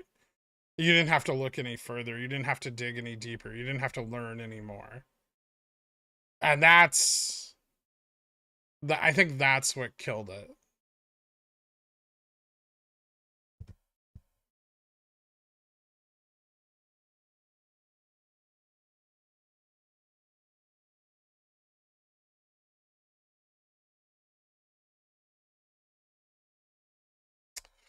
It's sad too. Yeah. And people ask why we talk about it. Like, oh, if we don't care anymore, we hate SS. Why talk about it? Because it was all of our home, right? That's where we started. That's where we all found each other, and that's where we were trying to learn more. And it got taken away by people who wanted to understand less.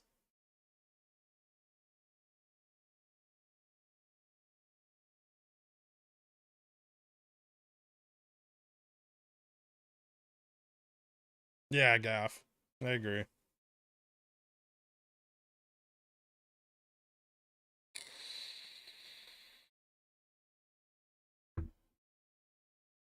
Are you talking politics?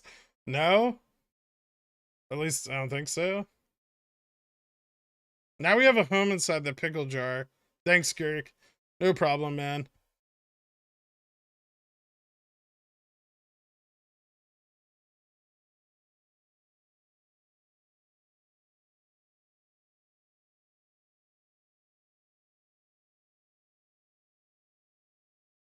Arguably, the caveat existed before RSS was even a thing. It's what collapsed the first sub. Yeah. I mean, that was always going to be an effect of having so many people involved, right? Was that like group mentality would take over and it would become an echo chamber. I'm surprised it lasted as long as it did before fully descending into that. Yeah, Cat's breaking up. Dow's moving up nicely too. For those of you that were looking at LMT with Dow moving up, that might be another opportunity, but I'd be careful. The market's really on a fucking tear. I'd be careful going short anything in the near term. Do you keep in touch with Renzel? I don't really talk to him very much. I know he's around.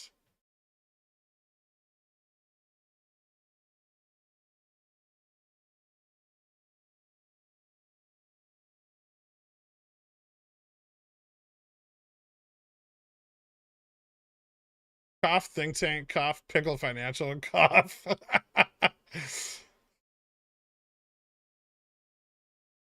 What's your process for feng shui in the pickle jar? The pickle jar is as chaotic as the market. Sometimes I think that's a good thing. I know you're ignoring me because you don't appreciate my composite man sarcasm, but hear me now. Is there more to that? I wasn't ignoring you. I didn't see you said anything.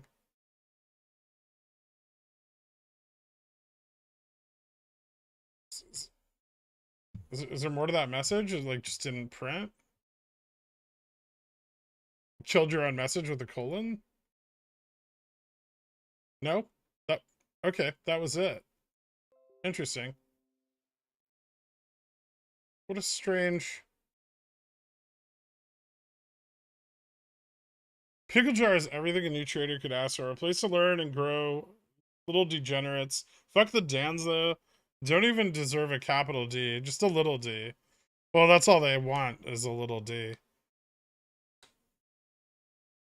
Nope, that's it. Oh, okay.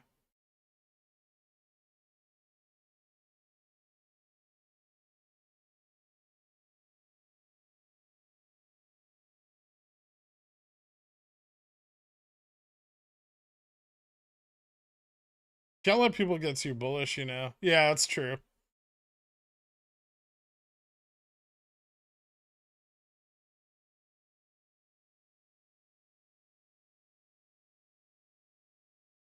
You can do nothing and your problems will be resolved. Works with SPX 1 DTE. You buy a $3 call and a $3 put, and you make 3,000 on one of them. I didn't take advantage, by the way. Is JFresh king of the Dans? In a lot of ways. He is a Dan. But also not one. He's maybe the Dan's greatest customer. Speaking of which, how's that ADA? Oh, I don't know. I don't even know what it's worth. I haven't looked at it since I averaged down on it on the first big crypto dip. I'll look at it in like 6 years and see what it's worth.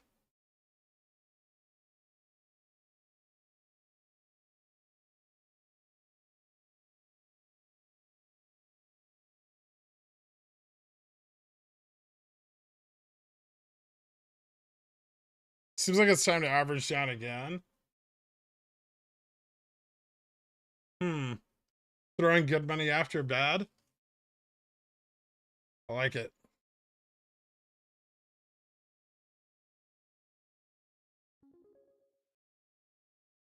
If supersonic people just figured out that SPX contracts can be a daily or weekly GME Opex event, they may have garnered enough cash to cause MOASS. Glad I figured it out. Now I could care less about fairness and other dumb rationalizations that don't make money.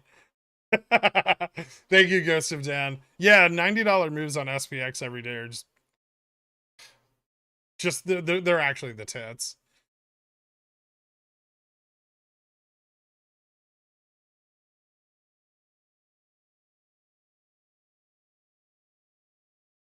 Does it become classed as a problem when you have more money in your trading account than your bank? I have like no money in my bank. I don't trust those fuckers.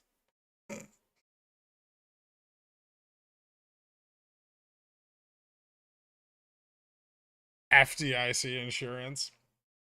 2% interest. What's a bank? Exactly.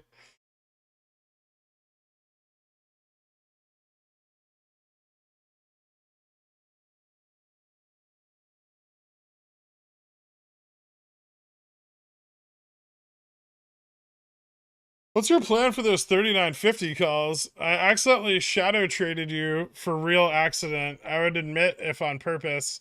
And my thesis is simply market go up. I like your thesis. You know, I bought them earlier today. I held them through a bit of a dip. And I'm glad I did because now they're up pricing them even more.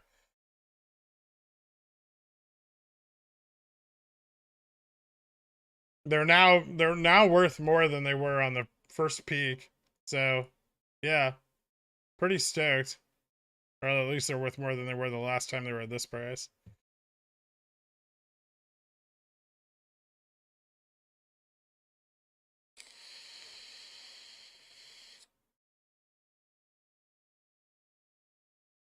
Yeah, I don't want the bank to lend my money out, you know? So I just DRS all my cash.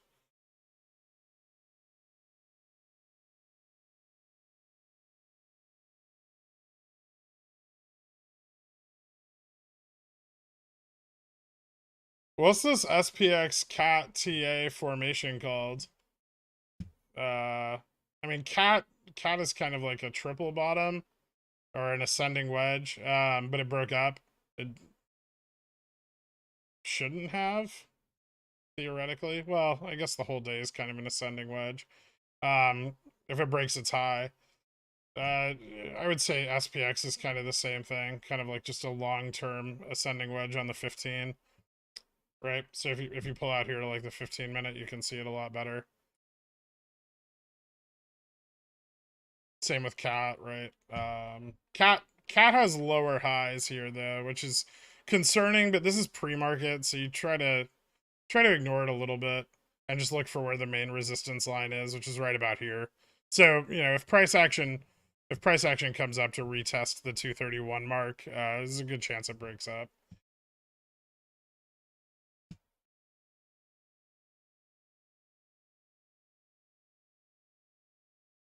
There's our momentum. Let's fucking go. I'll load up a song here.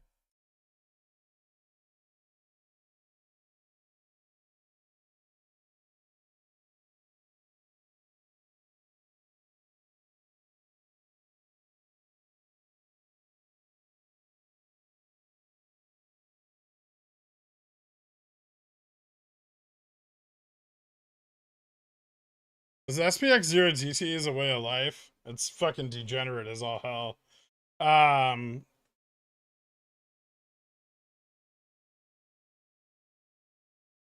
Negative interest over here in Scandyland, but you can get a 20% discount to an amusement park. Do you have to pay a metric fuck ton for that SPX skew adjusted gamma data? You know, it's not as useful as you'd think, and it's not cheap. It's not as worthwhile without other analysis. So the data that I get from them and pay for is really not worth the money I pay for it.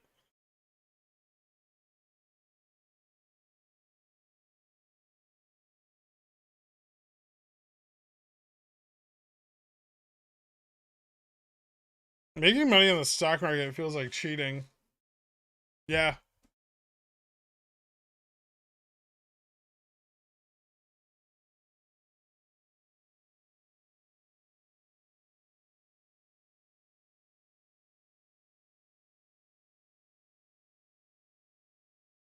Apple started to break out above the 143.50 resistance. Good for SPY. Very good for NASDAQ. How much is that data, if you don't mind answering? I think it's like $80 a month or something. I actually don't need that website anymore. I think we have our own data for it. That's definitely better. But I just keep it around to like backtest stuff against.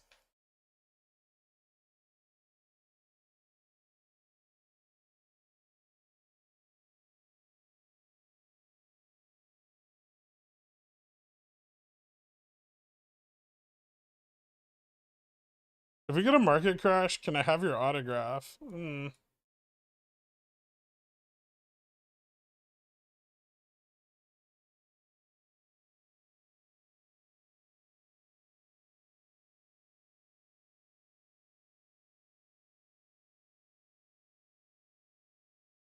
No.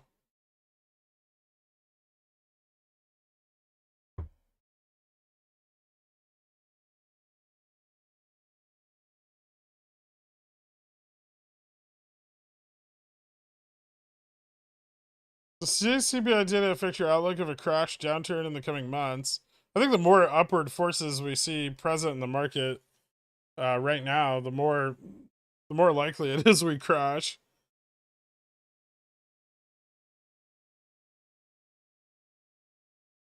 Or December 16th is a good expiry for Opex? Usually, yeah. I mean, if you're just holding through the exposure period, they're usually fine. Their theta doesn't really start to grind down until the week of settlement. So, you know, and if the prices are moving up, that's fine. If they're not, you can usually sell them at like a fairly minimal loss.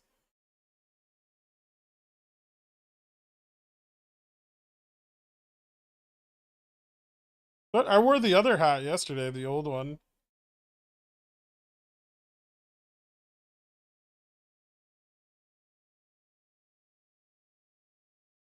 Be honest, do you have a notebook full of practicing your autograph signature as gherkin it? Of course. It's my real name, so.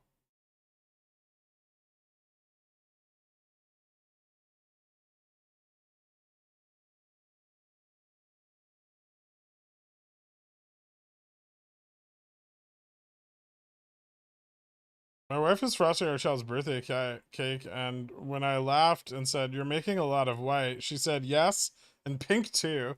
Can anyone tell me what pink is? I'm gonna send you a map and a flashlight, and you'll find out all about it.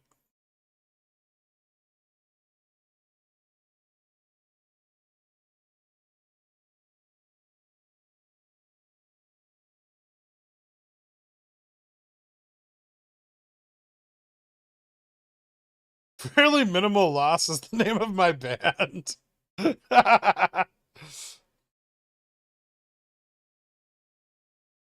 We doing it? Maybe. Maybe we are.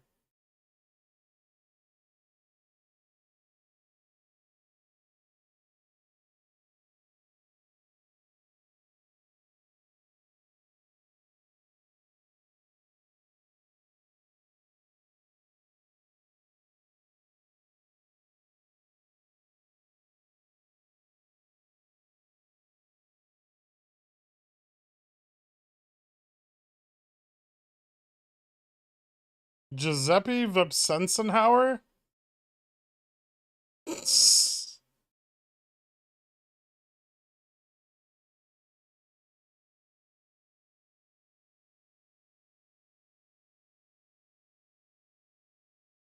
How do you track intraday IV? Look at the options.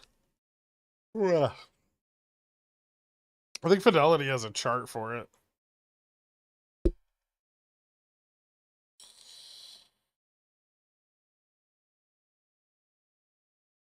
I think this bullish momentum will go into tomorrow. Probably, yeah.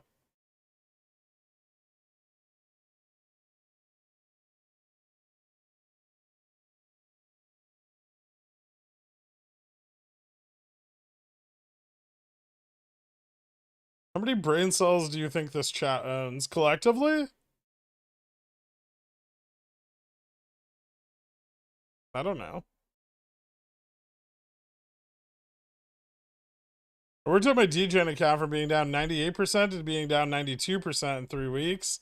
Let's fucking go. Congratulations, Hazy.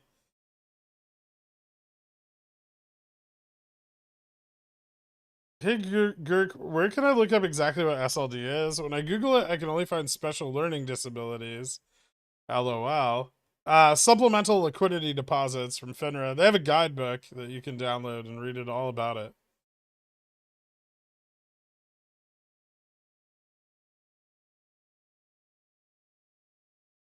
Whatever the number is, half of them are mine. 1/3.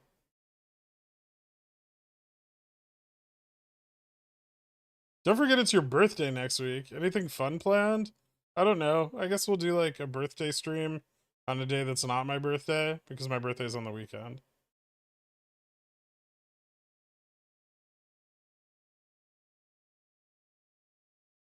You missed a super chat, I think. Tim Timmery. So you are the ones that built the life raft and got off the island. RSS said no thanks. We'll wait for the stonk gods to deliver us from the golden wave of purple life rings. Thanks for being our stonk daddy, Greg. Thanks for hanging out in here, Tim. Have you ever dressed as Tim from Monty Python and the Holy Grail for Halloween? If you haven't, you should.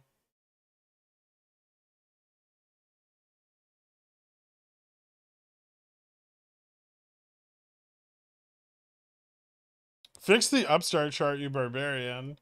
Oh.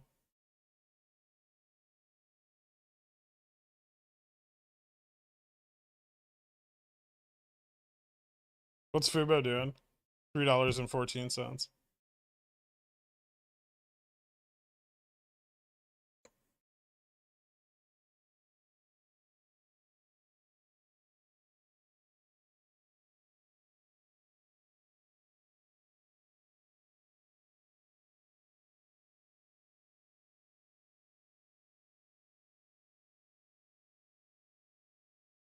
Just look at the money IV. You don't need to look at a specific strike.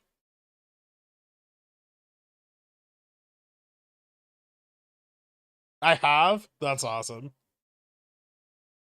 No, I would not choose to be birthed again. Thanks for the offer, Spider.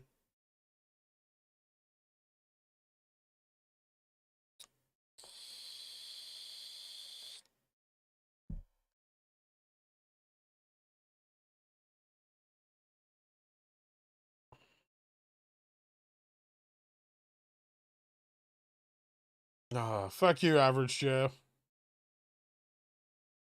How's about you open up Discord voice chat for 5 minutes so that everyone can sing happy birthday to you?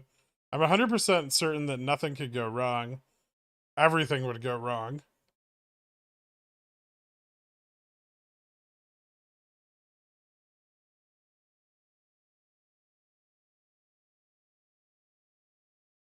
Why did I buy GME, Upstart, and Fubo 2024 Leaps? I don't know. I guess you thought that was a really good idea at some point.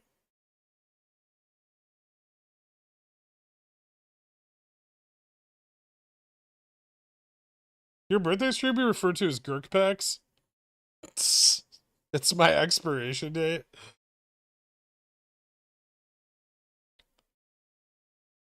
My birthday's on the 19th.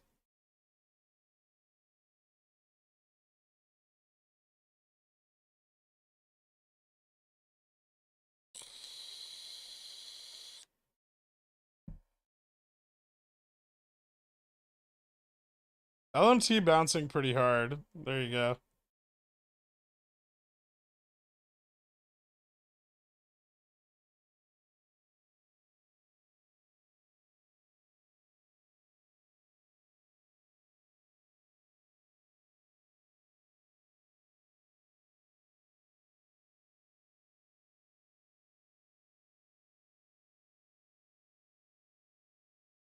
Like talk radio?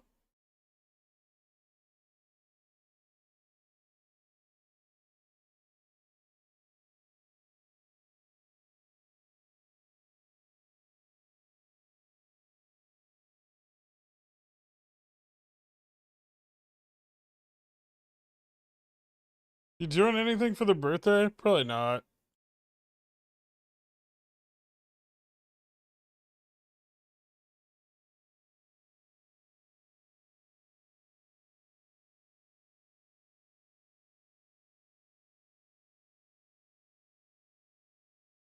Last year we had to sign NDAs and take blood packs to even find out a week range of the birthday. And this year he just tosses it out there. How times have changed. Well, that's because it was already out there, right?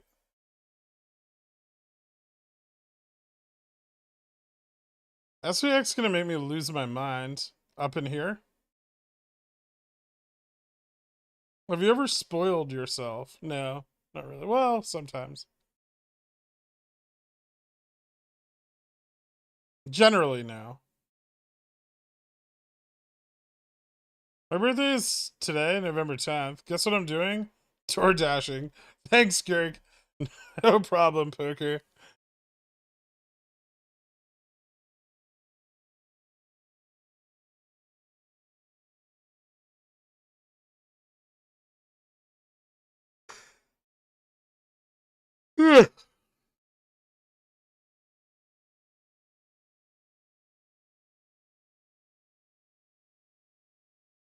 Is gamma neutral on Upstart really $1.13?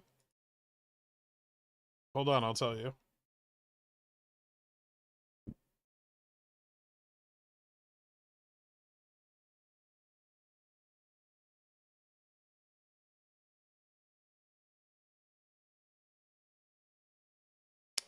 Yes.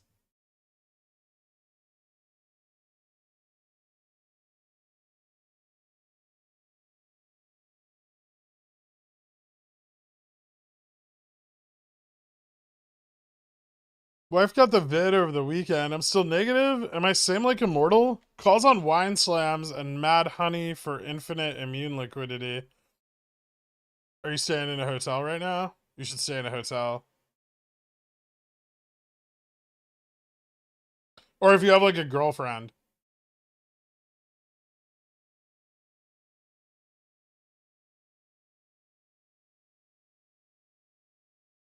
That feeling when you lose half your port on puts and then make it all back playing 0 DT SPX calls. It's pretty good feeling, right? I'll send you a bathtub full of ADA for your birthday, which will amount to exactly $7.25. Oh man, that's like most of the float. That's crazy.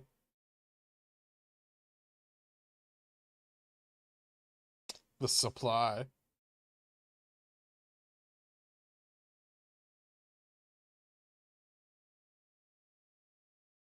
Said it like 4 times. I lost count. 172.75. What's that?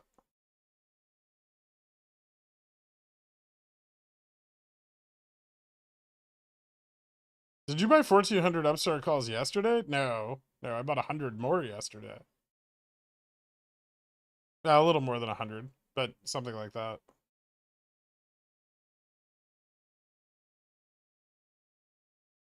One year, 7 months, 18 days from the Ever Given ship. On day with 7.8%, with 7 day 120 from... What's that symbol? Like blowing? Is he whistling?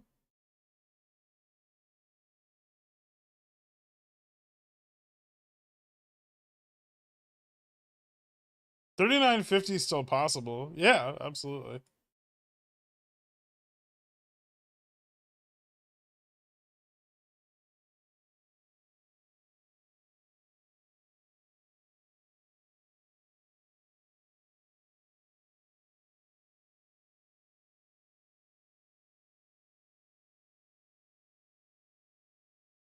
Ugh. Jesus Christ, I'm getting sleepy. I need some water. What's a good paper to read on calculating gamma max? I don't know if there is a paper to read on calculating gamma max.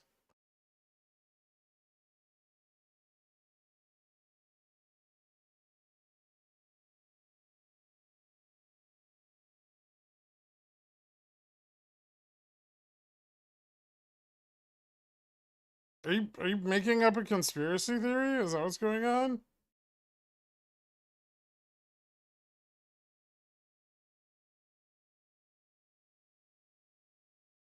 If SPX hits 39.50 today, we'll buy and mail you a shirt with a big purple circle on the front and no sell on the back. Ew. How to do it then? Math?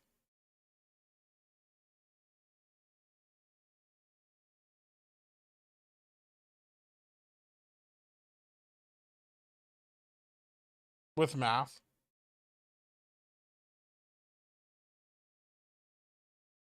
I have a math degree. Unpack that.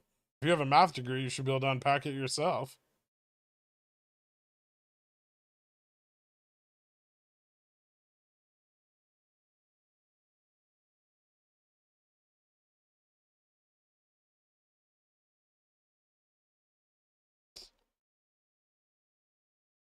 I will.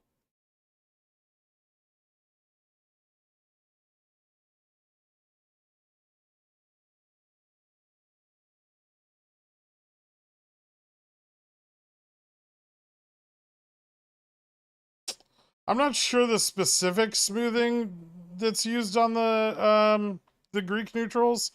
I know it's only smooth from like the prior period and to get rid of like outliers. So it's not smoothing over like a moving average.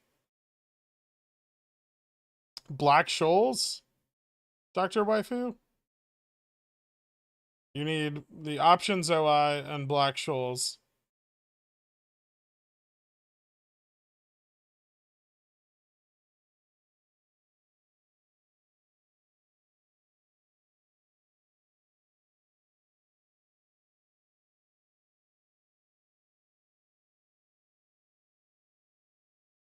No problem.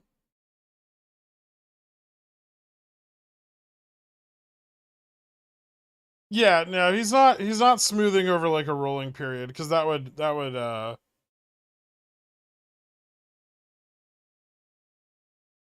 That would kind of invalidate the data.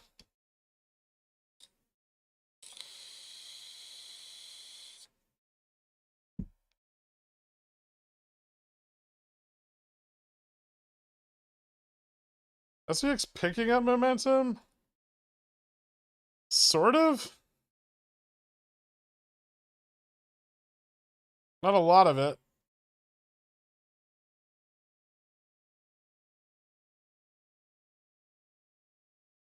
But a little bit. We'll see. A breakup here is really important, obviously. I mean, I don't even need to say that, but...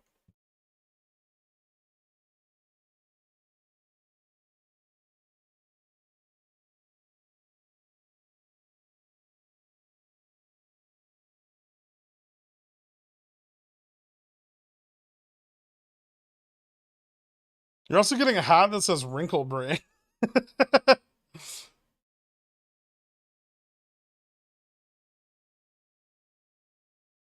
Yeah, I don't think there's too much resistance left now after the sell-off and the rebuilding of long positions. What resistance does SPX have to break to rocket? Dude, it's up 467 basis points today. It's already rocketed.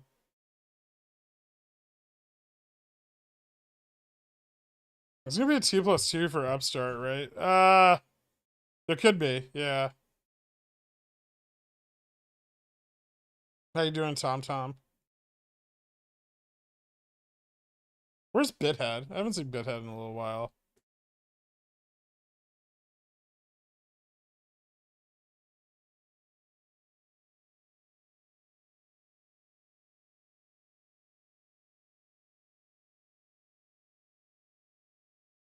If you still had 4100s, how would you manage them?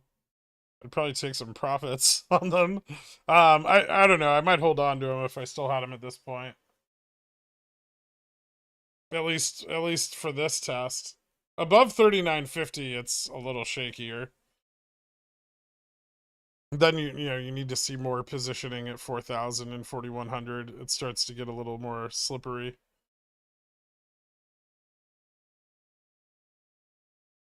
Are you straddling for tomorrow? I don't think so.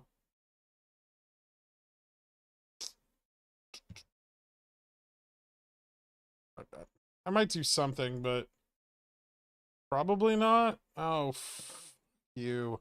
God, I hate it when it does that.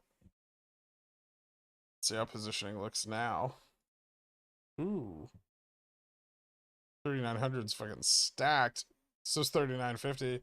Net gamma at 3950 now 68.2 million. That got bigger.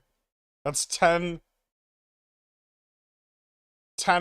what it was earlier. Me and the Pigeon Whales are gonna surprise you, but I can't wait. For your birthday, we ordered you an hour with Daniel Dancliffe, 2 tins of caviar, and a bottle of something special. It's called Dangrass. It's Trash Dan's cousin, and has only been fed full bull mayo. Oh shit. That's gonna be a wild night. Ignore me. I think Icon bought BBBY debt. We'll announce today at 4. Didn't he just buy Twitter? I thought that you just bought Twitter and already announced it. What dates are you looking at for Opex? December or January?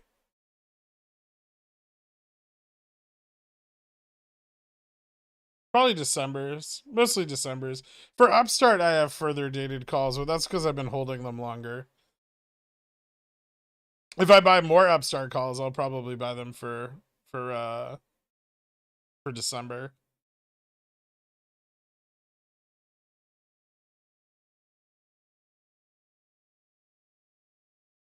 The more SPX runs, the more average into my VIX hedge. As long as VIX is dropping, which it kind of wasn't a lot today. What's VIX down to? Where are you? There it is. 23. Okay, yeah, so it's still moving down. Ooh, I should close my VIX shorts soon.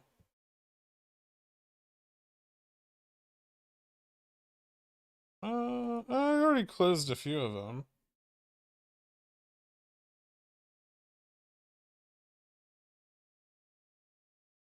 Holding your cat weekly isn't tomorrow. Am I that man? That's fucking greedy. I don't know. I like where your head's at.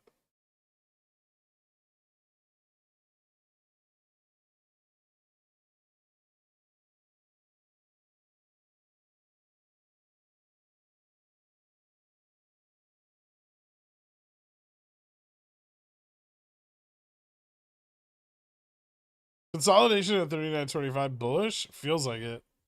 I don't know how much this is consolidation versus them just trying not to allow it to cross 39.25. But yeah, I mean, consolidations here is good because it stabilizes an upside move. Nice strong uptrend too. I like it. Let's see if it gets volatile.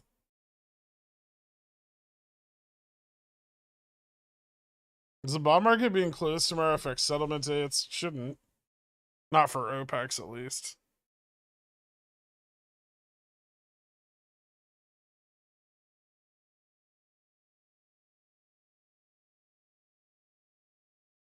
I'm up 500% today, 1,000 on the week. Set stops. Stop set. Let's fucking go. Nice plumber poopy hands.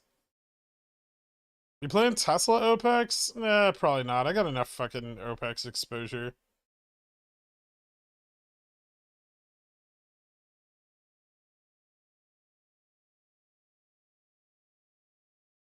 SPX rocketed up 472 basis points. What price does it have to cross before it rockets?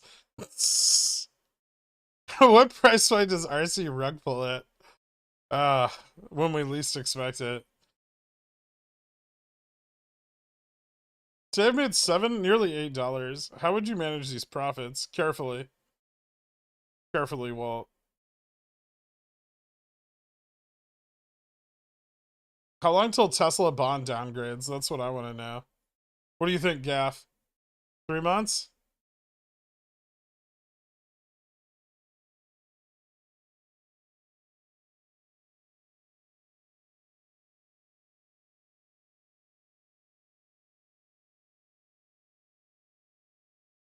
I bought 50 BBBY 1 DTEs. Congratulations on your loss.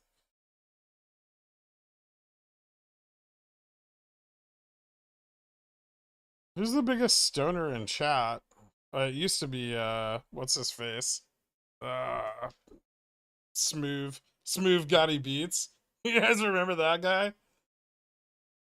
He's got to still be around somewhere. Smooth would ask me the most inane shit in the middle of the day.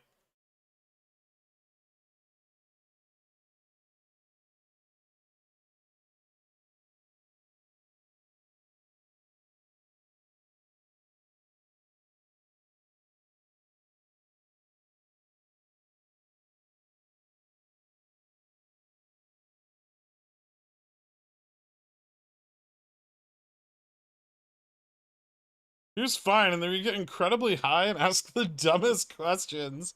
I know. He was very on the conspiracy side of things, right? It was I'm not sure if he's still around or not, but I couldn't imagine him lasting forever in here.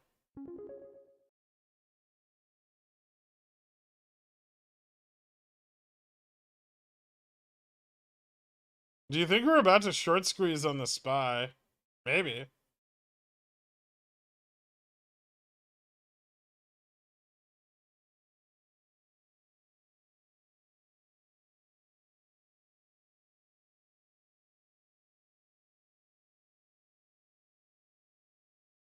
Have you seen Very today? Ouch. Yeah, I did.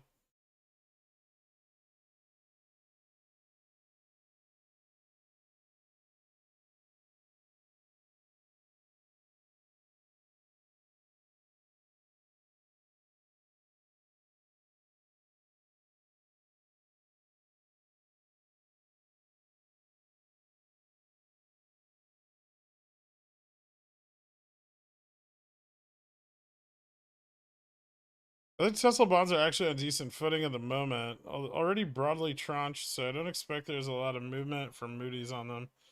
And they're only ever single rated. Interesting. Tesla bounce?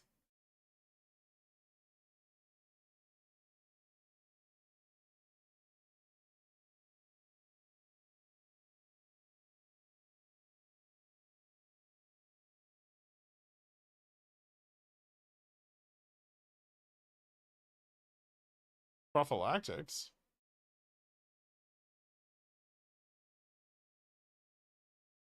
They're trying so hard to keep SPX under 39.25. I don't know if they're succeeding.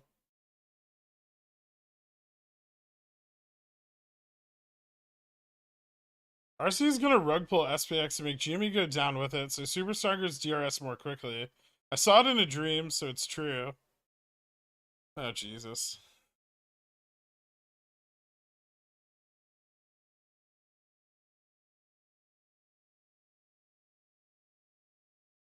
What the fuck is the... Ugh, so annoying.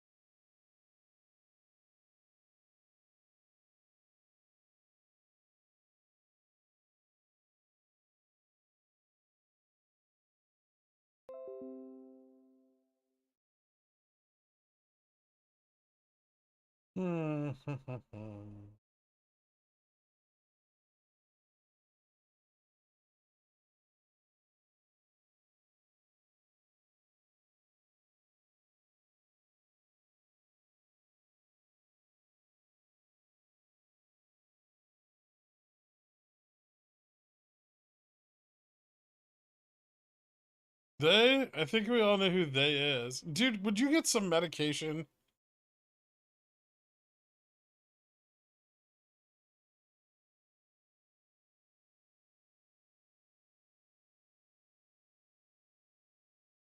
Look at the BB by 5 minutes since yesterday. Look at it. Would you just look at it? Yeah, it looks like fucking dog shit. Was gonna recover back to $4? Woo.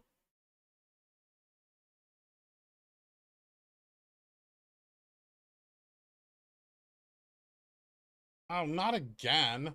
God damn. It's a fucking trying to stop loss hunt me.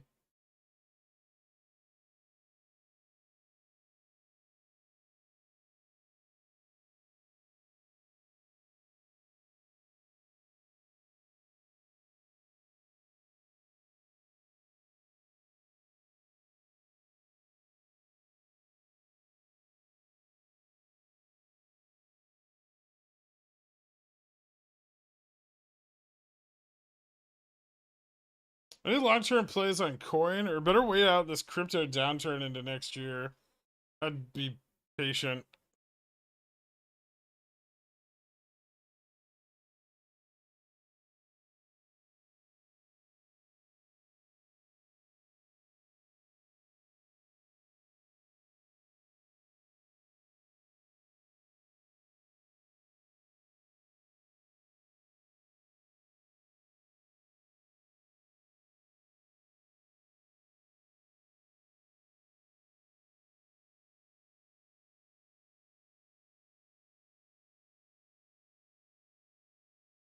Aha! Fuck you, shills. No!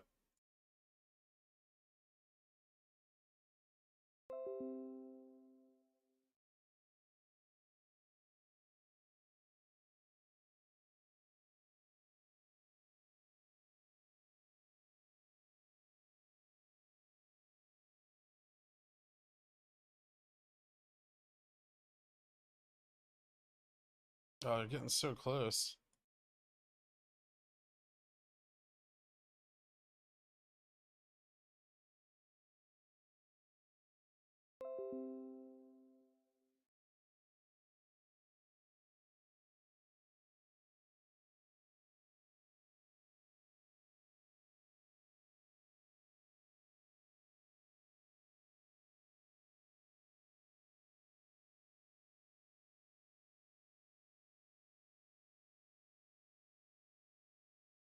Have we used Vold on TradingView? No.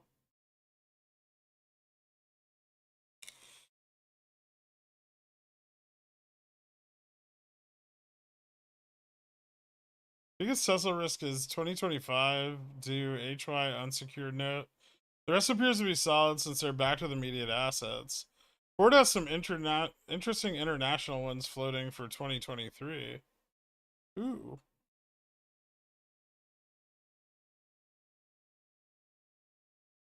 Huh.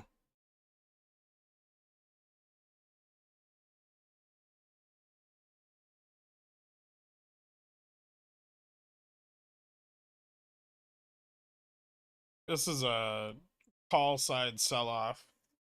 Probably 0 DTs and 1 DTs.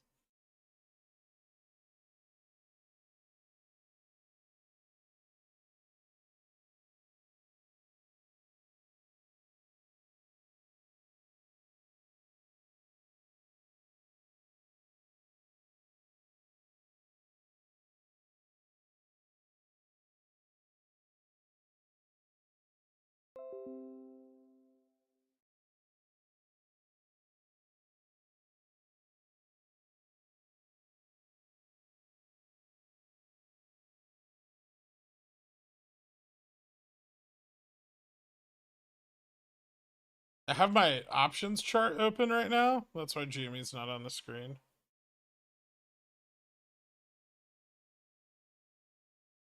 GME trading below VWAP.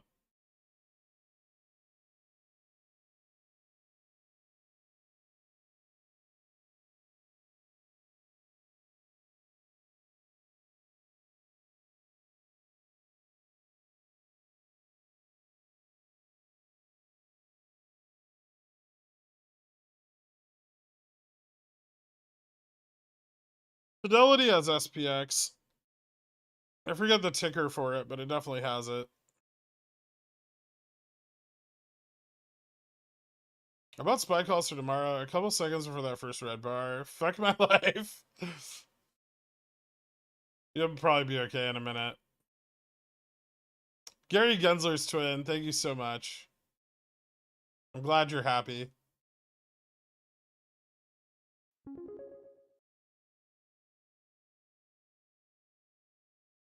MMs, I mean, Composite Man being so vicious in their stop loss hunting is more about the effort to dissuade such degenerate gambling in the market with 0 or 1 DTE, and less so about carrying risk at this point, in my opinion. It's a little bit of both. I mean, if they can stop out a few thousand contracts before hedging more to the upside, they will, right? Because they don't have to hedge as much to the upside. And they improve their spreads on the bottom. So it works out for them.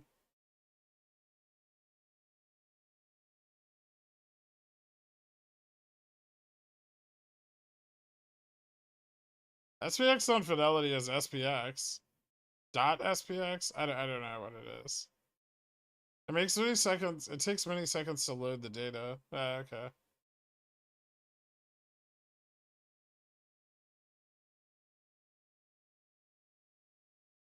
Buying RevQ to loan out for 50% interest, a DJ play, or 5D chess. Not a bad thing to do with them. I have share lending turned on on my Schwab account.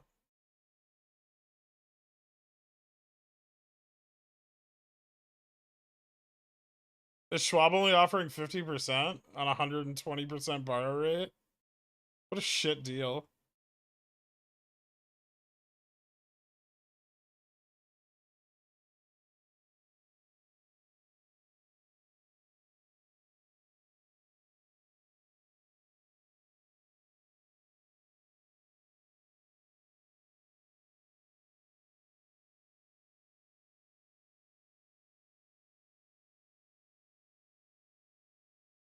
So I'm going to inspire Upstart MOASS into close. I don't think Upstart's going to MOASS until it's ready, man. It's still a basket stock.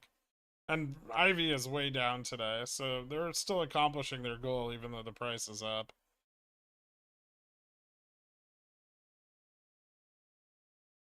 I don't understand people wishing for Opex early.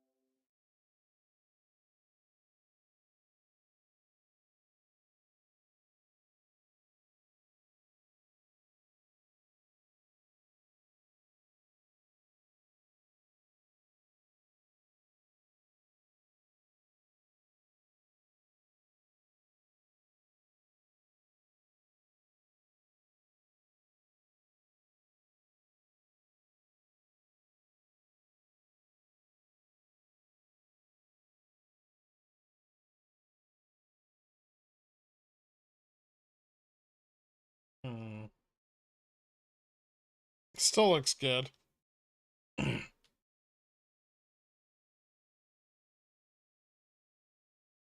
How much could Nvidia move to the downside over the next quarter?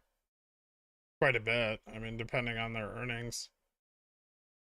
Earnings and guidance. I would bet longer than 1 quarter, but SLD's next Wednesday.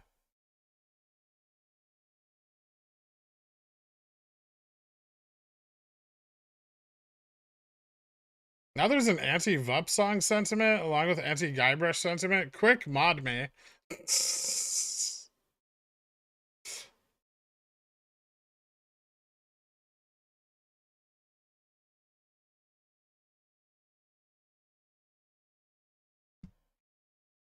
I really appreciate the honest viewpoints of this crew and Pickle Master General without any of the hand-holding people expect to get when being educated here.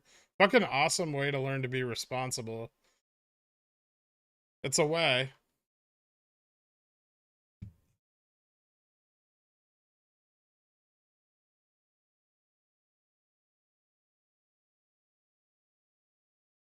What about making plays on NDX or RUT?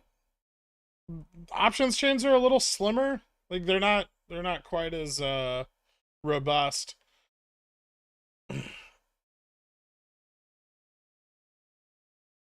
SLD is the Wednesday before Opex. Write it down, people.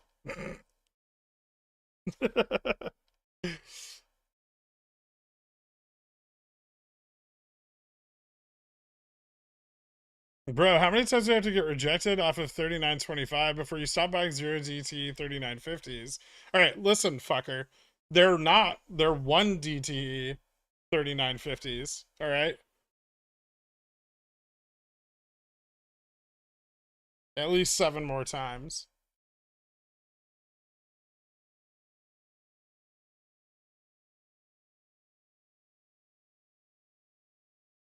How are you feeling about Fubo for the next couple of weeks? I think we'll see some sort of price action out of it after the puts on it start to expire.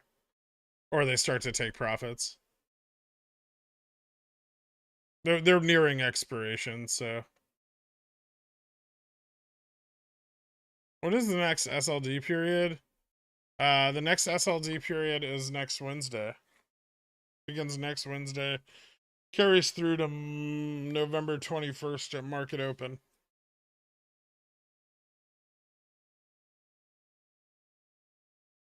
How can anyone buy shares of anything when there's a free money printing on SPX every day? You're not wrong.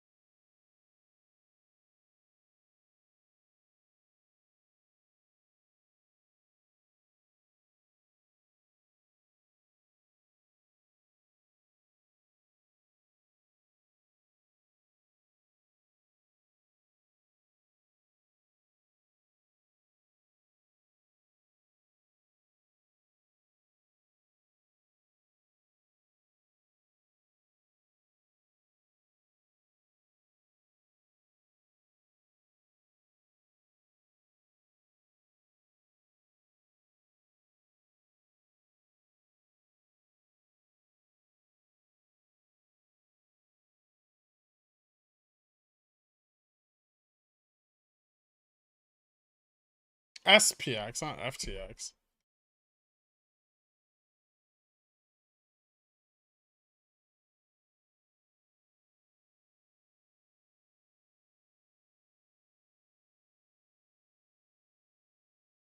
SLD, not SLS.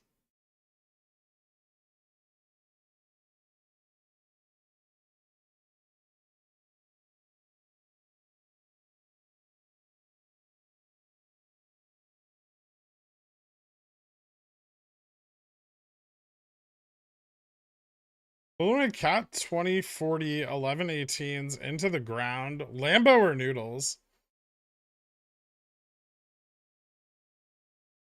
Can we track SPY so I don't get PTSD thinking you said FTX? No.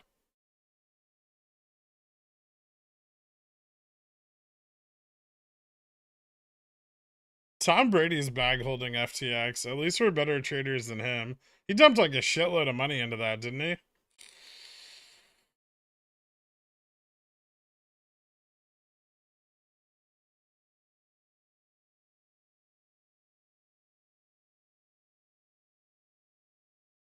Is it free money though on SPX? How can you know if its overall trend for the day is up or down?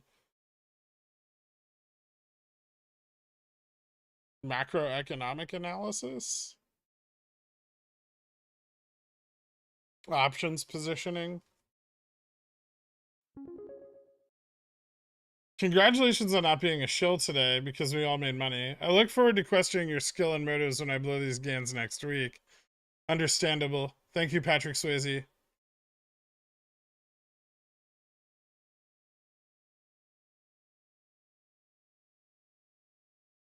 Oxy was at 69.69. I think it's calling to me. Ooh, fun.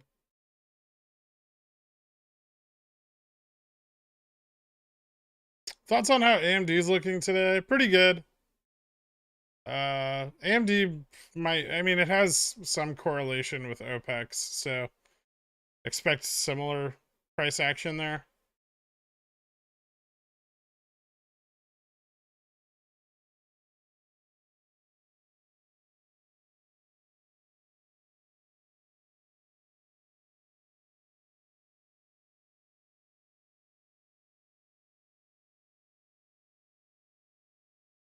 No problem, Alley Cat.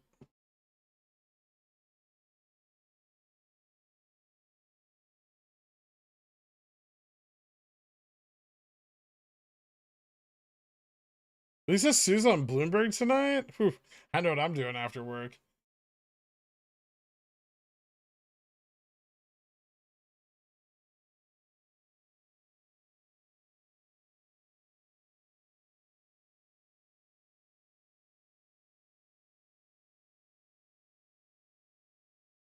What? No, I'm gonna watch her interview.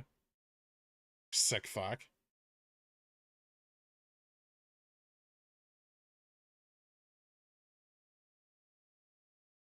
How dare you call hanging out with me work? Sorry.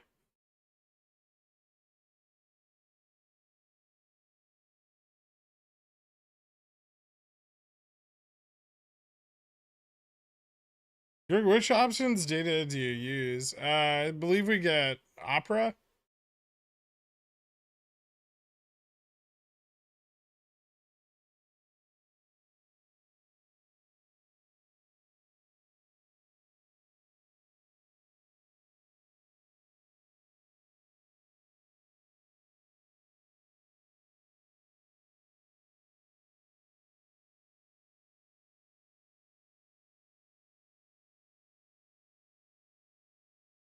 No, not Orca. Opera.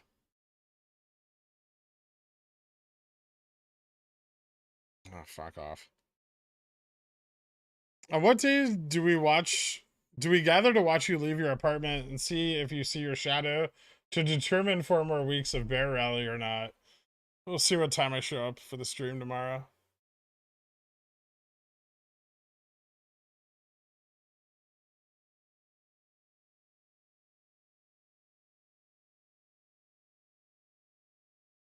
OPRA. Opera. Opera. Not okra or okra tax or orca.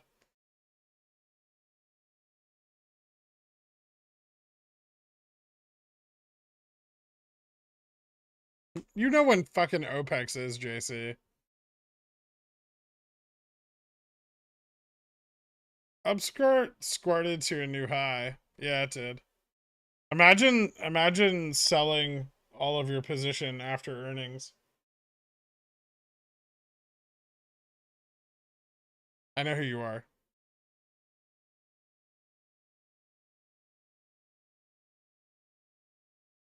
I forgot. Fuck you.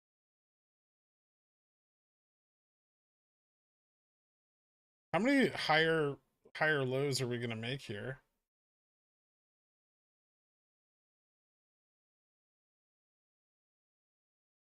If up again, it's the only way. You're right. You know that?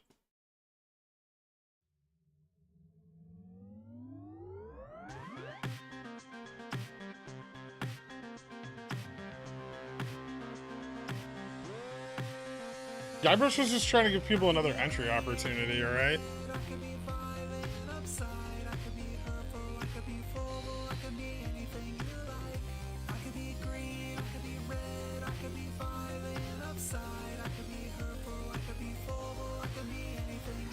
Coming after my calls again.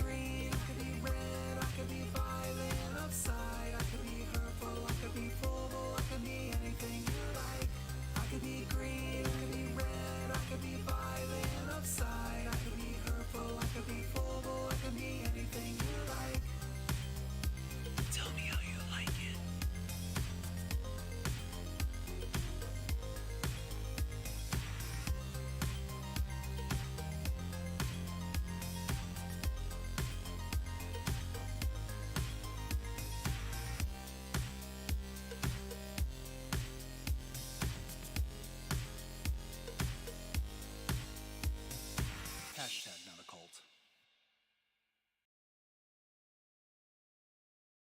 Streamers trying to hit Trade's levels of thirst.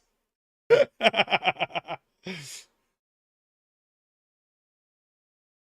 need to bounce the red off Guybrush's helmet.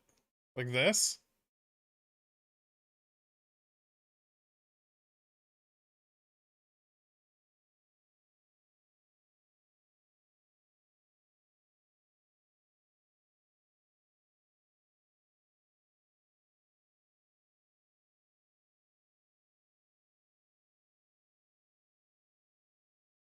It's working. You guys are such idiots.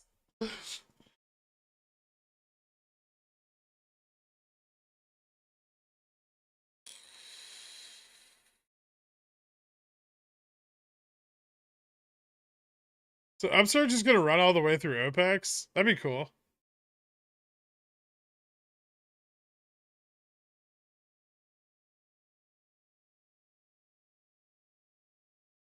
What's Carl Icahn talking about on CNBC? I don't know, man.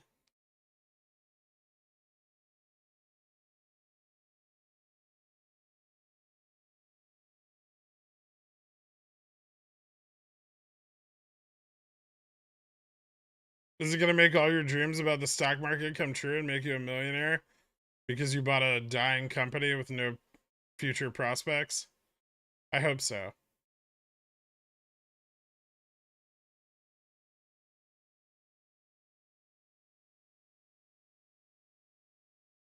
I've been margin called 30K. If Fugua could run back to 360, that would be great. It's gonna be really hard for it to do with all those $4 puts in the way. Ben, thank you so much. Guys, welcome to Cornishon. Give Ben a shout out for hooking you up.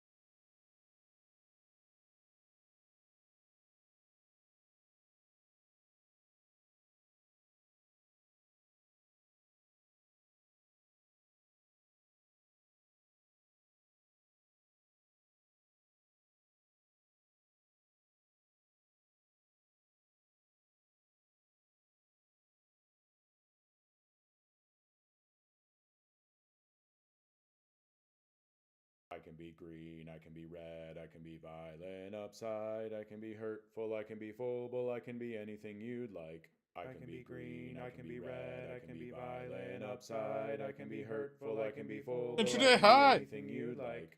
Wait, are we there yet? I can be red. Oh, we're so close. Upside. I can be hurtful. I can be full. I can We be gapped up. you like. I can be green. I can be red. I can be violent. Upside. I can be hurtful. I can be full. I can be anything you like. I can be green. I can be red. I can be violent. Upside. I can be hurtful. I can be full. I can be anything you like. I can be green, I can be red, I can be violent upside, I can be hurtful, I can be full, I can be anything you like. I can be green, I can be red, I can be violent upside, I can be hurtful, I can be full, I can be anything you like. I can be green, I can be red, I can be violent upside, I can be hurtful, I can be full, I can be anything you like. I can be green, I can be red, I can be violent upside, I can be hurtful, I can be full, I can be anything you like.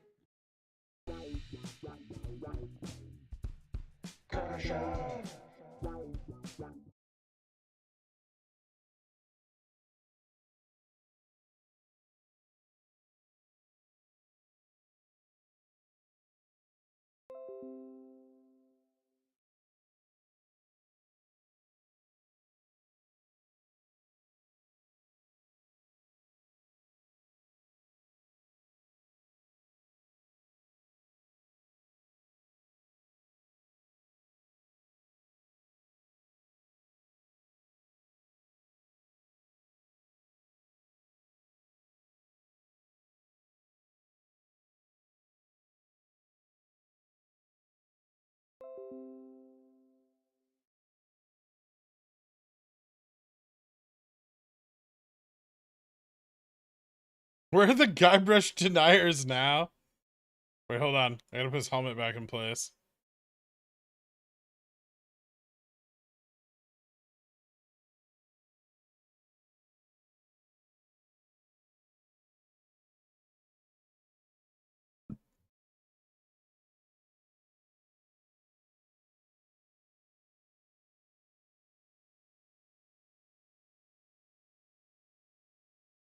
Does ups like this contribute to the bar rate increasing?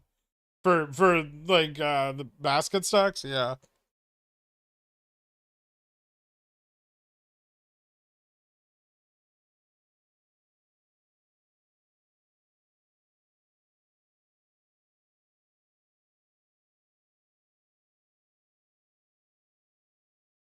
Thanks, Muffin. I appreciate that, I think.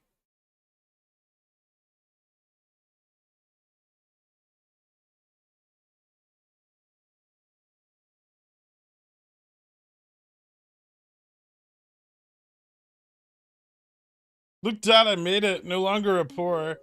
Oh, thank you so much. Hey, Dad, are you ready for SPX to break above 39.50 in power hour? Thanks. Looking pretty good, isn't it? I'm right here, JC. Guybrush throughput is a fucking shill. I love him right now. Pickle. Thank you, Mr. Flags.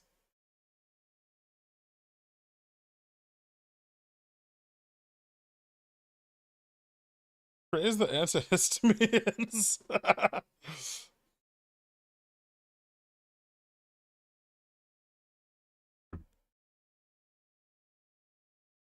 LMT put buying time? Patience.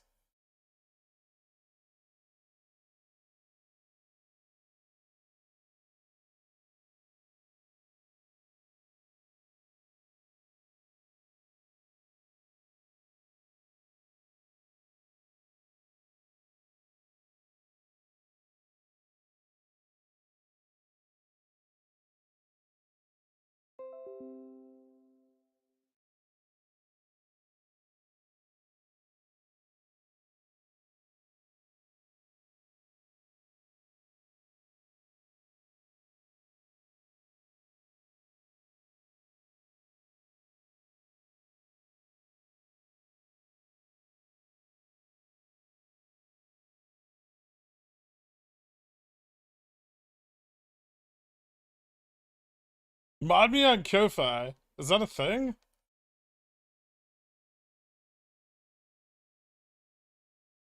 Free milestone chat lit. Thanks, nuns with guns.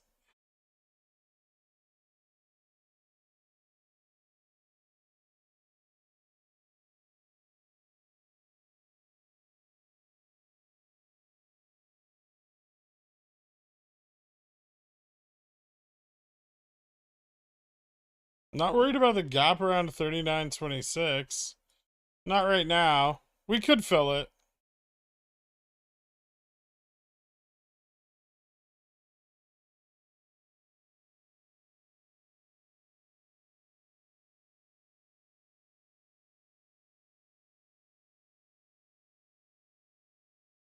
Comfort? Beautiful chicken tender daddy.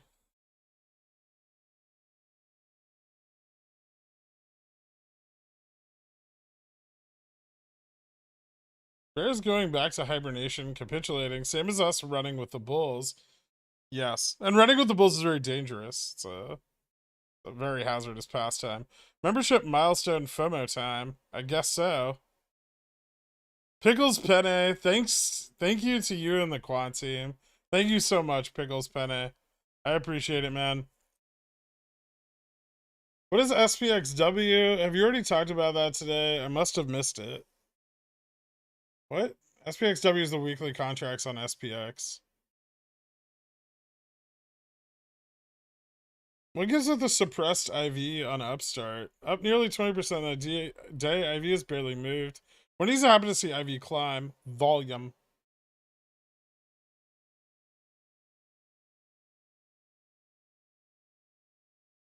Imagine MM's internalizing a lot. That would add to a lot of bullish pressure moving into Opex. Yes. Well, you're Rusty Shackleford. I don't know if you're inevitable or not. Oh, shit. I've blocked the SPX chart with Guybrush's head. Sorry, I'm just trying to follow the trend here. Carl, thank you so much, man. Guys, give Carl a shout out. He's now brought you aboard to Cornichon so he can time you out.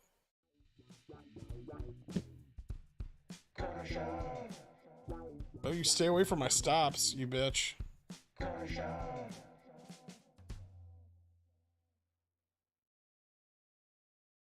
Trend's still bullish. Why the fuck aren't there 1,000 likes yet? Do we even have 1,000 people watching this?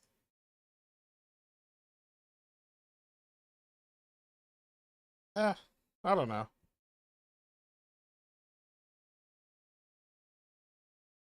Who gives a shit? My SPX calls are printing like crazy.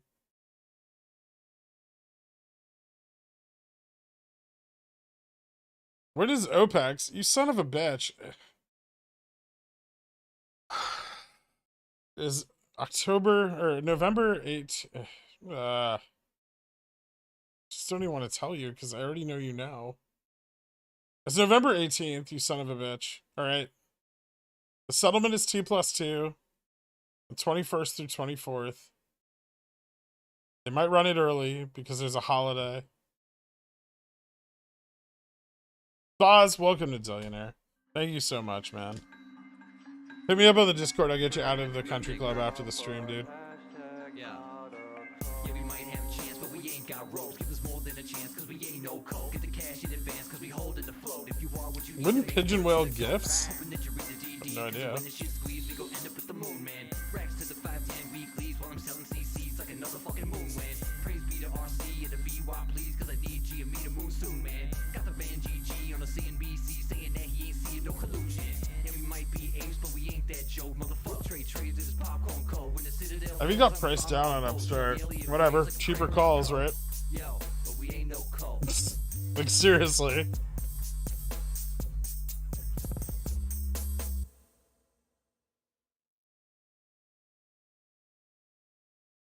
I'm selling my van for an Opex play. Do you think GME or Upstart would be the best? Don't do that. That's stupid.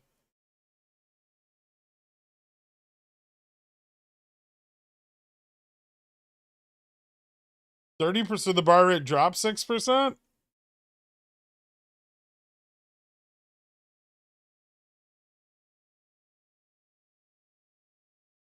When did Carl get timeout for his birthday?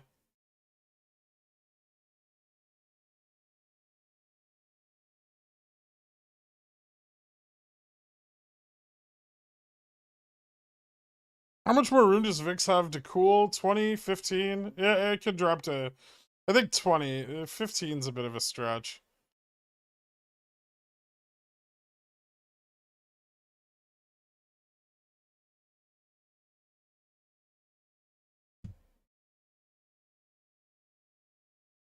Not a peak.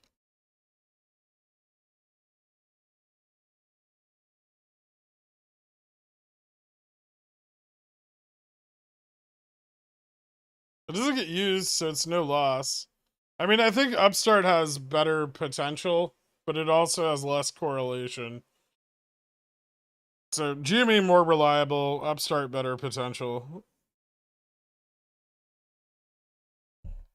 Where is Upstart? I'm trying to watch like 50 different things right now, man. I got these fucking assholes trying to stop loss hunt me out of my positions. I've only got 4 little screens here. Where's the fucking... Goddamn.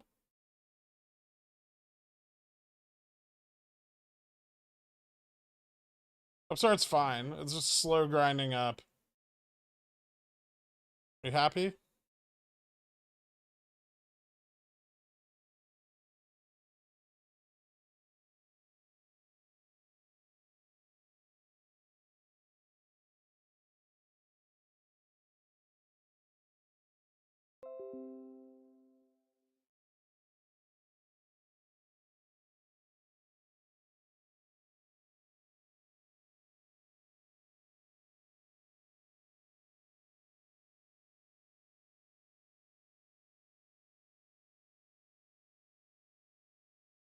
At what price does Upstart break free when they stop trying to keep it from breaking free?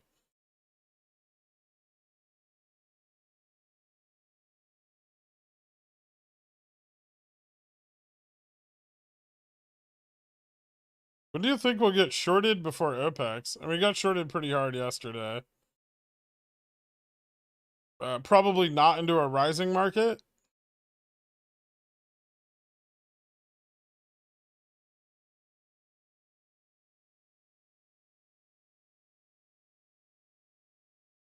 If they try to short GME into a rising market too hard, they're going to spike the fucking borrow rate. Yeah, they're shorting it a little bit. Mostly they're internalizing, right?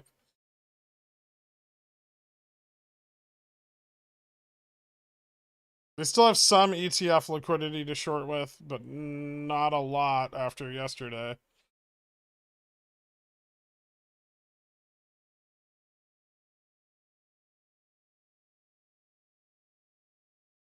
No, internalizing isn't the same as shorting.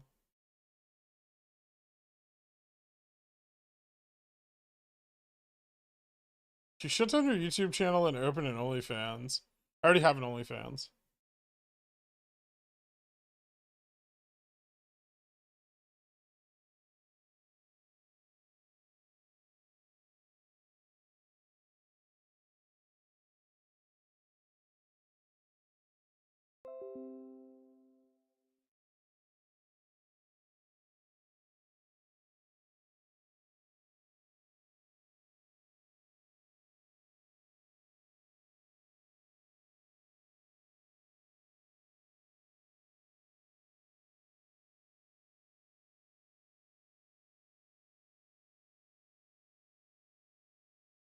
I cannot believe you give away all this knowledge for free.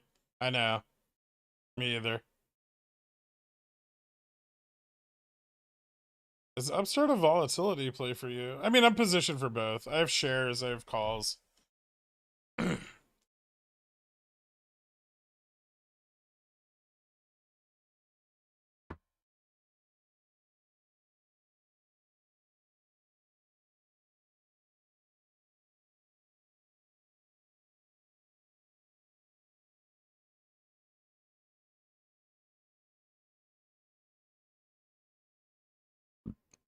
To be fair, all the stock knowledge that costs money is snake oil. Usually worse than snake oil. At least snake oil, you actually get a fucking product. It's oil, but, you know, you could cook something with it. Yeah, Cat's actually seemingly internalized. I don't know. Dow performance isn't great today because tech's running, right? That's more of it's an effect of like sector shift and possibly some internalization. It's also at resistance. Carl Someone's long SPX. Thank you so much, Carl. I appreciate it, dude. Guys, everyone give Carl a big shout out for hooking you up with Cornichon. Welcome aboard.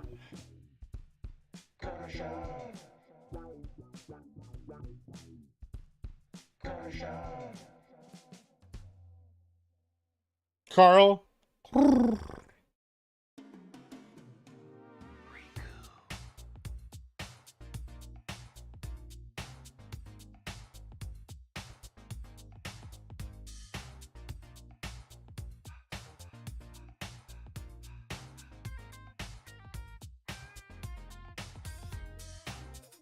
$99 straight to Kirk's pocket. He's gotta be a shill cause he's taking all my money. Think he's got a gun to my head. Pigeon whales are the highest class of society.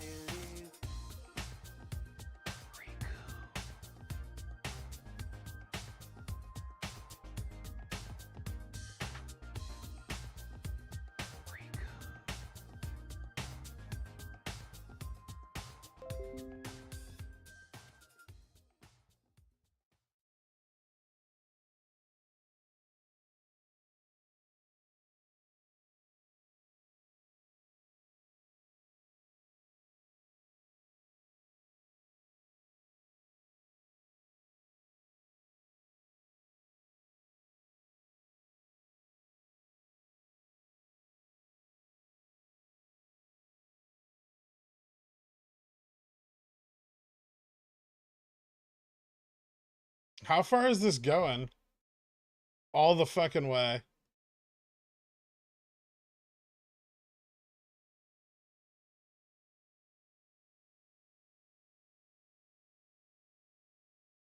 Oh.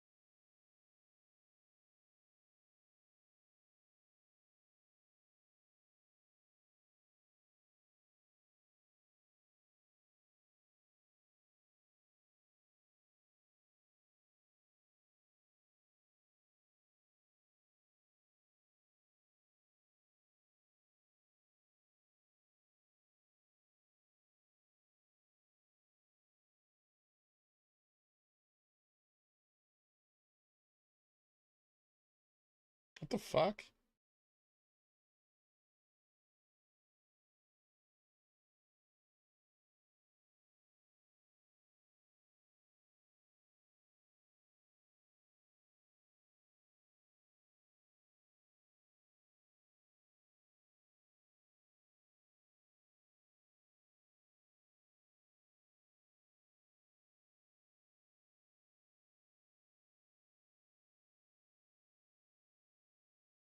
Hold on, I need to check something.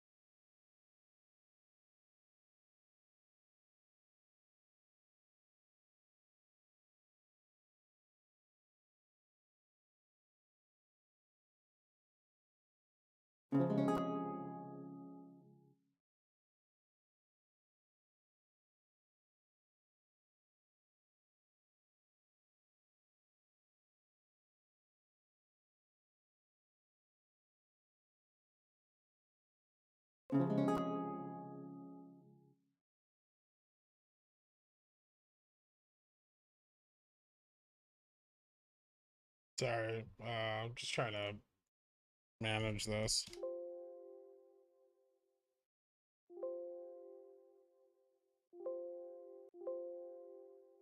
I'll catch up with chat in a second.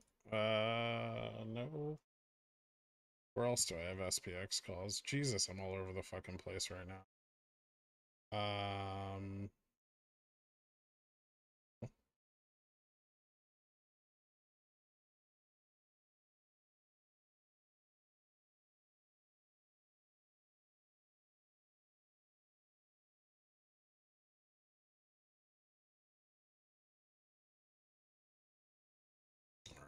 All right. You're the man. That is all. Thanks, man. Greg, I just want to give you a big thanks. Took your advice yesterday with 8 minutes left in the market. Close out my long position and take a straddle on the SPY. Currently up 600% on my calls. Fuck yeah, dude. That's awesome. Congratulations. How much money did you make today? I have no idea. A bunch.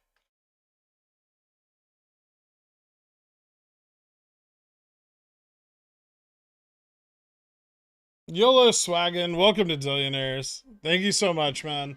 Hit me up on the Discord. I'll get you added to the country club after the stream, dude. Is this a melt up? Yeah, a little bit. I mean, we're moving up to the 39.50 level. There's not a lot of resistance, so. Above 6 figures? Yeah.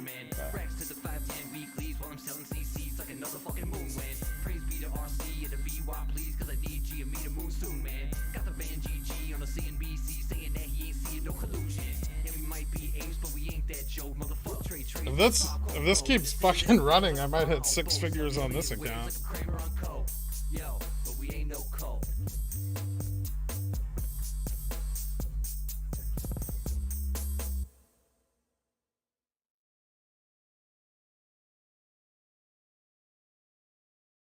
That's it. Shirt's coming off. Whoa, whoa, whoa. We have rules about that. How do you deal with giving half to Uncle Sam every year? Whatever. I still made the other half, right? It's not half. It's less than that, but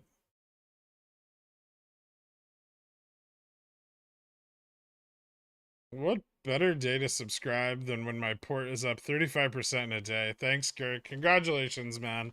That's awesome. Time for you to make me a pontiff.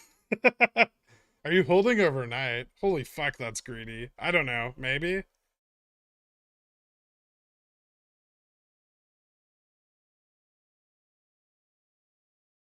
Pull back to the gap? Are we even gonna fucking stop? This is getting ridiculous. Doesn't look like it.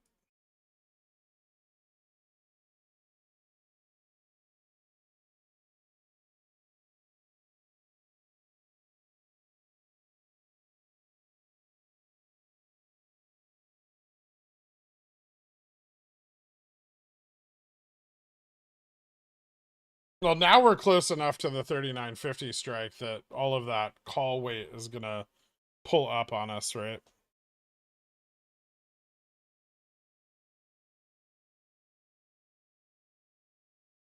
Trust me, it's you from the future. Hold overnight. Oh, I definitely don't believe me from the future. Especially not after we bought all those CERN puts.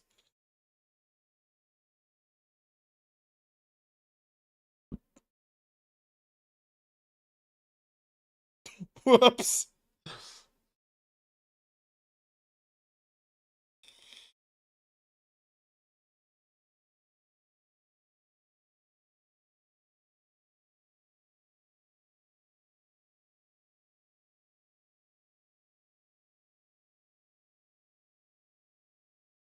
I hope I set a wide enough range on this not to get fucking destroyed.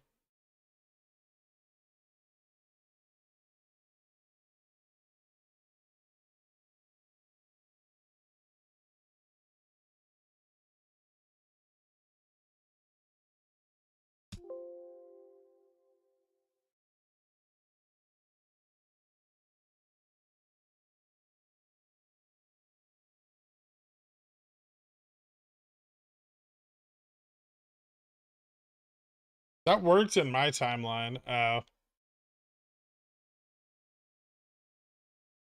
thought I remember you saying in the stream months ago that you're not a millionaire. I mean, I'm not. I don't have $1 million in my bank account.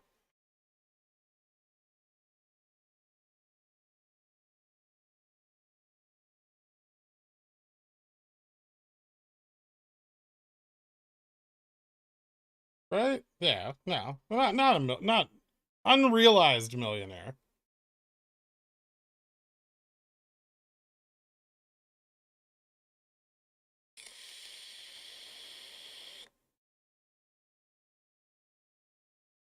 Brokerage not same like bank.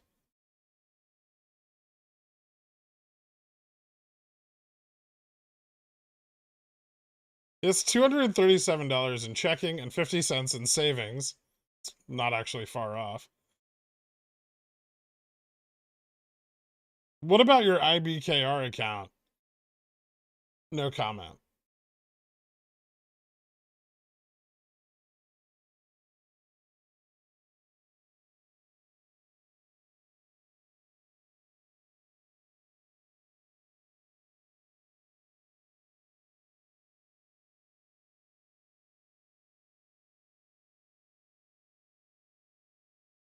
I don't know how much profit we're taking. We're gonna see out of the 39.50 level.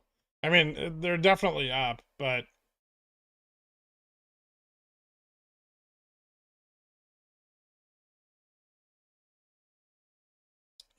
trend still looks pretty bullish. And now we left a gap to the upside. So a little too exuberant on this drop. How much time do we have left though? 40 minutes? Ooh, crunch. Something? You would have been richer if you didn't paper hand your popcorn. Ugh. I sold my popcorn at a profit, thank you.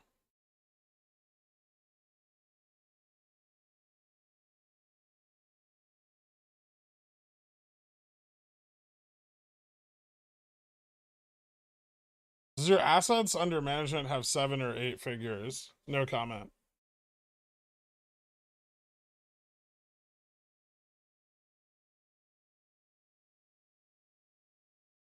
Water, coffee, breathe, stretch, nicotine, ice cream, Sammy. No, none of those things. Stay here, stare at my screen really hard. If I stare at it harder, it'll move up to 39.50 faster. I thought you knew the fucking rules, Carl.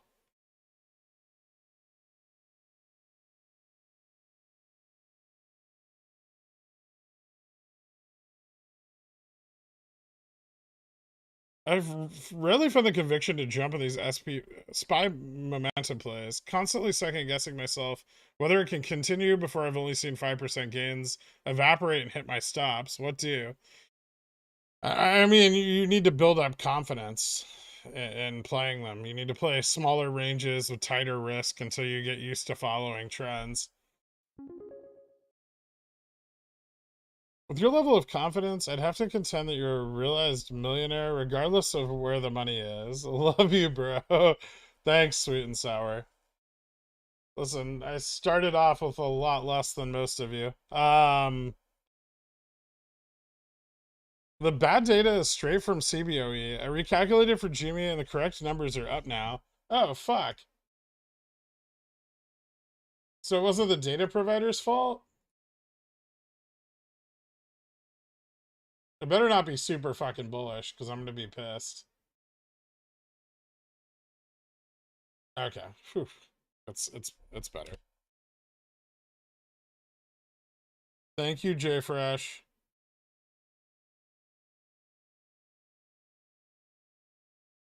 Hold on. You guys spam the chat if SPX drops while I'm paying attention to this other thing.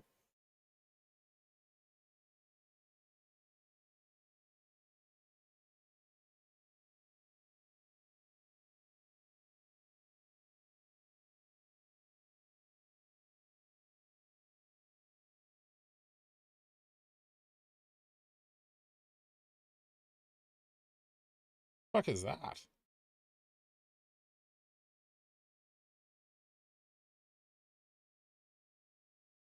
There we go.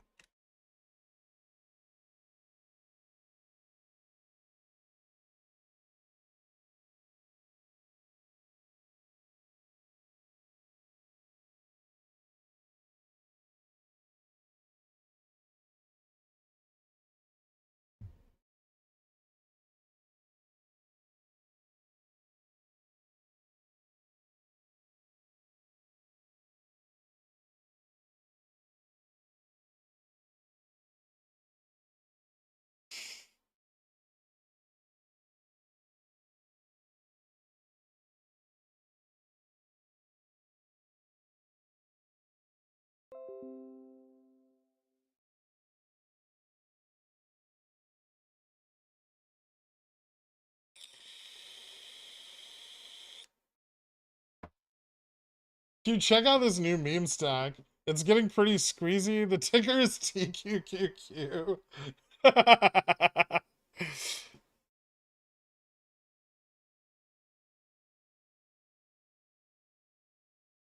Oh, this is intense. Does it keep going up? Is it done? I don't know yet.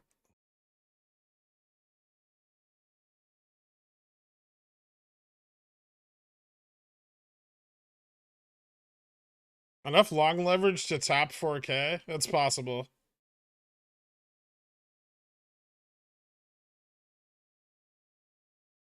I'm so glad I didn't roll down cover calls yesterday and just close them out. Smart move.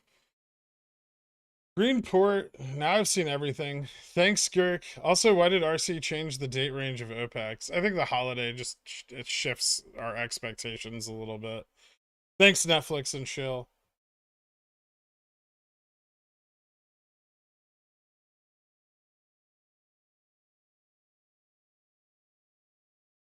SPX is up $200 today almost. This is fucking crazy.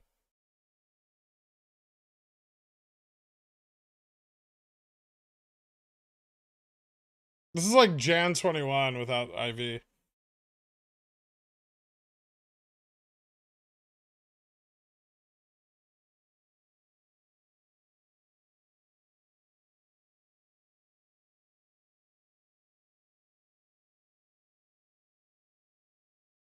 This is the pulled forward Opex. No, it's not.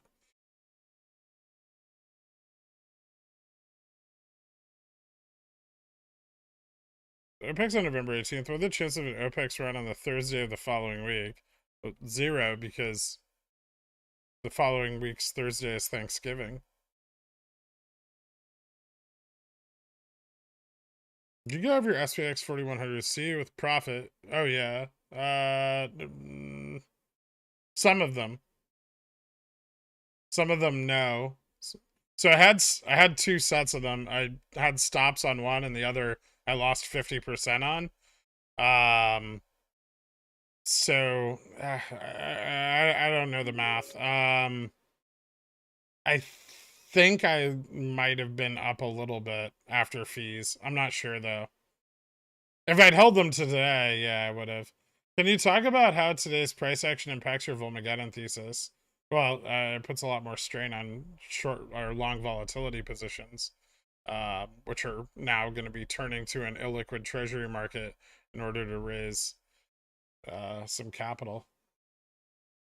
Also, could you see us breaking SPY all-time high if shit really runs? I mean, that would require like a lot of other factors, right? Like, I mean, the Fed would have to like pull back rate increases or start reversing them or something.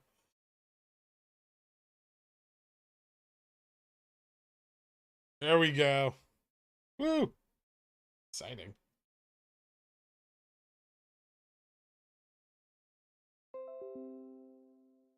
Can't stop, won't stop. Uh-huh, uh-huh.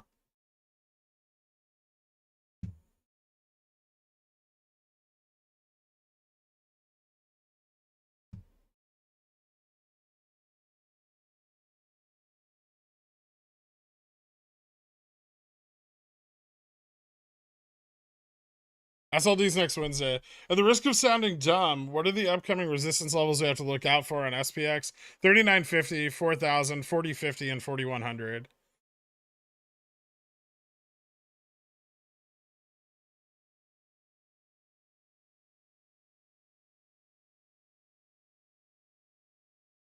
Upstart's still grinding. I imagine Upstart's still grinding up. It's kind of sensitive to the rising market right now. Don't forget that it's harder for them to short Upstart than GME.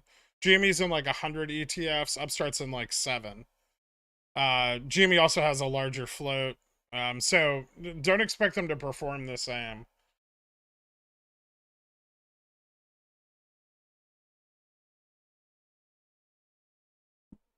Interesting.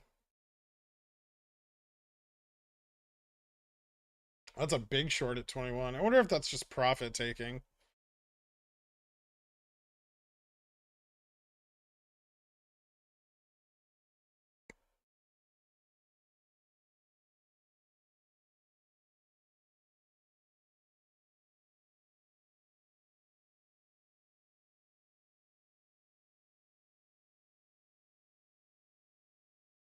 I remember you talking a lot about future cycles with GME. Why don't you talk about it anymore? I mean, it's kind of just part of Opex, right?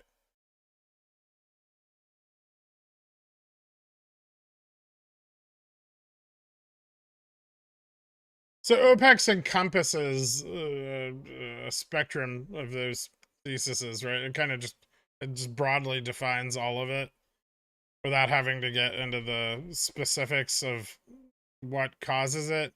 Also, it's not really futures, right? We discovered that a while back. It's forward contracts written by the ETFs to themselves in order to balance their NAV against shares they don't have on hand. And they're not really a futures contract. They are and they're not. Um, they have a deliverable though, so they're almost like a commodities contract.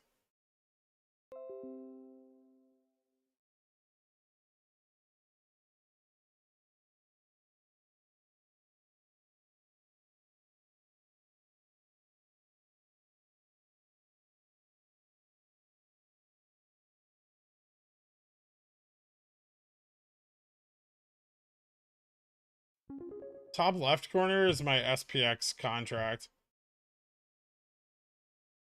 Some of my SPX contracts.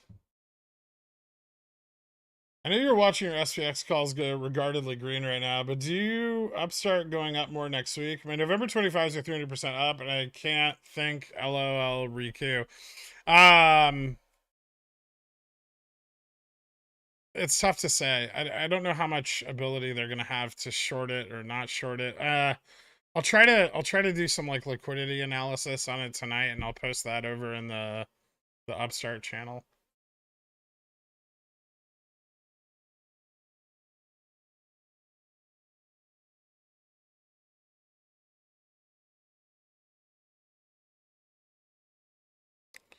You guys know that feeling when you paper hand your 39.50s for a loss because you lost confidence during the play? Would have had a decent gain right now. Oh well. I mean, you didn't. I don't think you did the wrong thing, right? I mean, there was a point there where it was definitely not worth. I chose to average down because of the positioning, but it was a risk. Don't get me wrong. I could have just lost 10 grand instead of making 10 grand, right?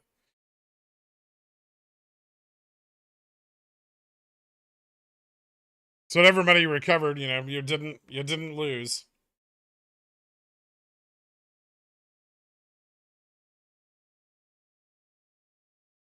Yeah, profits are profits, and rule number 1: don't lose money.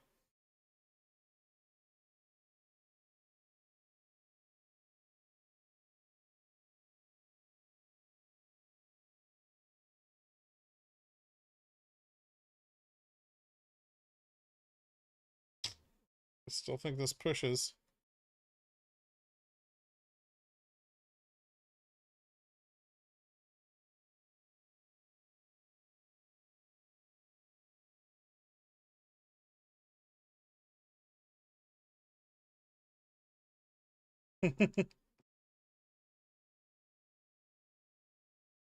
Man, people are not quick to sell out of these fucking these 1 DTEs. Oh, that scared them a little.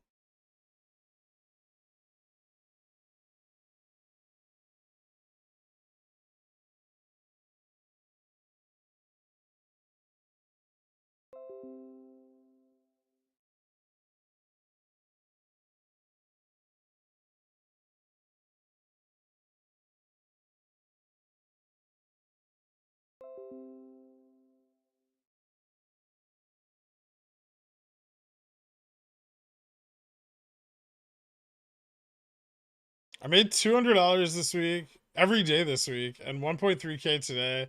Feels good for some of the learning to finally pay off. Thanks a lot, Kirk.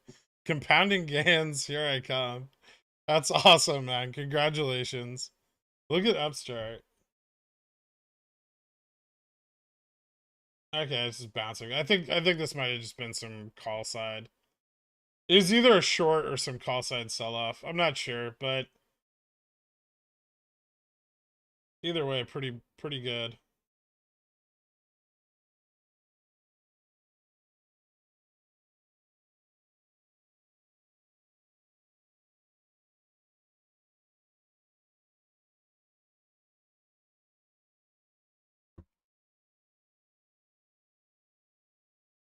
Do you think SPX fills the gap on the daily tomorrow?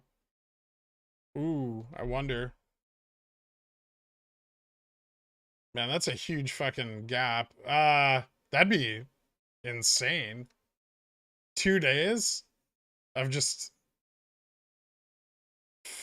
fuck. That'd be a lot of money. Believe me, there's a part of me that doesn't want to close these 1DTs today.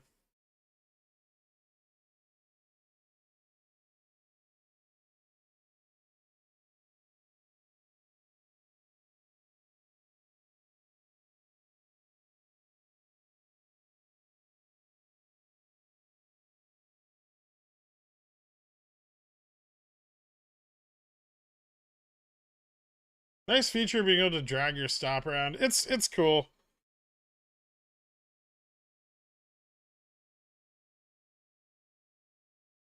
Jolt 1118 3900s overnight. I'd feel more confident in it. Yeah, I mean they're in the money. These aren't even in the money yet. I only have 20 contracts at 3950, but they're all 1DT. I have some 3850s for November 18th. I'm not closing those. I closed my 3765s out from yesterday for 230%. But I had to. I was gonna get. Hmm.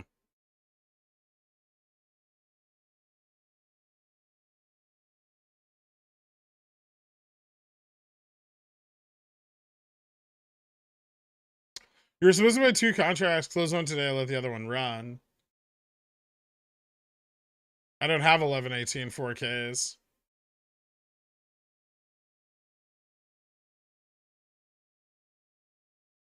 I guess it depends on how many you have.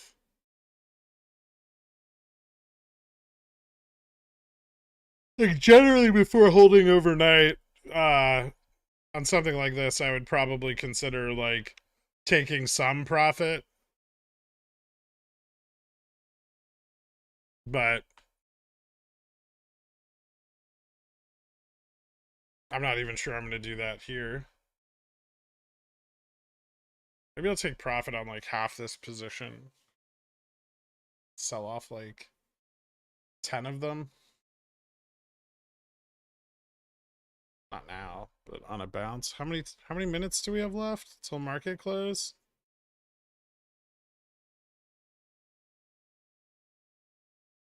$22.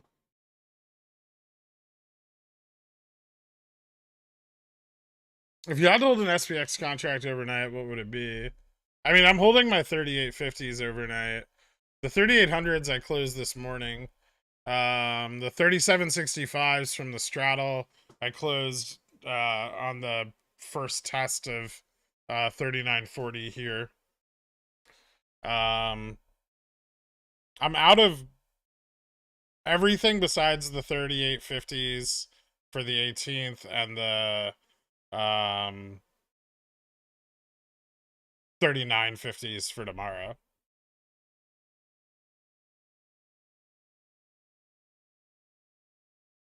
Move the cat chart up. Oh, sorry. Cat looks fine. It's stable above 230 into close. I actually don't mind holding those overnight. Although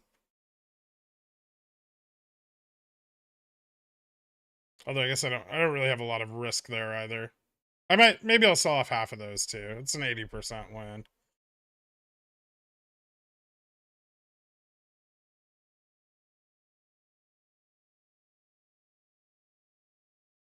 Big volume on Upstart. How, like, define big? How big? Okay, that's not that big. It's a good sign, but it's not that big.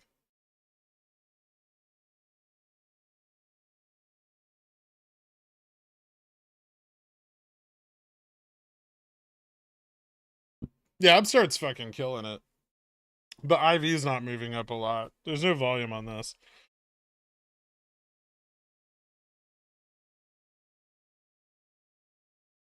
Gamma flip point for Upstart? That's a good question. I wonder what it's at.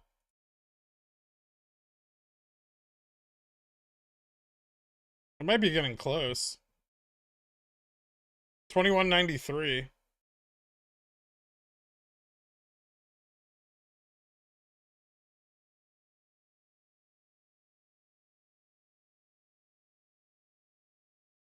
Yeah, man. SPX looks really fucking stable in this range. Let me check out ES real quick.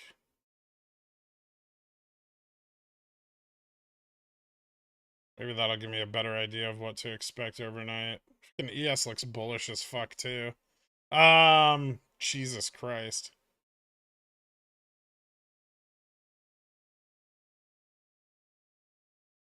Man, I don't know.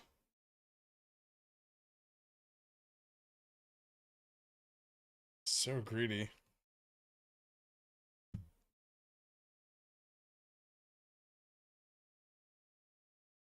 Hold or not to hold? Well, if they win in the money, I'd feel a bit better about it, but I don't know if they'll make it into the money by end of day. Like, we're close, right? We're only $5 off, but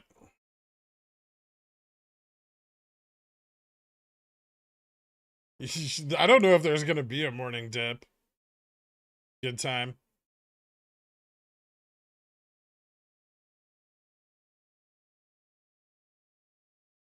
How cautious should we be here with Upstart? Take some profits today on shorter dated calls.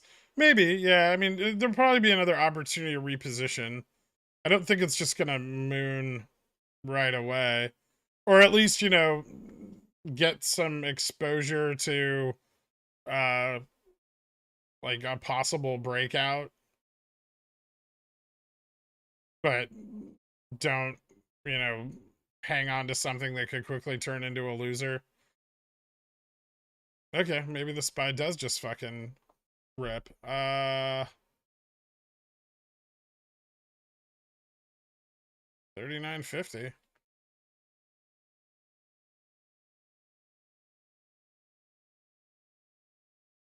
I'm gonna take 80% profits on my CSPs. Forget what I said yesterday. Stocks are fucking awesome.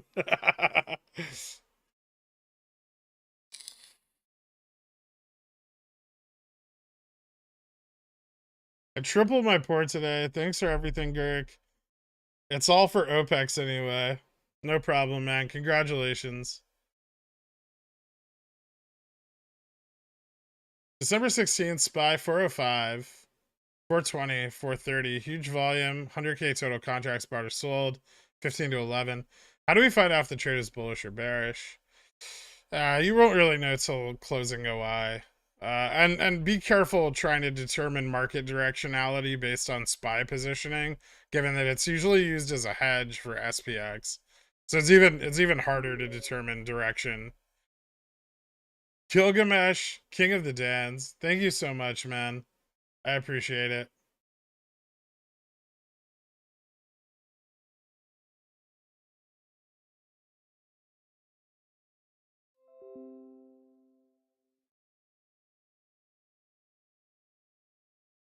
I think I'm gonna, okay, here's what I'm gonna do. I'm gonna cancel that. I'm gonna close limit order, 3 of these. Nope. I'm gonna close, wait, hold on. So I have 7, I have 13 here. All right, so I'll close.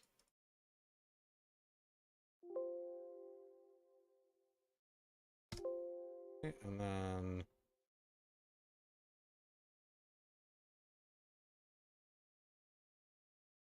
3 of these at 21.50. Pulling back? I can't even fucking tell.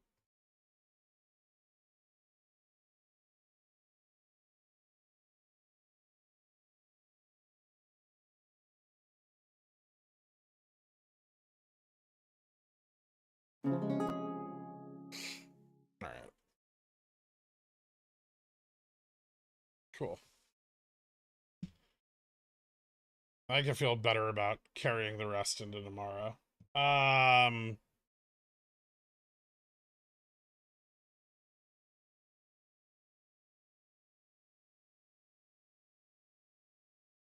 Ooh, fun.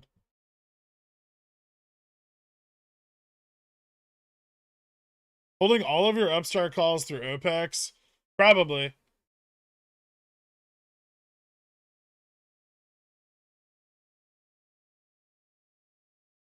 I have no SPY positioning. Would you straddle overnight for just some exposure? I don't know if I'd straddle overnight. You could. It may move up more overnight. Futures are on one right now. Ooh, I should pick up a couple 39.75s for overnight. Let's see what ES pricing looks like.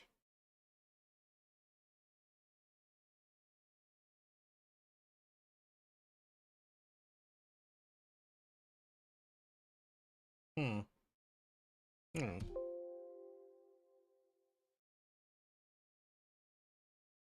Upstart's on the screen.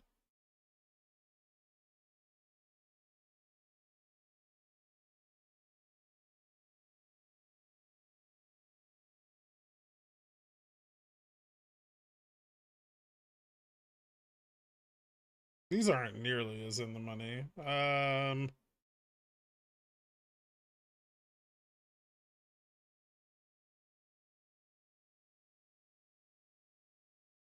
There's 2 of those at $3.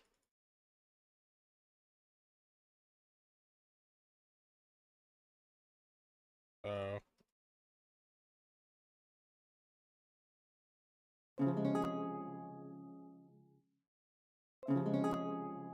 Yeah.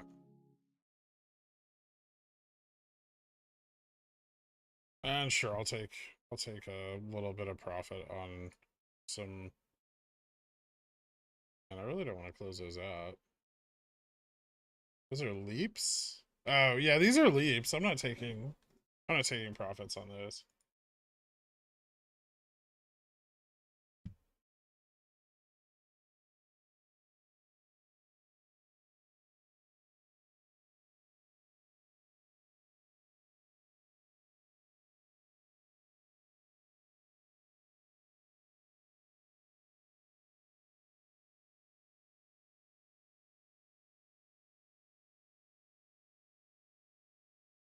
I feel a strange sensation in my pee-pee. There's blood flow in it, and my pants feel tighter.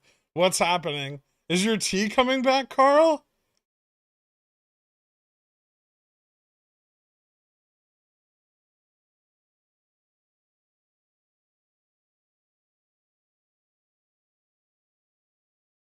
Oh, shit. She's all yours tonight, man. She's all yours.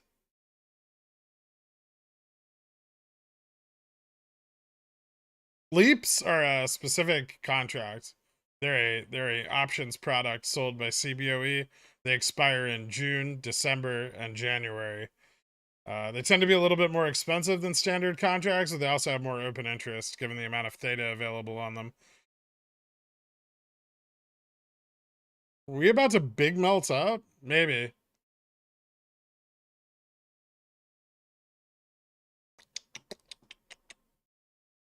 I'm excited.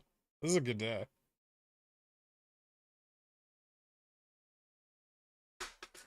Oops.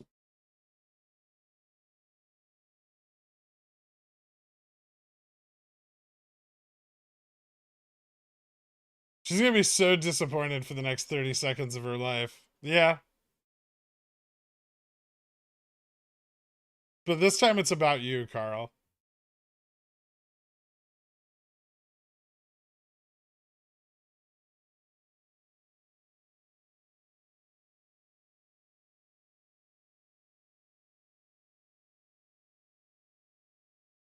Alright, I didn't need to watch this anymore.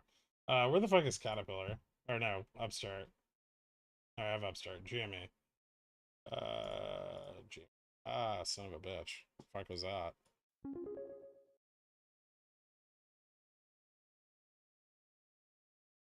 Really just locking that one in.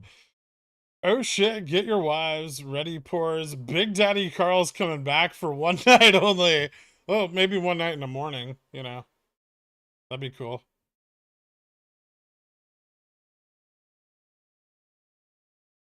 Alright, we're in the money now.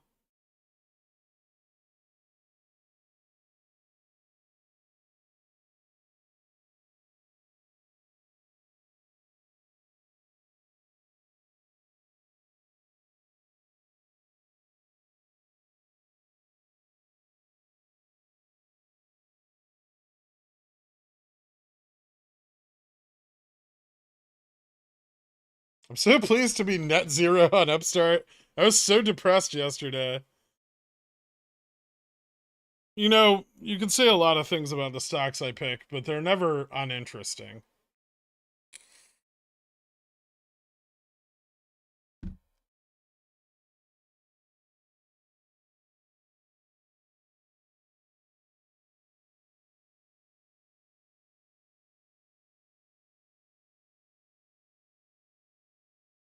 Rev's still interesting. I mean, all the money in it's gone, but it's still interesting.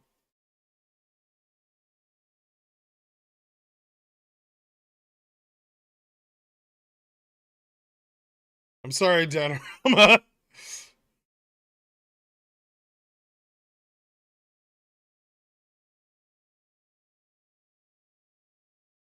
Rev off OTC reg show, though. Who gives a shit? Bar rate's still going up.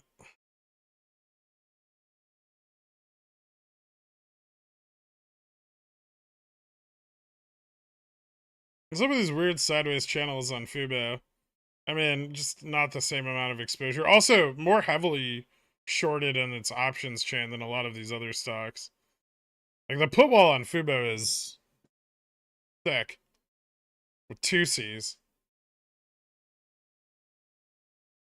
That's okay, though. I mean, BlackRock's still holding at $16 a share, so I don't really feel bad about my, like, $3.40 cost basis.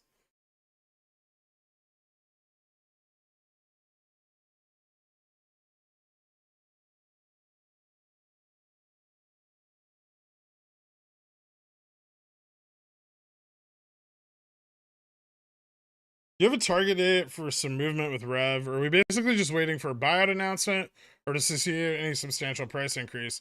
Basically, I mean, you got 3 more omnibus hearings this month, December and Jan.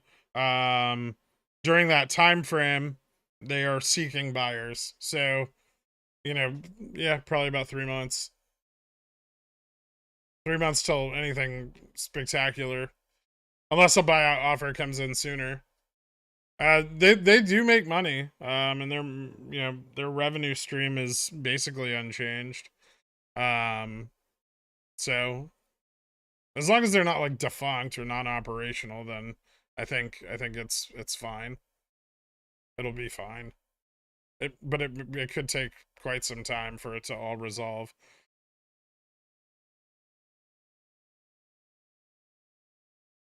Midpoint of that upside gap on the SPY. That gap is 40.37 to 40.83.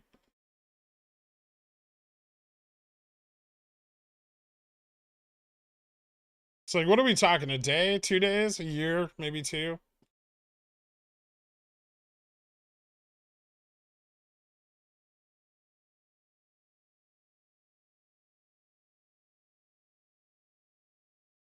I'm out.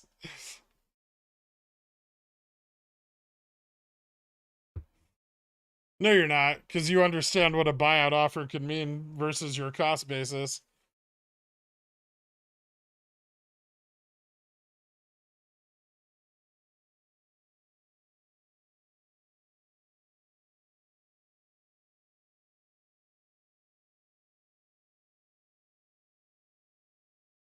Listen, Gaff, SPX is just as volatile as Bitcoin nowadays, all right? At what point are we able to say they're risking off on Upstart ahead of Opex? Up 27% today. Percentage points don't matter. What matters is volume. I'm sure some are risking off, but there's a lot.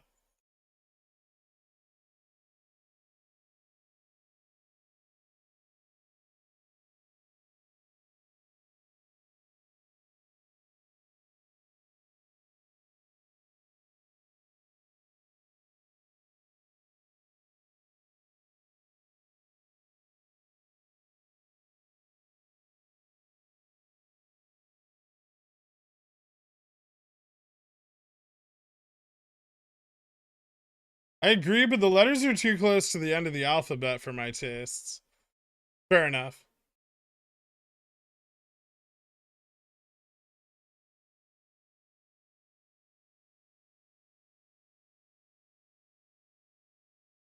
What would you have to see to conclude that primes are risking off?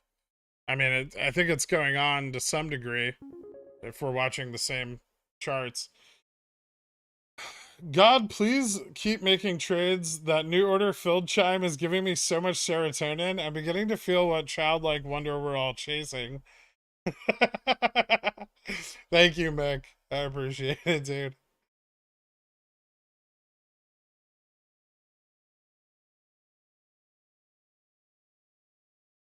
Gamma flip point on Upstart's at 2189. Right? Hold on. I should probably just look. 2193. Sorry. 2193. That was close.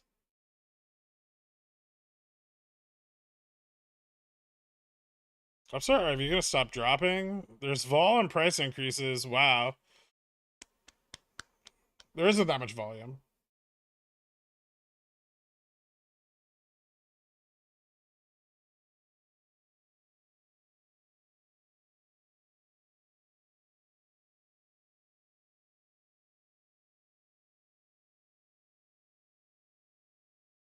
But listen to you, I'd be up a 5-bagger. Instead, I lost approximately 75% of my port at the start of the day and ended up on the day 20%. I mean, at least you made it back, man.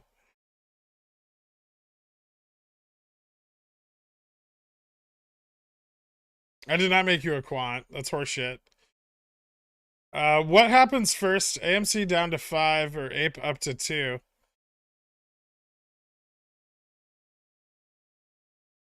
Ah, I don't care enough to know which direction the arbitrage is going to move.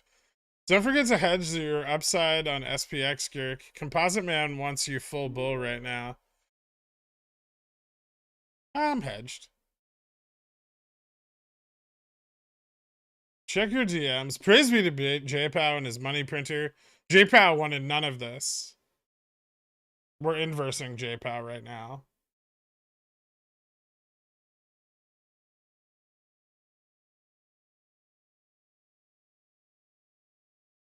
You think SPX could reject down off the old bottom trend line from the starting run in October? It could, yeah. Revlon halted. I don't know, is it?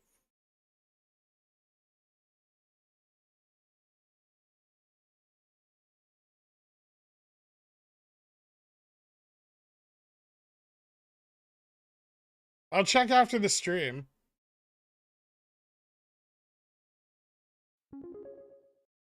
What's your Upstart Opex PT? I'm hoping for like 30 or 35 at most. Do you think we have a high chance of SPX SPY rug pull tomorrow? No, not particularly. We have a high chance. Like the concern now is long side capitulation, And I think most of the long side is pretty leveraged and fairly far dated. So I think we can continue to move up. I will consider giving you a response back.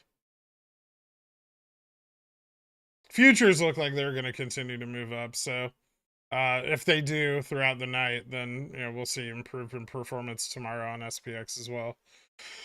Ding ding, what a fucking day, right? Holy shit. That was fun. I hope everyone made lots of money.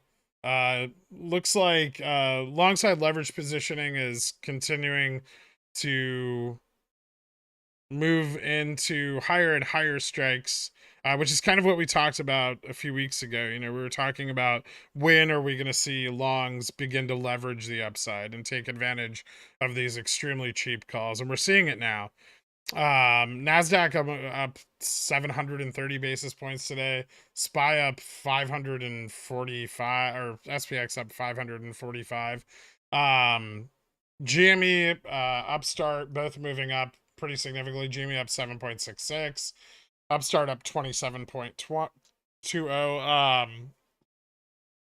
Like I said, they're still fighting really hard on the basket stocks to not allow IV to bump. They'll probably try to short them in after hours and get the price into a much more manageable range. But it doesn't. The problem with them crushing the volatility while trying to stabilize the price is that they make calls really cheap, right? So they're buying tons of puts, and that skews the call delta, and the calls become really cheap. And so when they do this, it leads to a more explosive Opex potential, right? Because buyers are incentivized to buy calls because they cost nothing. And no one's incentivized to buy puts except the people that are short because they're very expensive. And so what you end up with is like a put call parity that's severely skewed. And when those puts expire, there's nothing to do but hedge the upside on the market maker's part. And so hopefully we're seeing more and more of that as we see GME call interest build up, Upstart call interest build up. We're seeing SPX call interest build up. And all of this is, leading to bigger and bigger moves and more leverage to the upside. And I think tomorrow is going to be a little wonky because 0DT puts can kind of fight back against the upward pressure, but I think as we move into next week especially, it's going to get even more bullish into Monday and Tuesday.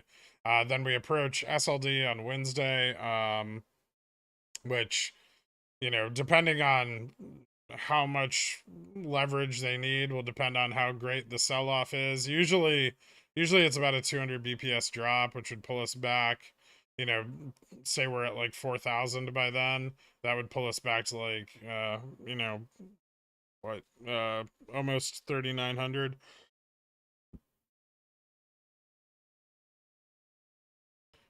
And then we've got all that gamma exposure market wide from that massive push up, right? So start being on the lookout into next week. We'll talk more about that tomorrow for SLD, like sell-offs. Where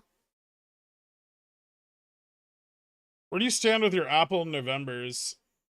I'm still in them. I mean, they're not the best, but I've made back some of my losses. The Decembers look amazing. But yeah, congratulations everyone who made money today. For those of you that didn't, don't worry, the market's going to stay volatile. There'll be plenty more opportunities, especially over the next couple weeks. And thank you all so much for tuning in. I'll see you bright and early tomorrow morning. Have a good night.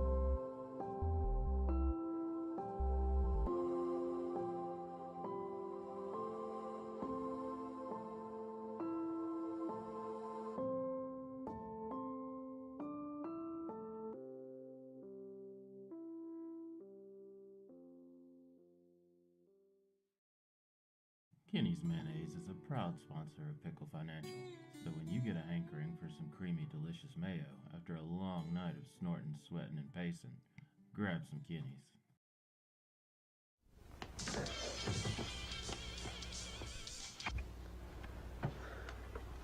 It's yours? No, My mother said she found it in your closet. I don't know. One of the guys must have... Must have what? Look, Dad, it's Where not... did you get it?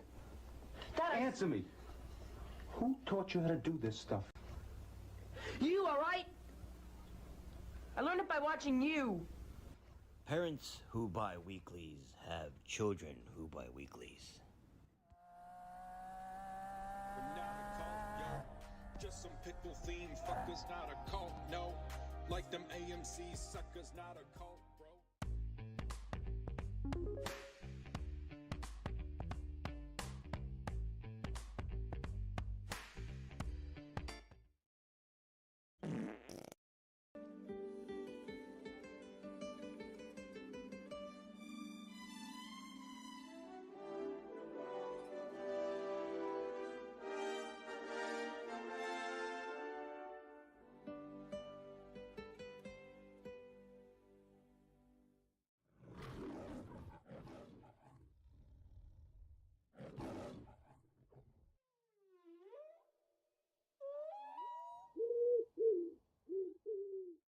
Rico!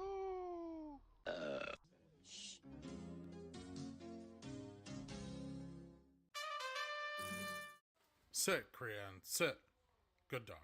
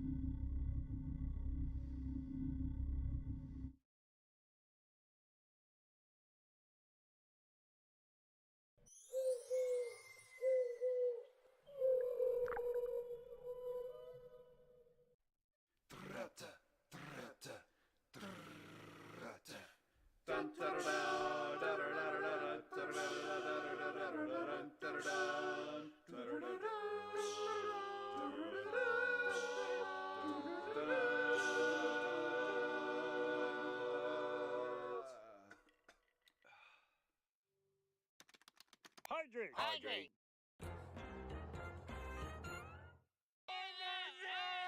Did you get any of that? It's a good show. Not an advisor. Frigulon.